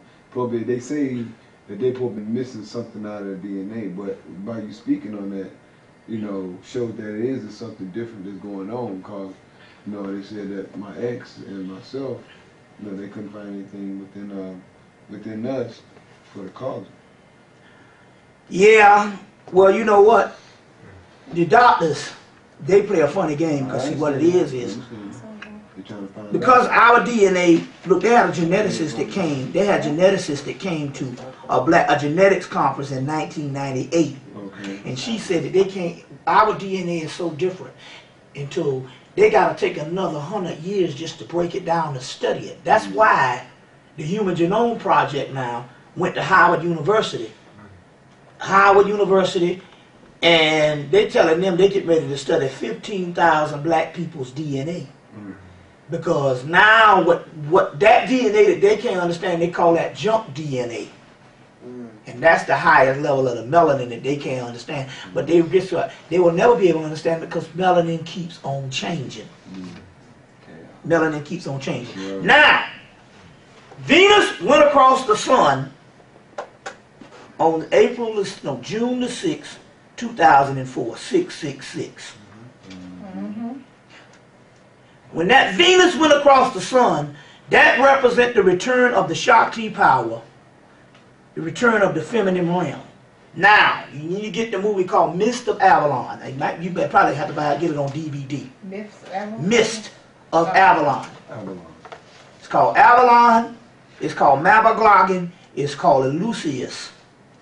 Whatever it is, it's a mystical realm of the divine feminine. And you can't be let in this particular realm of the divine feminine until you can't be let in there with a patriarchal mindset.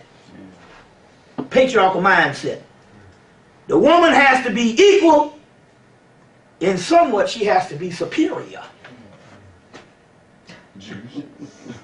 You see what I'm saying? This is no threat to your ego. It's just the way the damn hierarchy goes. You see what I'm saying? She has to be superior. You see, even in the thing with Vishnu, which is the East Indian Heru, they ask him, what in the hell is your power? You Lord of the worlds. Where is your power coming from? The power that makes you Horus, Heru, the Christ. He said, all my power comes from Lakshmi, my feminine half. You see what I'm saying? So in so many words, in order to link back to that particular side, you got to get out of the mold of the patriarchal thinking. There's a realm of Avalon, Eleusis, and that's the realm that we are in now. And the reason why, if stuff ain't working for you, you got to get out of outmoded systems that is based on the patriarchal system. The patriarchal system is all exclusive. The matriarchal system is all inclusive. You see what I'm saying? Naturally, she gonna include her son. And that's a man, but that's shit. That's her number one shit. It's a boy. Not that you can't get more inclusive than that. A mama and her damn boy is better than a mama and her damn daughter. You see what I'm saying? But that's already excluding the male, and that's one of the keys where as it can't, whatever you do in your magical endeavors, it has to involve feminine energy. Because I'm going to show you where this is all going in a few minutes. Because the heart, because you can't fool it. The Mist Avalon, or the realm of this realm, to access this realm that we are in, which is Amenta. You say the Amenta, land of Osiris. But Osiris is worshipped as a mother deity. In order to access that realm, you can't access that realm outside of the female. Everything is pertinent right now. You can't do shit without the female at this particular realm. You see what I'm saying? It's pertinent. You see, at this particular realm. Why? Because because inside of your heart is a female deity. That's the goddess Lakshmi. That's why I keep talking about her. She's inside of your heart. And she is the one that has the last say-so of who you are. You say, I thought my soul was. The soul is feminine. The Kundalini energy that's inside of us, the snake, is a feminine energy. You see what I'm saying? It's a feminine energy. So this is one of the keys. If you want to make the magic work, you got to get out of the outmoded shit of this male shit. You see what I'm saying? Why you think the government, who runs that damn rap industry, makes sure it's all about the boys? Fuck a bitch. Right. And all about your homeboys. And the woman is just in some backdrop as some object. Shaking her ass. Relegated to the side. It's all about the boys. You see what I'm saying? That's government contrived. You see what I'm saying? Remember now, all of the music before that was black man's relationship to his woman. Right. Barry White. That's right. Al Green. Teddy Pendergrass. You understand what I'm saying? It was in relationship to its woman. You see what I'm saying? On that particular level. You see, on that particular level. So, that's one of the aspects. The next aspect now for the magic to work, because it's real simple. It's not all technical like you think. We're gonna get into some of the things you need to do in a few minutes. Is to go to no self. Now on October the 16th of 2002, I went to no self. And no self is I sat on a chair one night and Bobby Hemmett disappeared. It was real lonely because I felt very insignificant. And then Bobby Hemmett disappeared and I was nothing. And that's what you got to get to. But you got to let go all the pre-existing things that got you to this particular point to get to no self. And only till you get to no self do you become entity. You see what I'm saying? Till you get you become entity. And that's what's happening with the path. On the path, it can only be you. In the end, it can only be one. The Highlander. But that, they say in the end it can only be one. It's metaphysical. It means it can only be yourself. Mm-hmm. But you have to annihilate and neutralize everything else. Your prior self, which is your ego, the self that you thought you knew. The social realm around you and the world around you, you have to go to no self. You see. Then once you go to no self, pretty much everything else is pretty easy because your status in the society don't matter no more. Money don't matter no more. And whatever you do don't matter no more. You want to scratch your ass outside. Fuck it! See what I'm saying? Money don't matter no more. Certain things don't matter no more. Because you've gone beyond that particular part. And so, you get the accolades for people who correspond to you to make you feel better. It don't even matter no more. But they say, you know, that's when you got to go back to the mythology. Luke Skywalker, when they told him to go to the Jedi Master, he saw a little man living in a shithole eating stew. And he totally misconstrued it. Because he was thinking that the Master is supposed to be omnipotent, sitting on a crown, doing all this kind of thing here. The one that's omnipotent and sitting on the crown is not the one in the physical, that's the one in the inner. You got to get to that. That's the royalty. That's the kingdom. The one out here is supposed to be shit. It's supposed to be confused as being nothing.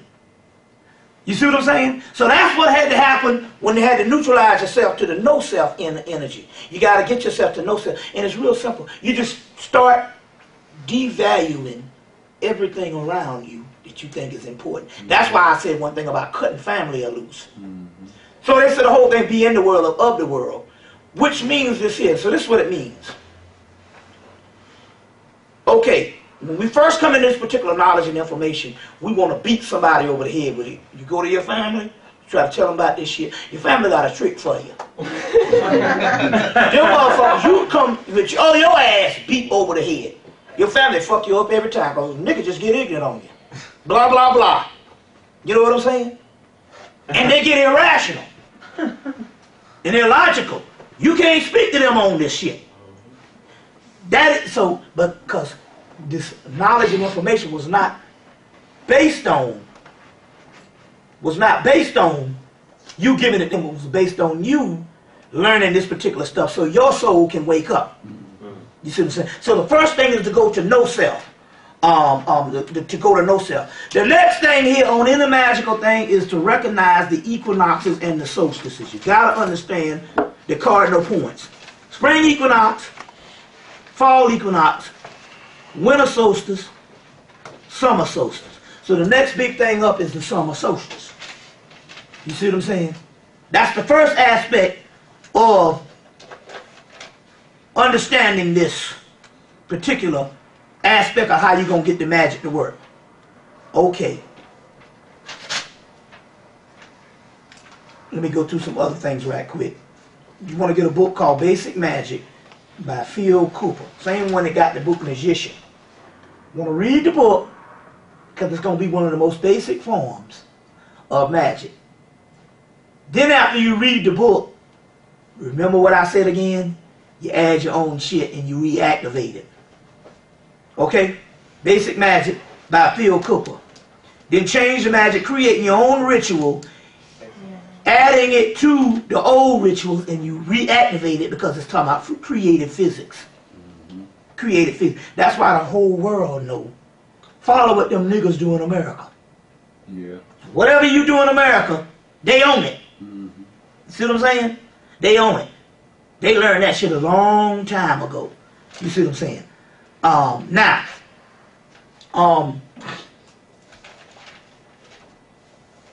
the first thing you want to do in meditation, certain set techniques. One of the techniques is, you go into meditation, you go to the end of the spine, and make it look like a little snake tail, all in your mind, a little snake tail with a tip on the end. You're going to go into meditation, you're going to break the tip off. Then you're going to take these little gold strings, and you're going to take, they're going to come from up at the tip, and they're going to wrap around your spine. Little gold strings, look like guitar strings. And you do one by one, by one, by one, until you do them, until, in the meditation, until you cover your whole spinal column. When you cover your whole spinal column with it, it's going to look like the same Olympic torch. It's a snake, but it's going to look like the same Olympic torch, because the Olympic torch is nothing but the torch that Prometheus stole and gave to man. That's the Kundalini pineal gland. And at the end, you're going to have a beam of light. You see, it could be a fire, or did you see Excalibur? Anybody saw the movie Excalibur? Get that movie and see Merlin when it's just like a beam of light. Just let it be a beam of light. It's the lightsaber. All that shit is the same mythology. So you're going to take these gold cards in meditation. You're going to wrap them around your spine. Until when you cover the entire spine in meditation, because in meditation, the biggest thing about meditation is thinking you're doing it wrong. Meditation is creative visualization.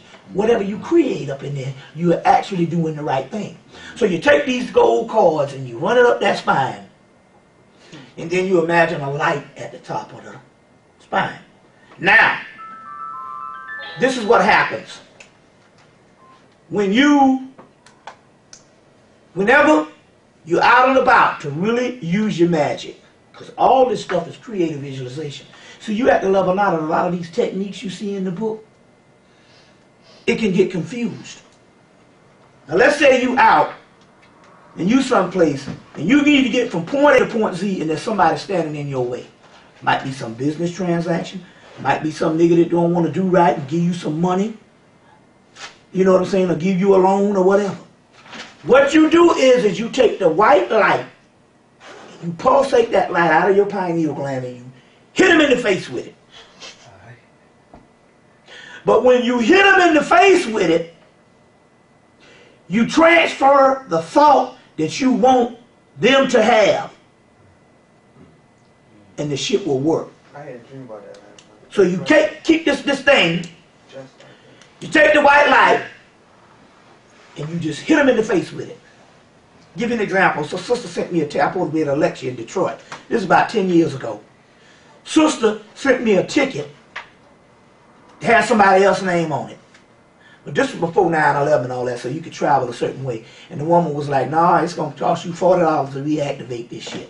I said, ma'am, I got to be in Detroit in about 2 hours. She's like, I'm sorry, old racist cracker.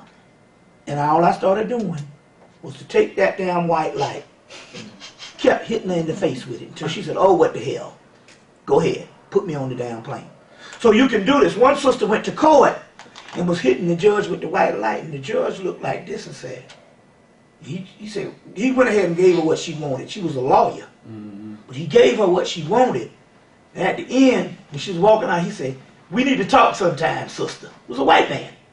But he recognized she was running some stuff on him. Hit him in the head with that beam of white light. You see. Now, You want to get the energy of the pineal gland active. I had a method, but I lost the damn formula, and it took me damn near 10 years to get the shit back. No, 9 years. No, it was 10 years to get the damn formula back. And it was 3 vitamins. One of them was L-lysine, which is amino acids. And one was selenium. Third one I lost, which was phenylalanine.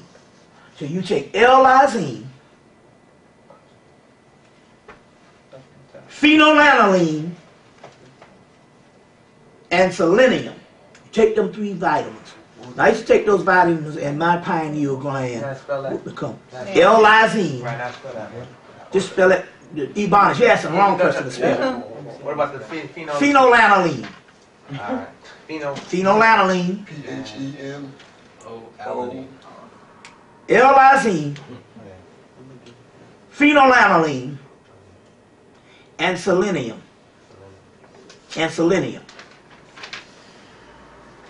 Now, you take those 3 together, and your pineal gland will really start being active. These are vitamins? These are vitamins.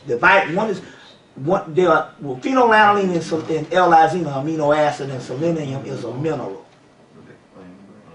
And that will start activating the pineal gland. Other techniques. There was a movie called Nostradamus that came out in 1994. Nostradamus, I can't think of this guy. It's a French actor. It's a Nostradamus movie. But in there, he went to a Moor's house there.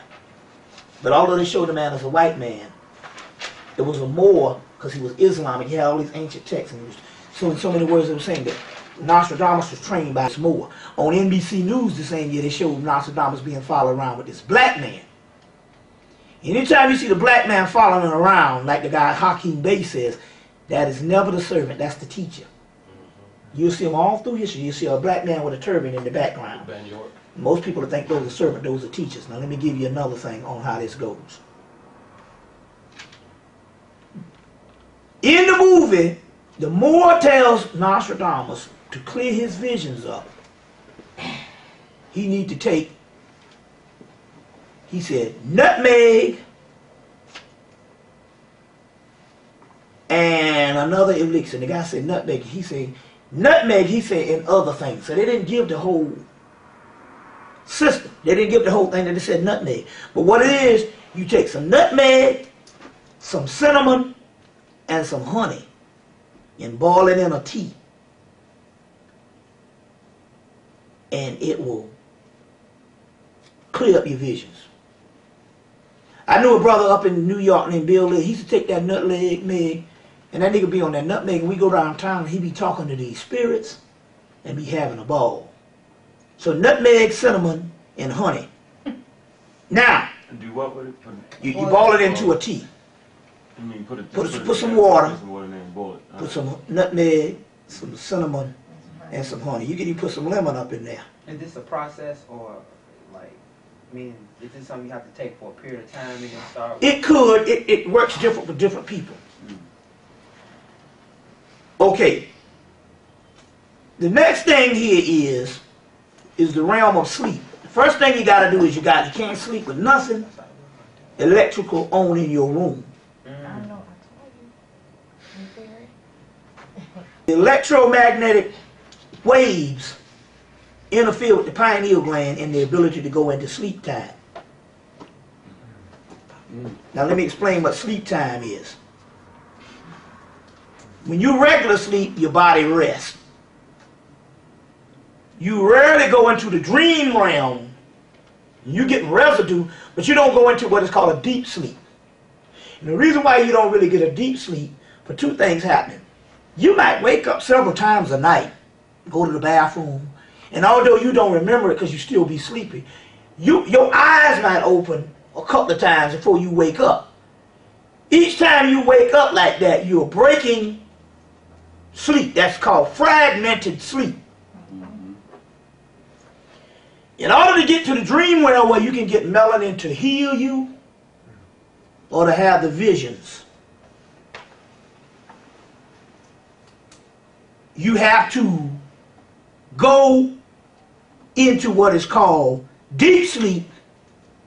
And deep sleep is the realm where your soul is, and that's your true self. And it can do all the healing. Now, the way to do that here is, remember now, in Kemet, pharmaceutical was not bad. Just the white man saying that only pharmaceutical is what the fuck he wants, which makes it bad. But chemistry and pharmaceuticals, we always had mind-altering things. You see what I'm saying? It was done through the realm of alchemy and chemistry. See where I'm coming from here? So now, with the pharmaceutical, the white boy has come in because he really needed this. Because, you know, he has less amount of melanin. So he has a real bad time to sleep. And that's why melanin and sleep is the same. That's why they can take the melanin out of you, make it into a pill, give it to a white man, and he fall asleep. Melatonin. With melatonin. So, he came up with the shit, diapotrypamine or whatever this thing is. And in so many words, is what is in Unison, Tylenol, PM, or what they now got is called Simply Sleep. Now, every now and then, in order to get the real juice, you got to go to dream realm. And in order to go to dream realm, you got to jack in. It's like jacking into the matrix with the blue pill. Light blue pill, Simply Sleep, dark blue pill, Unison. Now, don't worry about it because it's Simply Sleep, because they designed it based on melanin. In the book Melatonin, Your Body's Own Wonder Drug, by J.O. Robinson and Henry J. Reader, R-E-A-D-E-R. Henry J. Reader and Joe Robinson. It's called Melatonin, Your Body's Own Wonder Drug.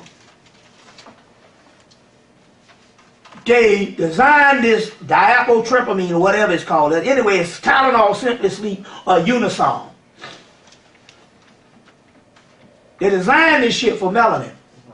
The mystery here is, because they needed it, but the mystery here is because we live in a fucked up world. So this is what happens. The less amount of sleep you get, this is the doorway. The least amount of sleep you get, you stay away from the doorway. The more sleep you get, the more and more you go to the doorway. So what you got to get a deep sleep. See, it's not how much sleep you get, but what kind of sleep you get. You'll see that in the movie The Hunger with Catherine Deneuve and David Bowie as vampires. Where the vampire has to get a certain amount of sleep. That's Osiris. Bram Stoker's Dracula was nothing but the Osirian myth retold. He got it through a dream. And his second in the world of books, second only to the King James Version Bible, is Bram Stoker's Dracula. And that's the Osirian drama. But he has to get a certain amount of sleep. You see what I'm saying? So, when you jack in with the Unison, the closer and closer you get to the wall of sleep, the closer and closer you come to yourself in the particular aspect for healing and to tap into certain centers that's going to make you stronger magically and spiritually. You getting this? So get you some Unison and jack in on that particular level. Don't worry about, it's a spirit thing. You see what I'm saying? So don't worry about whether it's safe for you. It's going to be safe. Now when you wake up, you feel a little drowsy, just drink a tall glass of water. But I'm trying to tell you how to get to the dream time, because the dream time is where you're going to get all your particular healing. But what's going to happen here is the electromagnetic shit in your room. You got to unplug everything in your room, even a car, even a fucking clock. You can't have nothing on in the room where you sleep. You mean turn it off? And you got to just unplug it from the wall. Because the TV is still on. It's just called standby. Most appliances just be on standby. They're no different than them being still playing when they're off and when they're on. You see what I'm saying? What's that? Don't you have to, like in psychology, I learned, don't you have to get at least 6 hours sleep in order to tap into that REM sleep or that deep right. sleep? It's the same concept. Look. See, these doctors, these motherfuckers don't know nothing when it comes to healing. They can patch up symptoms, but they can't heal. That's why every time you see a commercial on new shit they selling, it's got 400 side effects. Oh, that's so Might cause crazy. Now, the reason why they don't know is they don't really do nothing. Guess what? Right. When you go to a damn doctor, let's say you get shot or you almost die, guess what heals you? Sleep. Nigga, you. They put you in a damn bed, Yeah, it's rest. and basically they charge your ass for fucking sleeping. And that's what heals you. That's the only healing there is. Because a white man, he never could heal. He can heal the symptom, the cause, and the symptom, but he can never heal the cause. He can cure the symptom, but not the cause. Sleep is what does it. And water. Water is key. Because people die, the number one killer in this country is dehydration. I thought it was cigarettes. No, dehydration and sleep deprivation. Not even that, hell. They had, look, they had a guy, they caught it, they had it in the Bronx. Because they said it's really no telling based on the diet. It's based on your mind. They got a nigga in the Bronx, a black guy in the Bronx, 115 years old, and guess what he was eating? He was eating bread soaked in fatback and 3 gallons of Thunderbird wine a week. And was 117 years old. The one that was 125 years old smoked a pack of cigarettes a day and drank liquor. So obviously it's based on a mind thing because on the other hand, they got people that's got the healthy diet and they do all that and they come down with cancer and all kind of shit. Because number one, the reason why they come down with cancer because they spend their lives worrying about that everything that they eat and around them going to be dangerous, and guess what? The body produces that. Right.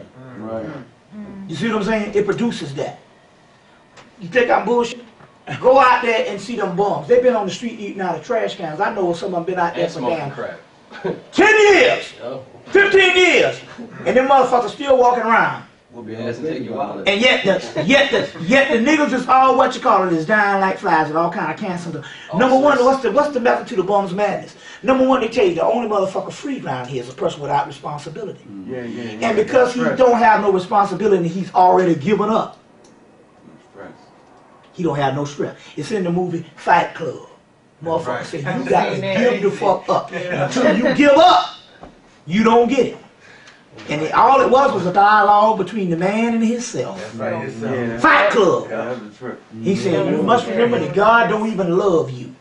You must give up. You are not your house, your car, and all of those types of things. So it's based on the mind. You see what I'm saying? It's based on the mind. But you got to unplug the shit in your room because it blocks the pineal gland. The other thing that blocks the pineal gland is fluoride, which calcifies and hard the pineal gland. Now, fluoride. The doorway to the temple is the inner ear nucleus. And in order to get to the inner ear nucleus, you got to tunnel through and you got to start candling out your ears. Anybody ever heard of ear candling? Yeah.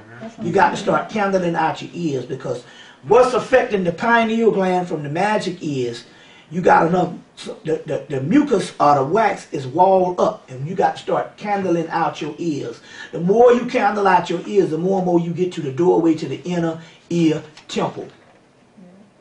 So ear candling is key. Ear candling is key. What is the process of that? You just get somebody else to do it for you? Yes. You can I tried have it done. No, you got to get somebody else to do Okay. it until you learn. Yeah, you can learn the process. You can learn the process and do it yourself, but you get somebody else to do Like it some type and of stuff like wax. that. You know, Yeah, 'cause I tried that. them candles are very expensive. Okay. It gets deeper. But that's the key. Ear candling. The inner ear nucleus. Do you know what gives sight before sight is the inner ear nucleus? All in the book. African Origins of Biological Psychiatry, Richard King. The inner ear nucleus is the doorway to the temple. That's the doorway to the temple. You see what I'm saying?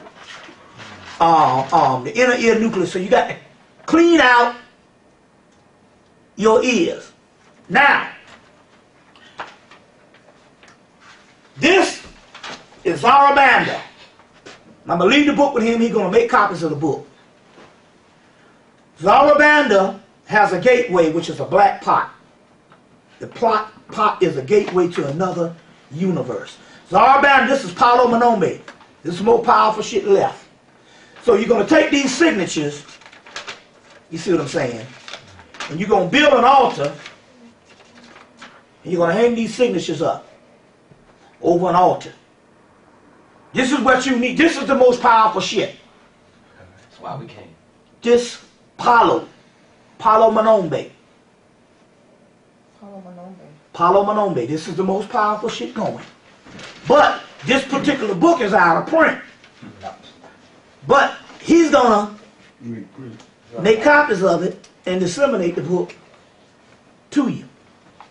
This is the most powerful stuff. Zarabanda, El Cristo Negro, El Cristo Rey, Los Spiritus and Tranquilos, Madre de Agua, Santísimo Pedro Iman, Madre de la Luna, San Simón, Francisco Siete Reyes, and Mama Shoa.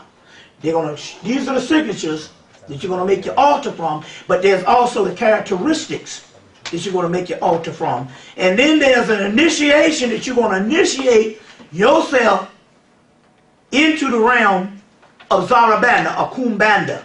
Friday night at 11 a.m., day 1.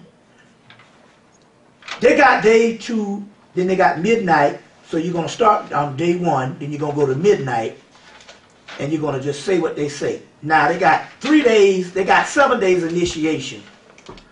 I just say that you come amongst yourself and be creative and just do it. 1 night would be sufficient for Kumbanda and them. You can do there's 7 days in this thing here, but you can do 3 days if you want. If you don't think so, you think you need 7 days or whatever. But in here is going to be a book, and this book going to break down all of the stuff. Now, fortunately with this, because this is a system that's still in function, you don't have to do much with the creativity. It's already there. Because this is the shit that's working. That's why Kumbanda is why the government got this shit on lockdown. Now this is one of the keys. You don't have to run off and join join some Palo cult or some Palo thing. Those are practitioners, and although they do their work and the magic does work, they're still on the practitioning level, which means they got to be subordinate to Zarabanda and them. What we're talking about is being one with Kumbanda. You see, one with Kumbanda. You see what I'm saying? Mm-hmm. And so in that particular case, you don't have to join another group. You basically are going to have a personal relationship with your Savior, Jesus Christ. You're going to have a personal relationship with the entities, but it's about like being one with them. You see what I'm saying? And we're one with them. And there's enough rituals in here. I mean, there's tons of shit in here. Escape from the law to make one's nature strong. Cleansing against death. I would suggest laws for divine justice to open the roads to opportunity, wealth, and prosperity. We got a lot of them in here. Only thing I suggest is, when it comes to another black person, because that's what happened with us in a part of our slavery. We started using our own magic, not to fuck up the white man, but to fuck up other black people. You see what I'm saying? Now, me personally, I don't give a damn what you do with the motherfucking crack out there. You do what the hell you want to do. You know what I'm saying? Because whenever you think, oh, we all Rainbow Coalition, oh, they doing shit right now. Don't let nobody fool you. They're doing diabolical shit right now. They're getting ready to lump. They're getting ready to say sickle cell and AIDS is one in the goddamn same, and they're coming after niggas' ass. What? They get ready to say sickle cell and AIDS. They got teach that already. I'm a doctor of chiropractic. I learned that shit in chiropractic school. The sickle cell and AIDS are the same damn thing. The same damn thing. They come out with something strange. No, guess what these motherfuckers what they just did last week. last week, they just made AIDS a congressional bill called the African American AIDS and HIV response bill. So they done tied it in Congress.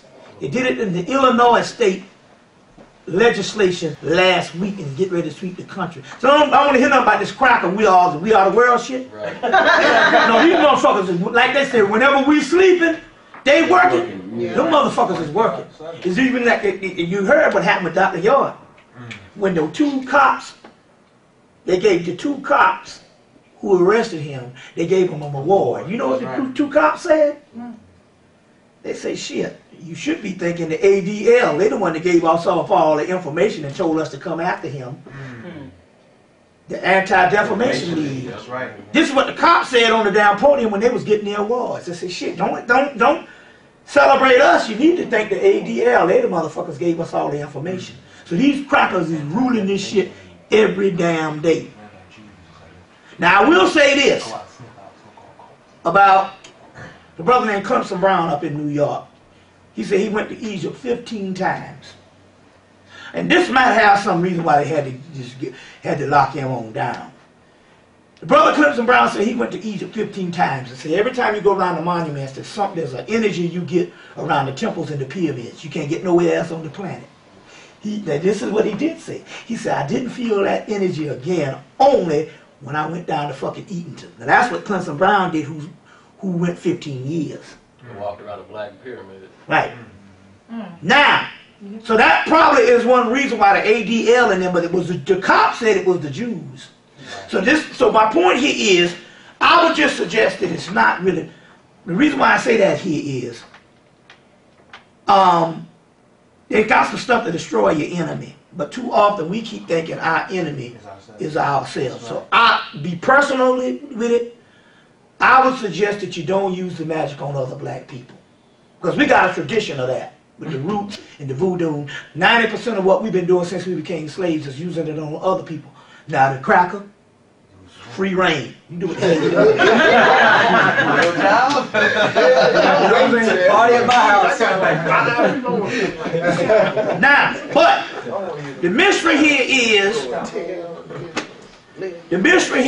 and you can, this is one you can do together, is, and you can just, I'm gonna let you do the decide. There's a 7-day period to Kumbanda, but I did it in a night. You see what I'm saying? I did it in a night to initiate into the mysteries of Kumbanda. Now, you're supposed to get a black pot. A lot of times it's hard to find the black pots. They started taking them off the market. You can get the smaller ones, it don't matter. I would suggest that you go to a toy store, especially during Thanksgiving, Halloween, but you still can find it. And they got a plastic black pot. You can just put a metal plate in it, and that will be sufficient. Or just go to any hardware store, any kind of store like Walmart or wherever, and see can you find a cast iron pot. It could be any kind of cast iron pot. I would suggest that because that pot is a gateway to the Zarabanda universe. To the Zarabanda universe. Kumbanda. It's the most powerful shit on the planet. You see what I'm saying? That's why the witches use it? Yeah, the whole pot, yeah, because that was a part of that. But in Europe it's called the Ogun pot. But this is another gateway because Ogun and them it's a family fight. They just represent the Indian images.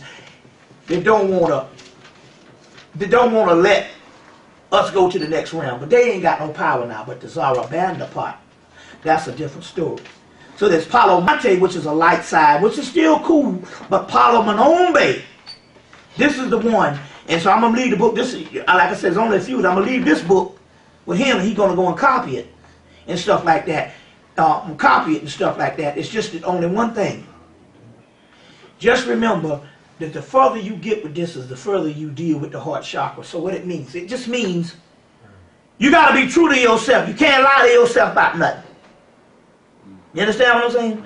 Look, when you go to the court and you have your attorney, they say this because of magic. They say, no, look, we don't give a damn on whether you're guilty or innocent. That's not our job. Our job is to get you off. But they always tell you, they say, well, it's pertinent that you tell us the truth. Why do they say that? It don't matter whether you're guilty. It's just that they got a certain system that they can use to get you off if you're guilty. Now, if you tell them you're innocent, they might go to the other system, and that particular system might not be enough to get you off. So sometimes they have to know the truth. Well, it's the same thing when it comes to this shit right here. You can't have no ulterior motives. It's off. 5 minutes, 4 minutes. You can't have no ulterior motives. You see what I'm saying?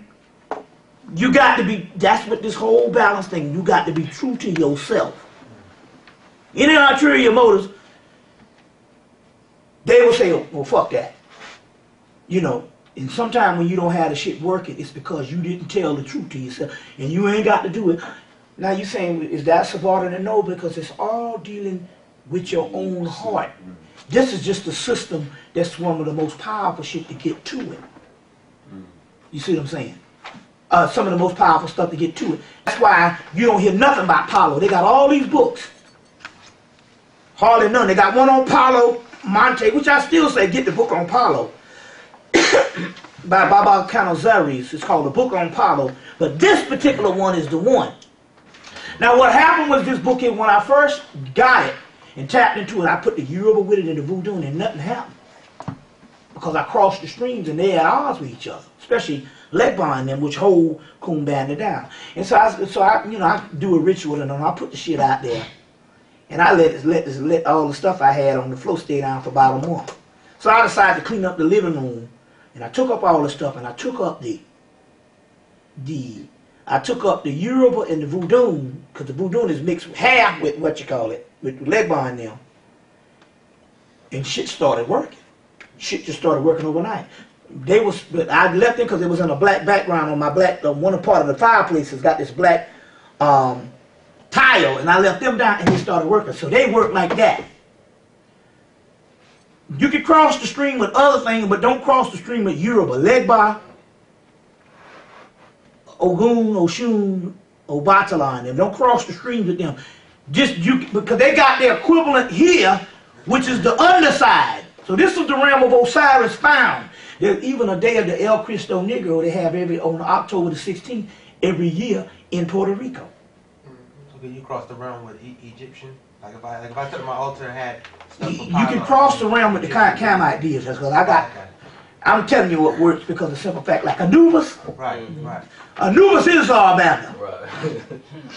You see what I'm saying? El Cristo Negro is Osiris. Okay, I see what you're saying. You see, El Cristo Rey is Amun Ra, so you can do that. Okay. You can cross the stream with the Kamite deities. Because the Kamite deities, it was still, most of the deities was based on the underworld and Osiris. Okay, let me switch tapes. Hey, hold on.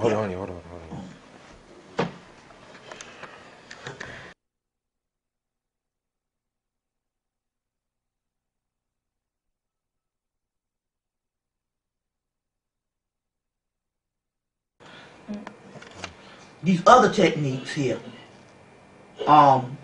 it's like a shortcuts. Because a lot of this is still based on your mindset. You see, it's also shortcuts. So like I said now, going back with this stuff here, all you got to do is just initiate yourself into it. Because everything is based on self-initiation. And initiate yourself into Kumbanda, Palo Manombe, and you pretty much set because you've gone to a certain amount of level. So this is the most powerful shit. The reason why I say that, because I went through all of it, and I'm telling you, they done usurp, these crackers done usurp so much shit. As far as all the magic out of none of that shit, that's why this is not in the stores. And when they put it out, it only stayed out a couple years, and they took this and it's out of print. That's because this is the one that works. This Kumbanda, and when the Kumbanda or the Zarabanda or Palo, when I hit that Palo, it was cooking with gas. Shit works. You see what I'm saying? So, like I said, the little initiation process and all, you know what I'm saying? Now, one of the keys here is you always burn 7-day candles when you're dealing with these things. Now, these motherfuckers here, like alcohol. You see what I'm saying? They like alcohol and stuff like that. I'll get into making up the elixir in a few minutes of what you can do. And what's that? Like that book is a book like dealing with rituals and the basic. Like could you make up your own like rituals? That's when, yeah, you can make up your own rituals. This one here pretty much works if they tell you what to go do. But you can make up your own. Let's put it this way. You can take the Pantheon. Once you initiate with this, it's like a series, it's a doorway you go through. You can take this Pantheon, which is in the thing. You can take Zaraban, the El Cristo Negro, all the way down to the Pantheon, which is the first page. And from this Pantheon, all you need is the gods. You can make up your own ritual. So it ain't no limitations of what these different entities can do. No, but these particular entities, there's 11 of them, and there's 11 cosmic power zones in the body. So in so many words, there's no thing and all, because you got to realize, we are heirs to that kingdom. We have come out of several systems, we've learned a certain amount of information, so we're heirs to that particular kingdom. It's just that you got to understand that the white boy knows that there's the last vestige of power left on the planet. 2 of them. I'm gonna give you the one in a few minutes. So like Kabbalistic magic, from what I've been reading, it's like very like advanced. It's kind of like more traditional. No, that shit ain't. That shit, half the keys and that shit is lost. Well, that may be true. I'm just saying like the different things that they perform, like far as like invisibility and metamorphosis of the human body, or just like dealing with what I was reading. Who though? I'm just saying. What books I've been reading? Like I'm just saying, like a book. That's just they just taking the leftover information and putting it out there. Them Jews and them motherfuckers ain't doing shit. The Kabbalah, half of the ones you got, it goes in. Half of the Kabbalists you get, the Kabbalah, is front side. You very rarely get dark side, which is the Kalipoth. So you get day side, which is the Sephra. The back side of the tree, most of those books never even talk about it that much. You see what I'm saying? They rarely talk about it. What I'm more like saying, it's like magic work off your imagination. It's like whatever you can imagine, you can do. But but there's only one thing. What I'm saying is the diagram of the Kabbalistic system. It's a good diagram. But the centers of power, the middle of that thing is Doth, which is the third eye, which is the gateway to the back side of the tree. Most Kabbalistic books rarely mention the Kalipoth. They merely mention the Kalipoth. That's why you don't know nothing about it. That is the tree that's coming. That is the tree that's coming. Now, I can give you the tunnels. It's called the tunnels of Set. Let me put it like this. Those beings do whatever I imagine for me. If you want the most powerful shit, is the Kalipoth. The Kalipoth. The Kalipoth, they'll say have these particular demons or these beings that sit on the back side of the tree. But there's one thing. They have a system of the Kalipoth. There's 10 spheres in the Kabbalah, right? 10 Sephras.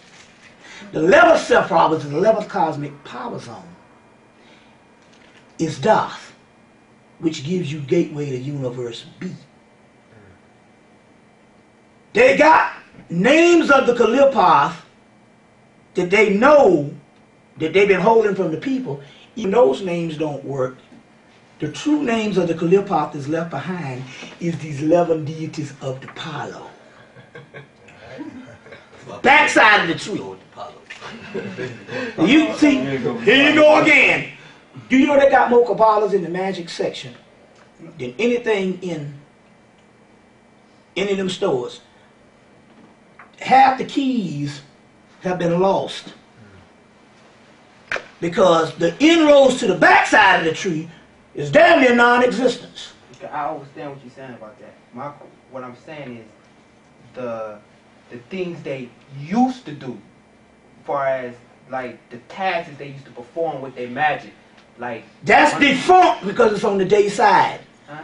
That's the fuck I'm saying. You can spend your time dealing with it, but ultimately, you're just gonna be left out in the cold like everybody No, else. I'm not dealing with that. I'm dealing with my own imagination. What Right, but what I'm trying to say here, the centers of the power, because when you're talking about the imagination and you're talking about the inner worlds, you got to deal with the dark side. The tree, on the back side of the tree is the real power, called the night side of Eden. It's the Kaliphoth. You see what I'm saying? Most of the Jewish rabbis who was the custodians that got our shit from the Moors that put them down, they never mentioned the Kaliphoth. Some of the trees don't even come with Doth. Only the magical Kabbalah come with it, but they rarely mention the Kaliphoth. I got it. I'll look at your example. Alright, everything we see right now, once again, is a fact that's electrical impulses going through the nervous system and to the brain, and your mind kind of like paints a picture. So it's all like a mental image. Being that this is a mental image, could those beings manipulate this mental image? Yes, I'm giving you the shortcut. If you deal with the 11, you can get the shortcut. See, there's a long way to do it haphazardly, then there's a shortcut. The shortcut is the 11 cosmic power zones of the backside of the tree, which is these entities in here. There's 11 of these, so I'm giving you the shortcut that you can work with, because you got 11 entities, which is inside that you have direct relationship to. It's all talking. What it is all talking about the same thing you're talking about. I'm just trying to tell you that the Africa and the Congo system still have the 11 keys, which is the backside of the Kabbalah, of the Kabbalistic tree. The front side is more theory and principle. The backside is the shit that works. You see what I'm saying? Front side will give you a little bit of energy, a little bit of principle. If you want some shit to work, you see what I'm saying? So so that's what this is. This is the gate. This is the last gateway is the Apollo on the magic end, and then there's one other gateway which you get ready to get into right now. Okay. Is that the Congo system talking about Apollo? Yeah.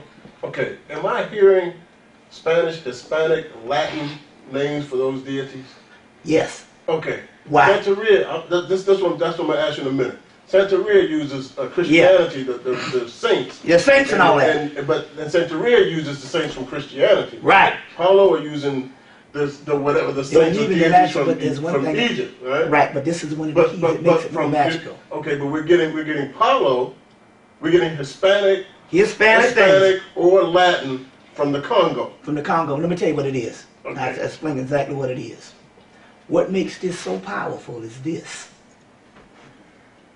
The mystery goes in all ancient magic where the East will meet the West.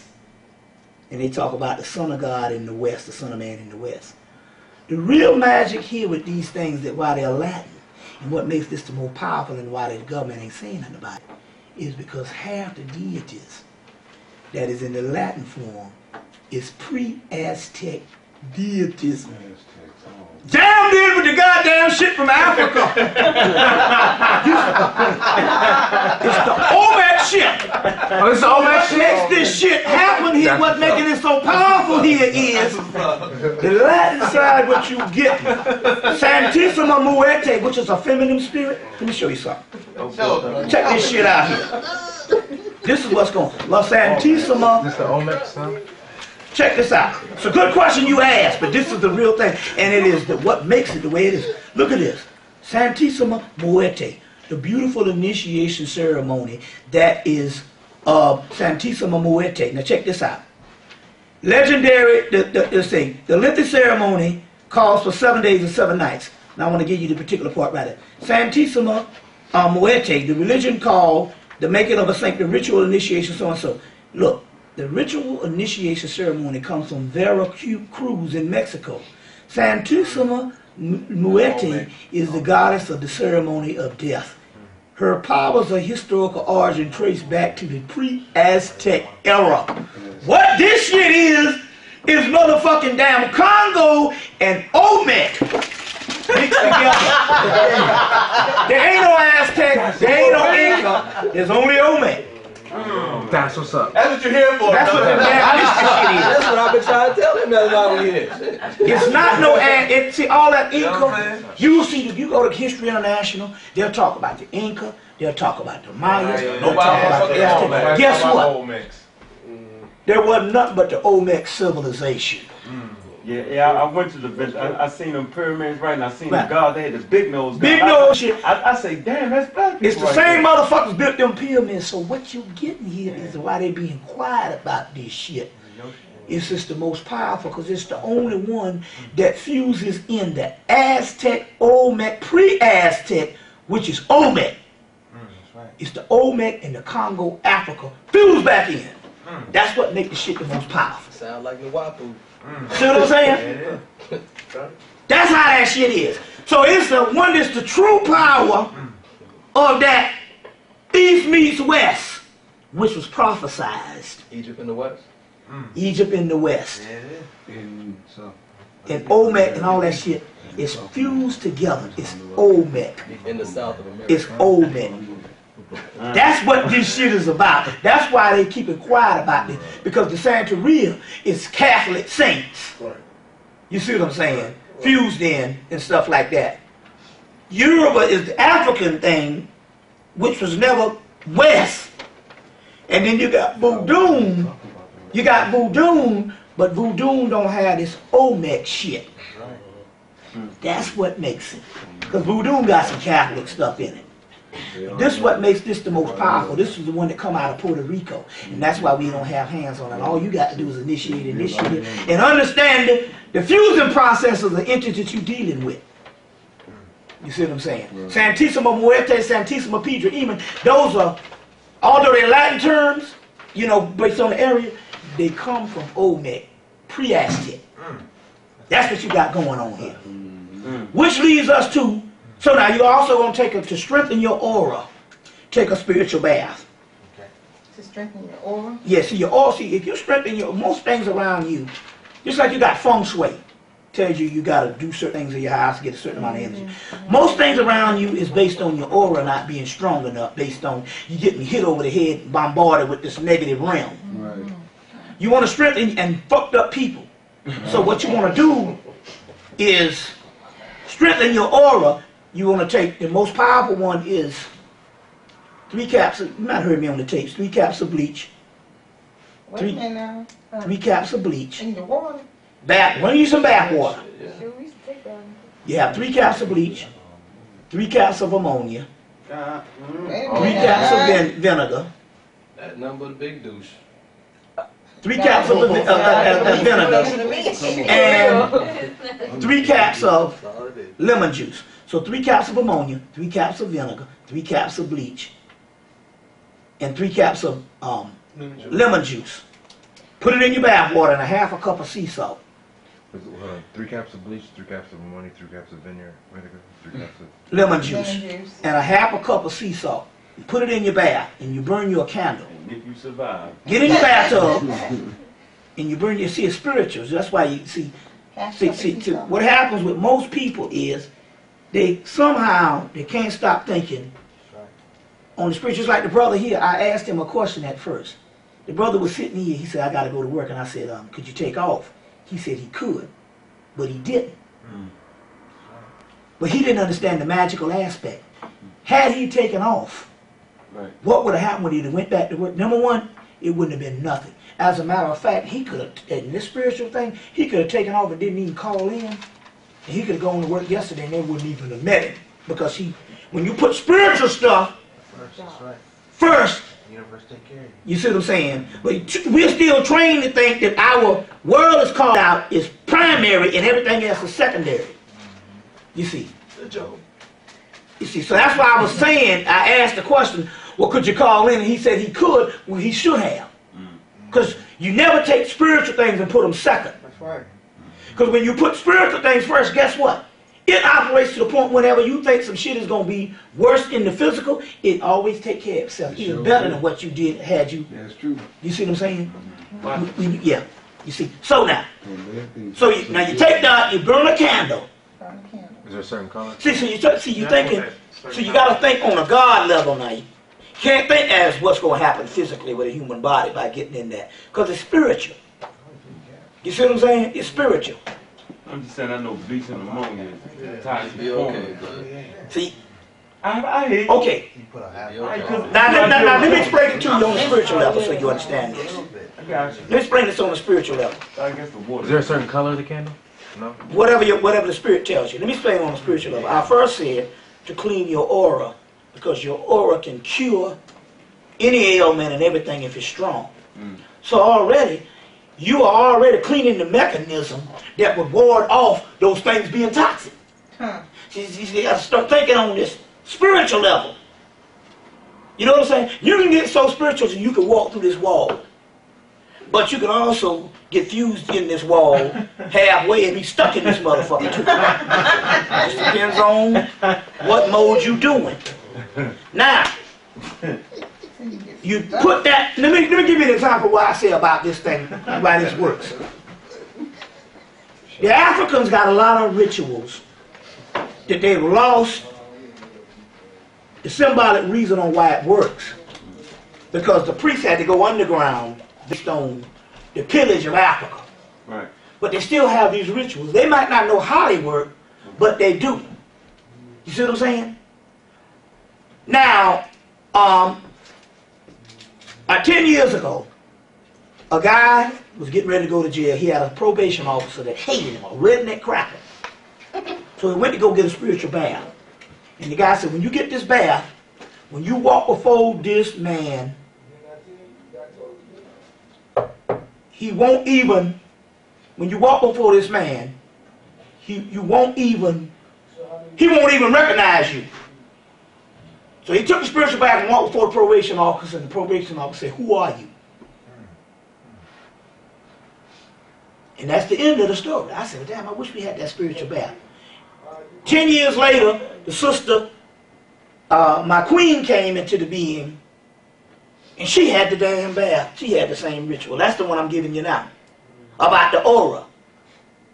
You see what I'm saying? So you burn a candle, you stay in there at least 15 minutes.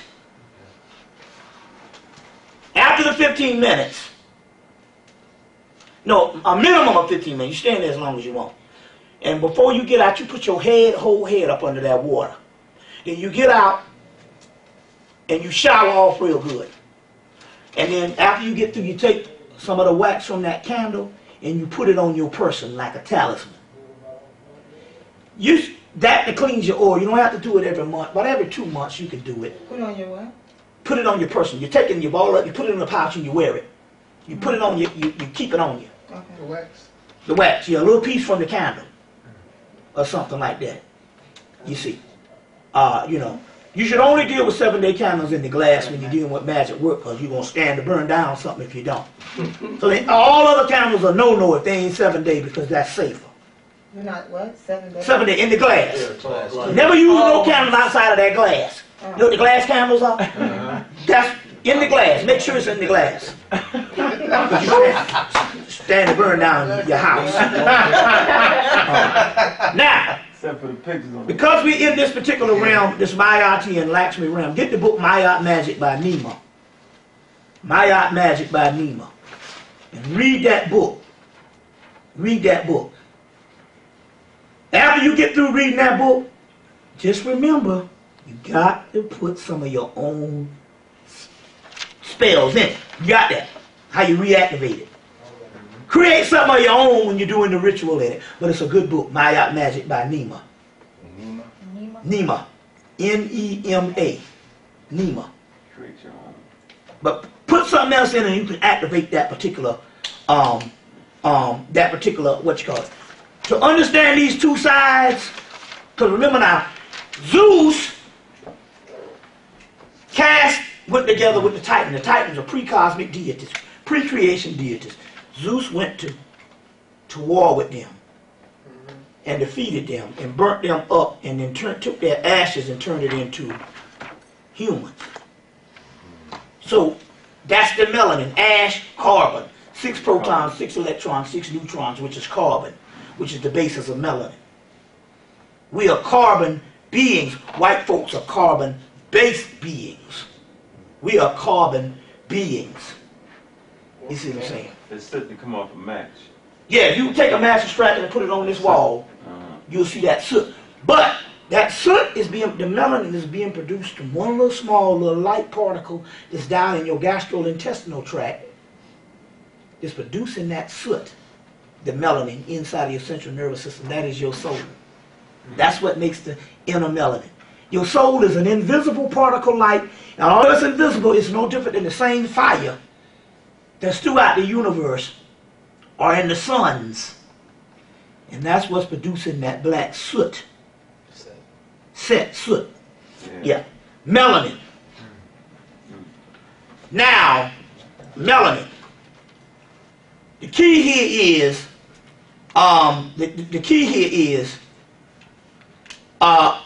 the Titans were burned up and made into humans. So you want to get any mythology book, get these good books and read these books, because you're going to find out the mythology. I know for a fact when you get to a certain level of spirituality, the only thing you can read is mythology. One book you got to have is the Dictionary of Ancient Deities, but you want to get a mythology book, any good mythology book. One, and let's see that I put this book up here. You see. Yeah, you have Dictionary of Ancient Deities on it. Yeah, but there's another book called, did she put it up there? It's very key.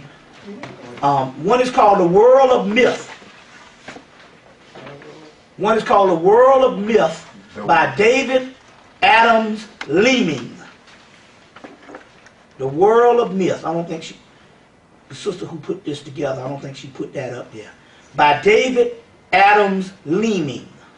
The World of Myth. That's the one you want to get to give you several mythology as well as parallel myths by Richard Birlin. Richard Birlin. Don't ask me how to spell it. This is called parallel myths. Mythology is key, because you're going to find out as you get to a certain level, the stuff that's done by the later human minds can't coincide with what you're feeling, and a lot of times you're going to have to go back to these myths. Mythology is the most advanced shit on the planet. It is the only thing that you can read 1 year and go back 2 years later and it means something totally different. By it being written by what is called a pre-human intelligence. By it being written by the gods, you can read it all your life. So mythology is key. So David Adams Leeming, L-E-A-M-I-N-G. David Adams Leeming. It's called The World of Myth. You see. Then he got another one called Mythology, The Journey of the Hero. Get both of those. It's 2 books. The World of Myth by David Adams Leeming. And then Mythology, The Journey of the Hero. It's pertinent that you really want to tap into this stuff to find out what's really going is you read mythology. See, I didn't know. There was a white boy back in the 80s was getting a PhD. That's what comic later on is. Yeah. White boy back in the 80s was getting a PhD in mythology. And I said, this motherfucker's out of his mind. Until I started reading mythology, shit, mythology is very advanced. But why you think a white boy, why you think white folks go and get PhDs in mythology? They ain't just stories. The mythology is the basis behind all the religions. Because what you call modern day religions is nothing but the same mythology, historicalized. Right, like when you go on the Barnes and Nobles, look at the mythology section, religious section, it's the same stories, but these are older. Yeah. But the mythology section is more powerful because you understand them as principles that can be applied to you and what you're going through now. Because a lot of it is prophetic than some old religious shit, which is more moral behavior. Don't bump into this. So that's very key. Now the book you need to get, another book is called the Shakti Mantras. The Shakti Mantras, very key, because there's mantras in there that you can say to the goddesses. And they open up stuff, and there's a whole shit on Lakshmi up in there. Shakti, S-H-I-T-I, Shakti Mantras. S-H-I-T-I. You'll see, S-H-A-T-I, Shakti Mantras. By Thomas Ashley Farrand. F-A-R-R-A-N-D. Thomas Ashley Farrand. Very key. Because you're going to find out before the gods, before the mythology and stuff was male, it was all female in the pre-dynastic world. And the only thing that survived is those pre-dynastic deities is over in India. They're called the 10 Mahabodhiyas. But they are these primal mothers, and they got mantras to them. Durga, Kali, Lakshmi, Pravati, Lalita, several of them. But it's called the Shakti mantra. That's a very powerful book. Because the ones over in India, those entities are still alive because they never stopped worshiping them. The chakras, yeah. It's called the Shakti Mantras. That's the book you want to get. Thomas Ashley Farron. And they got mantras that you can say to get you what you want. Money, this type of thing. You want your nature to rise or whatever. You see what I'm saying? Now, any music from dead folks, Jimi Hendrix, Tupac, Biggie, Marvin Gaye, Barry White. Anytime they cross over, that music is very powerful. Very powerful. Now, any music now, you want to get the Gladiator soundtrack to do some rituals with. Any ritual you make up, get the Gladiator soundtrack. That shit is, they really like that shit. The Gladiator soundtrack. It's got some shit in there. Because remember now, the Gladiator is a degraded form that the Romans put in from the original Etruscan thing of the Olympics and the aspect of the gods. So whatever the energy was when they put that movie together, that Gladiator soundtrack is real good. There's another thing to do rituals. It's a CD called Gabriel Roth, R-O-T-H. Gabriel Roth. It's called Totem. Real powerful shit. Gabriel Roth, Totem. Now, for the HEMMITT thing, there's 3 CDs. One is called, his name is Phil Thornton. 3 CDs. Phil Thornton? Phil Thornton. They went back and they studied and found out how that music, what music would sound like. And part of the stuff you get with belly dancing and the stuff you get with the Islamic stuff, that's some stuff that came out of HEMMITT.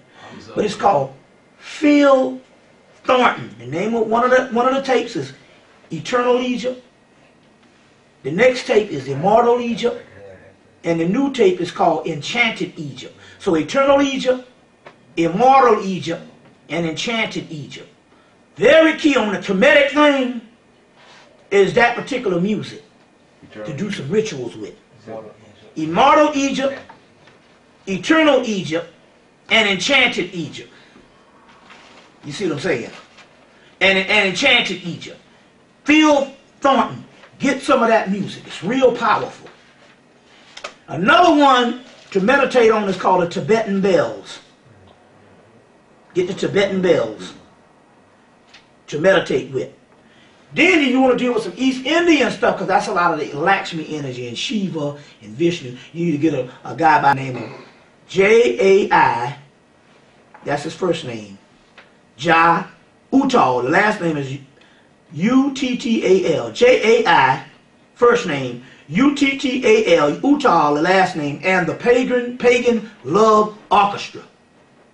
The Pagan Love Orchestra? It's Jai Uttal and the Pagan Love Orchestra. And the name of the latest tape is called Shiva Station. Good music that you could also access that's dealing with the whole, some of that stuff that's still alive up in there when you're going to get the Shakti Mantras thing. Then there's one called Bombay Beats, which they're the mutant Pagan Love Orchestra.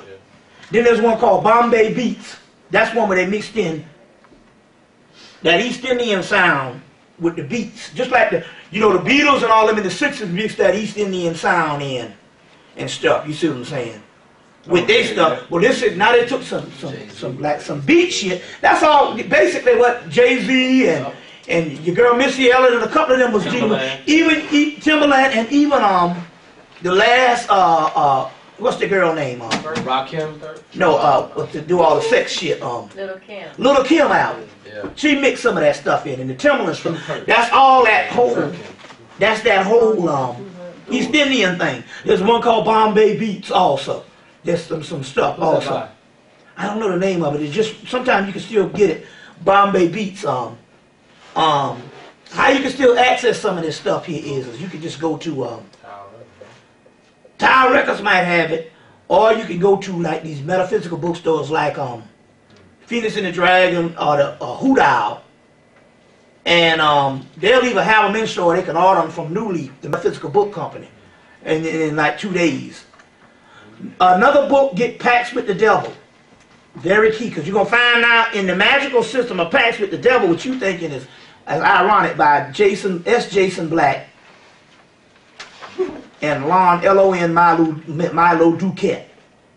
S. Jason Black and Lon Milo Duquette. Paxed with the Devil. And then when you go in there, you'll find out that most of the shit you're talking about is African ritual. That's what the Paxed with the Devil is. Right. Just the white man trying to keep you from your shit. Exactly. Like this Palo stuff. You see what I'm saying? Yeah, I was reading a book by Tracy Graves, The Devil. Curse the Great, yeah. That one, yeah. That was a good book too. You see. Now, Who's the author of that book? S. Jason Black, Lon Milo Duquette. Now, trust me, when you get the tape back, it's more going on than you can actually comprehend. I mean, not comprehend, but you can take in, because I'm just steady talking. It'll be, when you study the tape, it'll be a lot of shit up in there. Yeah. Because you see, spirit even add shit. Now, check this out. That's true. Dream interpretation. Very key magically. There's a little simple book you can get called Dreams and What They Mean to You. A little $6, $7 book, little $6 book, paperback book. Dreams and What They Mean to You. By Migene, M-I-G-E-N-E, Gonzalez, G-O-N-Z-A-L-E-Z, Whippler, W-I-P-P-L-E-R. Migene Gonzalez Whippler. Dreams and What They Mean to You. You see what I'm saying? That's a book to get. Because you might dream of a black bird, it'll tell you. You might dream of a cat, it might tell you. You see what I'm saying?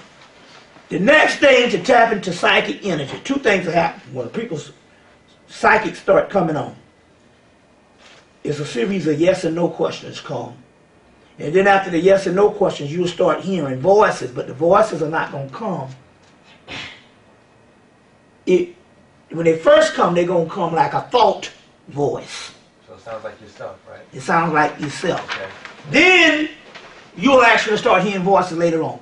So the yes and no questions are the one. That is key, that you get a pendulum. A pendulum.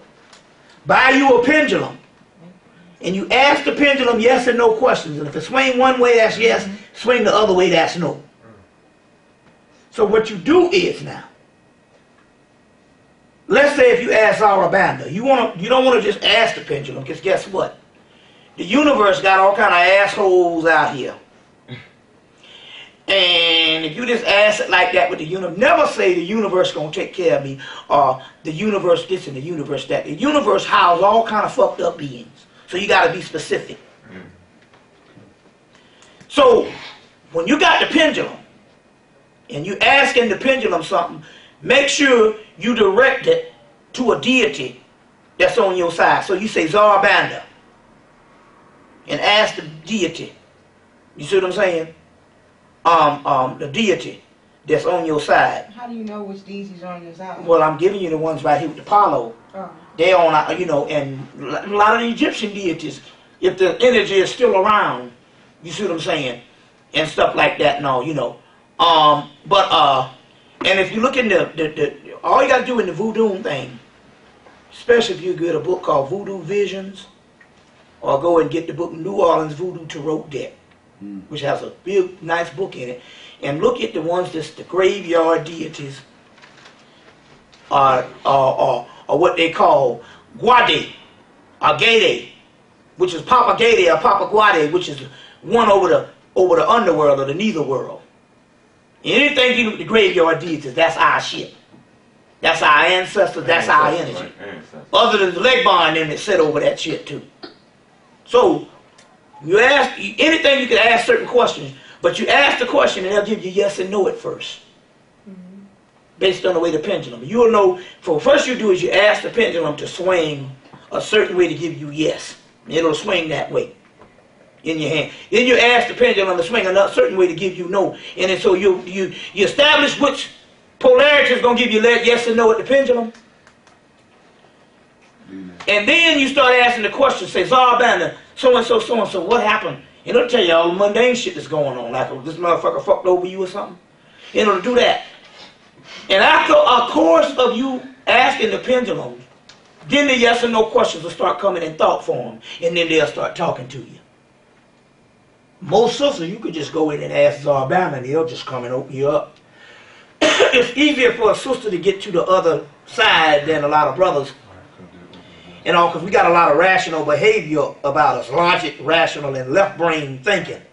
The sister's right brain more feeling, so she has more intuitive thing to get to it. But you can all channel, and the first level of that is get you a pendulum if you really want to just know information, or at least yes and no, right and wrong. So you ask a series of questions. That's one of the first ways, the gateway for the psychic level. Can you do that with stones as well? Yeah, any kind of divination, but right now, any kind of divination is good, but for short response, get the pendulum. Give me the tarot card. Let me give you another one with the tarot card. What can you buy the pendulum from? Magic store? Or? Like I say, Hoot Owl sells them. Hoot Owl? It's called Hoot Owl? Hoot Owl, Crystal Blue. Oh, yeah, Crystal Blue. You know, little 5 point sells them. Okay. A lot of people sell. Any metaphysical bookstore sells pendulums. You've probably seen them with just this. Yeah. I've seen them on TV. Yeah. I bought mine. You see. Stuff to show you. Oh, okay. It's just like Yeah. that. You hold it in your hand. Just ask your question and it'll. Yeah. Okay, let's Yeah. ask a question. We can see one. You can pass. Could you pass them? Yeah. Now let me show you this. Now this is okay. The tarot card. Most people think the tarot card is used for just divination, but it's a whole other mystery system within it if you just study the tarot. That's why I get the book. The one by Alain Milo Duquette, Understanding Alice Crawley Tarot. That's one of the newer ones, because let me show you a fast way to read. At the bottom you will see trumps, which will be your major arcana. It's called trumps. Called trumps, which is your major arcana. 22 cards. It's 22 major arcana, and I don't know how many. Damn, 22 major, 52 minor. 52 minor. Now, this is a fast way to read. There's different ways. So you take your major arcana, which is your major cards. That's Horus right there. That's your major arcana. Trumps. Then you take one of the minor arcana. In this case, it's cups. So your cups going to be your no answers, and your major arcana going to be your yes answers. This is a short way from the deck to read. And you take them and you shuffle them. And if you ask the question, if the trumps come up, then it's yes, trumps.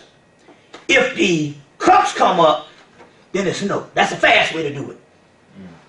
You see, you take the major arcana as yes, and then any cups, discs, wands, you take 3 of them. And you do it that way, and shuffle them. And that's a yes and no divination system, other than the other tarot thing. You see what I'm saying? But that's just a fast way to do it. That's a fast way. Candles are very important, because the flame in the candle is the gods are the flames. So if you're in a house, we keep 7 burning at all, we keep 5 burning at all times. You really don't need but 2 for the Apollo, because 2 represents 11. 11 cosmic power zones. 2 is sufficient. You can use more if you want to, but 2 is sufficient. You see what I'm saying? 2 is sufficient. So now, to start off with this thing, to make this magic work, what you're going to do is this.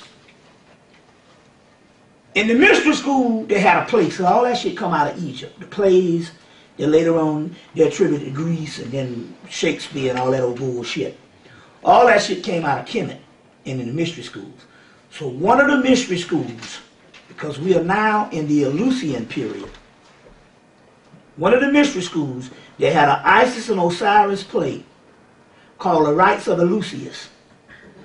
Brought up in the Moors by the Spain, it was brought up in Spain by the Moors, and later on the cult societies like the Golden Dawn societies got a hold of these texts.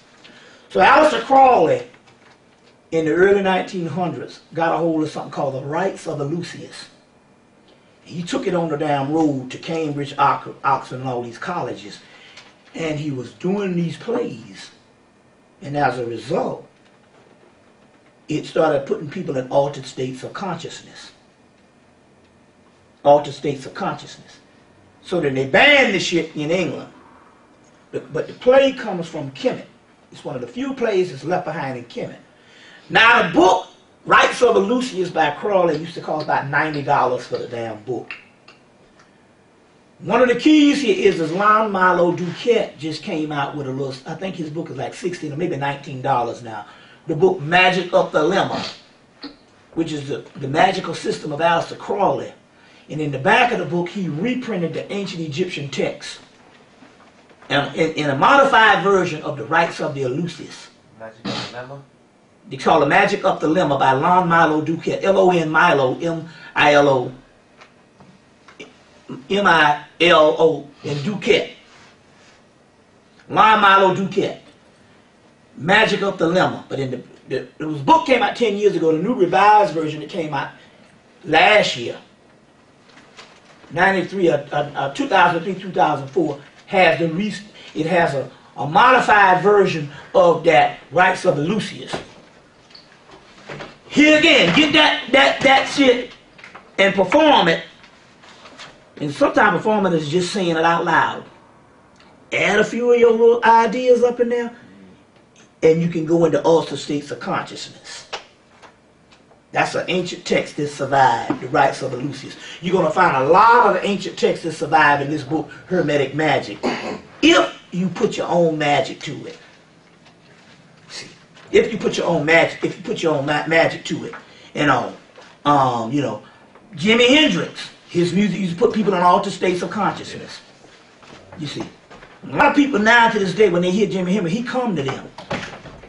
You see, that's why they had to take him out. You see what I'm saying? Put people in altered states of consciousness. You see what I'm saying? So this Eleusis thing that we're talking about, that's the realm we in. There's a book called the Mysteries of the Dark Moon. I can't think of an author. All you need is the Mysteries of the Dark Moon. And read up on Eleusis. And it's all this stuff about the goddesses and stuff like that. We are now in Eleusis. You see what I'm saying? We are now in Eleusis in this particular aspect. Let's go into a question and answer right quick. Let's go into a question and answer right quick to get the ball rolling on some other things. Now, these pictures here going to bring them. This is Mayat. It's got Heru. It's got Anubis. So it's got all the deities. In HEMMITT, every year they used to marry these two temples together: the temple of Dendera, the temple of Heru at Dendera, and the temple of Horus at Edfu. And they used to marry these two temples together. So you need to put these temples side by side and it'll produce a certain energy. Now, we went to an Egyptian exhibit they had at the museum up here this summer at the High Museum, past summer. And they had a little picture of a doorway of a priestess of Heru. And in the headphones, they mentioned that you're supposed to look into the doorway because the doorway was walled up, but the doorway was not made to go through physically, but to go through astrally. And we looked into the doorway and imagined ourselves going into it, and then all kind of shit started happening. We started cleaning out. And all kind of stuff started happening. So I asked the spirit, look, we need that fucking doorway. And he said, damn it, you had the doorway for years. It's just that now Heru is Venus. It's just that the doorway wasn't activated until June 666, June the 6th, 2004. So now she said the doorway, this temple of Dendera right here is a black doorway. And if you take this and encase this particular thing on the wall, You can either mount it on the wall. It don't have to have, see, mounting, you can do several ways with art. You can put it on the wall, that's art. You can mount it on the wall by putting a banner around it without glass, that's art. Or you can encase it in glass. The key is to stare into the doorway. Or blow it up a little bit. Stare into the doorway. And imagine yourself going through it astrally. And as a result, you will get the healing properties of Heru Venus. You see what I'm saying? But don't carry nothing with you. Got to be heart chakra thing. You see what I'm saying? And imagine yourself in this doorway, you will get certain things. Or you put these two together, and it produces a certain energy of the male and female marriage of Heru and Heru. Heru and Heteru. This another one here is to meditate on the Sri Yantra. And these diagrams will bring forth certain amount of cosmic awareness. But this is the most advanced yantra, and later on called mandalas in Tibet. But this is one of the original ones. This is the most supreme one. If you unlock it, if you unlock it. These certain pictures here, this is another one of Lakshmi, which is the one that showed up. So when Venus came, we knew it could have been Ishtar, Venus, Aphrodite, Heru, and an Urzuli that was going to come as a goddess. In this particular case, it was her East Indian form, Lakshmi, that showed up. So this is the one that's the energy now that's permeating. And this is not but another form of Heru. I gave you the original pictures of her at the temple of Gimeh in Egypt. And then also, like I said, this is the zodiac that's in the top of Dendera. So you display all of these and you get a whole aspect of the particular temple. Get an aspect of the temple too. The other thing is this motherfucker right here who is Kali, which is the power. This is the power behind the tsunami. It's energy. So if you really want her for protection, align yourself up with her as your co-pilot. Kali. She is the most terrible goddess and one access. This is the original one where Satan comes from, her and Tiamat. Before it was a male thing, it was Tiamat and Kali in India. What's that? Is Kali related to the Kali stick fighting arts in the Philippines, do you know? Yes. The reason why it is related because the Filipinos come by origin of India, Indonesia, on into the Philippines, all that stuff.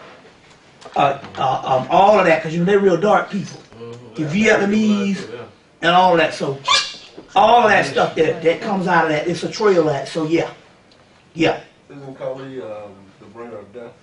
Yes, the bringer of death and destruction. She's Lilith in Hebrew, Sekhmet in Kemet, or a combination of Sekhmet and Hathor. Because if you get the book, two books, you can read the story of the destruction of mankind to understand these energies.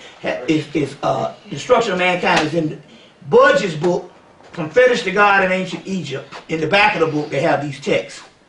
Or the book, The Legend of the Gods in Ancient Egypt by Budge, E. Wallace Budge. And in those texts and stuff, they talk about destruction of mankind, where these gods, these people conspired to take out God or take out Amun-Ra. And Hathor comes to destroy these evil beings, and later on it turns into Sekhmet destroying them. So actually, there's a twofold system of the same energies.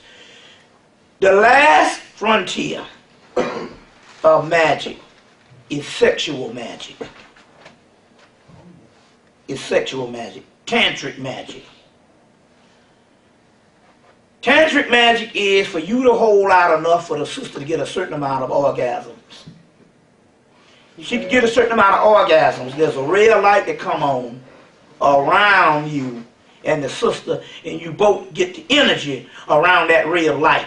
But the key is to hold out until she get that particular orgasm. Now, if you start at a certain point, there's the book Sexual Alchemy. Is one in here. Is one I got on here, Donald Tyson. A Modern Sex Magic, Donald Michael Craig, which is excellent. And then one of the definitive texts is Tantra, the Cult of the Feminine by Andre von Leisbeth. And once she gets a certain amount of energy, especially in that book, Andre von Leisbeth, he documents it. There's a certain energy that comes around both of you all, and you can create what you want.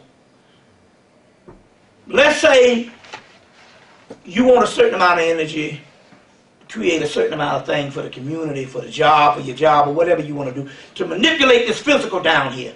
You can do it in the tantric level of you and your woman seeing eye to eye when you bumping and grinding, and you both getting a certain amount of orgasms. That was in that movie Revelation. You ever seen Yeah. that? You seen that? I saw that, yeah. And they were trying to bring in Christ. Yeah, and that's one of the things on this tantric level. In the bedroom, that's the, so other than the Palo, which is the last Olmec, Olmec Congo, the last gateway of magic that's left is the tantric level. Is the tantric level. The key here is if you start practicing on not having an orgasm. Now, first of all, the men, just do this. If you're having sex, and you can bring your woman to an orgasm before you nut, get up. That should be the end of the sex. Because you want to get into a practice of not ejaculating. Ejaculation should not be the object. After about a couple of weeks, couple of months, maybe a year, you'll start orgasming instead of ejaculation. It's just a lot of you don't know what orgasm is. Orgasm is a series of spasms that when you really get into it, it's just as good as an ejaculation. So and you can have more of them. So if you can, so my point here is, the first thing to do is to, if your woman can have an orgasm before you nut, then you get up after she has the orgasm. First of all, I know it's a tough one because what you're going to find out is this stuff. This is what you're going to find out. After a couple of months, then ejaculation is going to be a letdown. Once you start to reverse it, ejaculation, when you nut, be like, oh, fuck, I done damn nutted. It's all wheat and drain. Fucking waste. Yeah. You can drain all your energy. So you get into a thing, and after a while, the centrifugal force will reverse, and you can go longer and longer without doing it. You see what I'm saying? One way is simply you let her sit on top of you so the gravity keeps the vagina, keeps the energy down to a certain point. You see what I'm saying? And you just work with it over the course of the year. You're going to have some fuck-ups on this one. But over the course of the year, you'll start orgasming. You see what I'm saying? And the more you hold, the more and more you learn how to not ejaculate, the more and more energy you're going to create, because you're going to give her time to have a certain amount of orgasms. And when you start having them, then you start creating a real deal magic. So a lot of this magical system, the most powerful, the most ancient, is the only one that's left behind now, is the tantric. That's the powerful one, you see.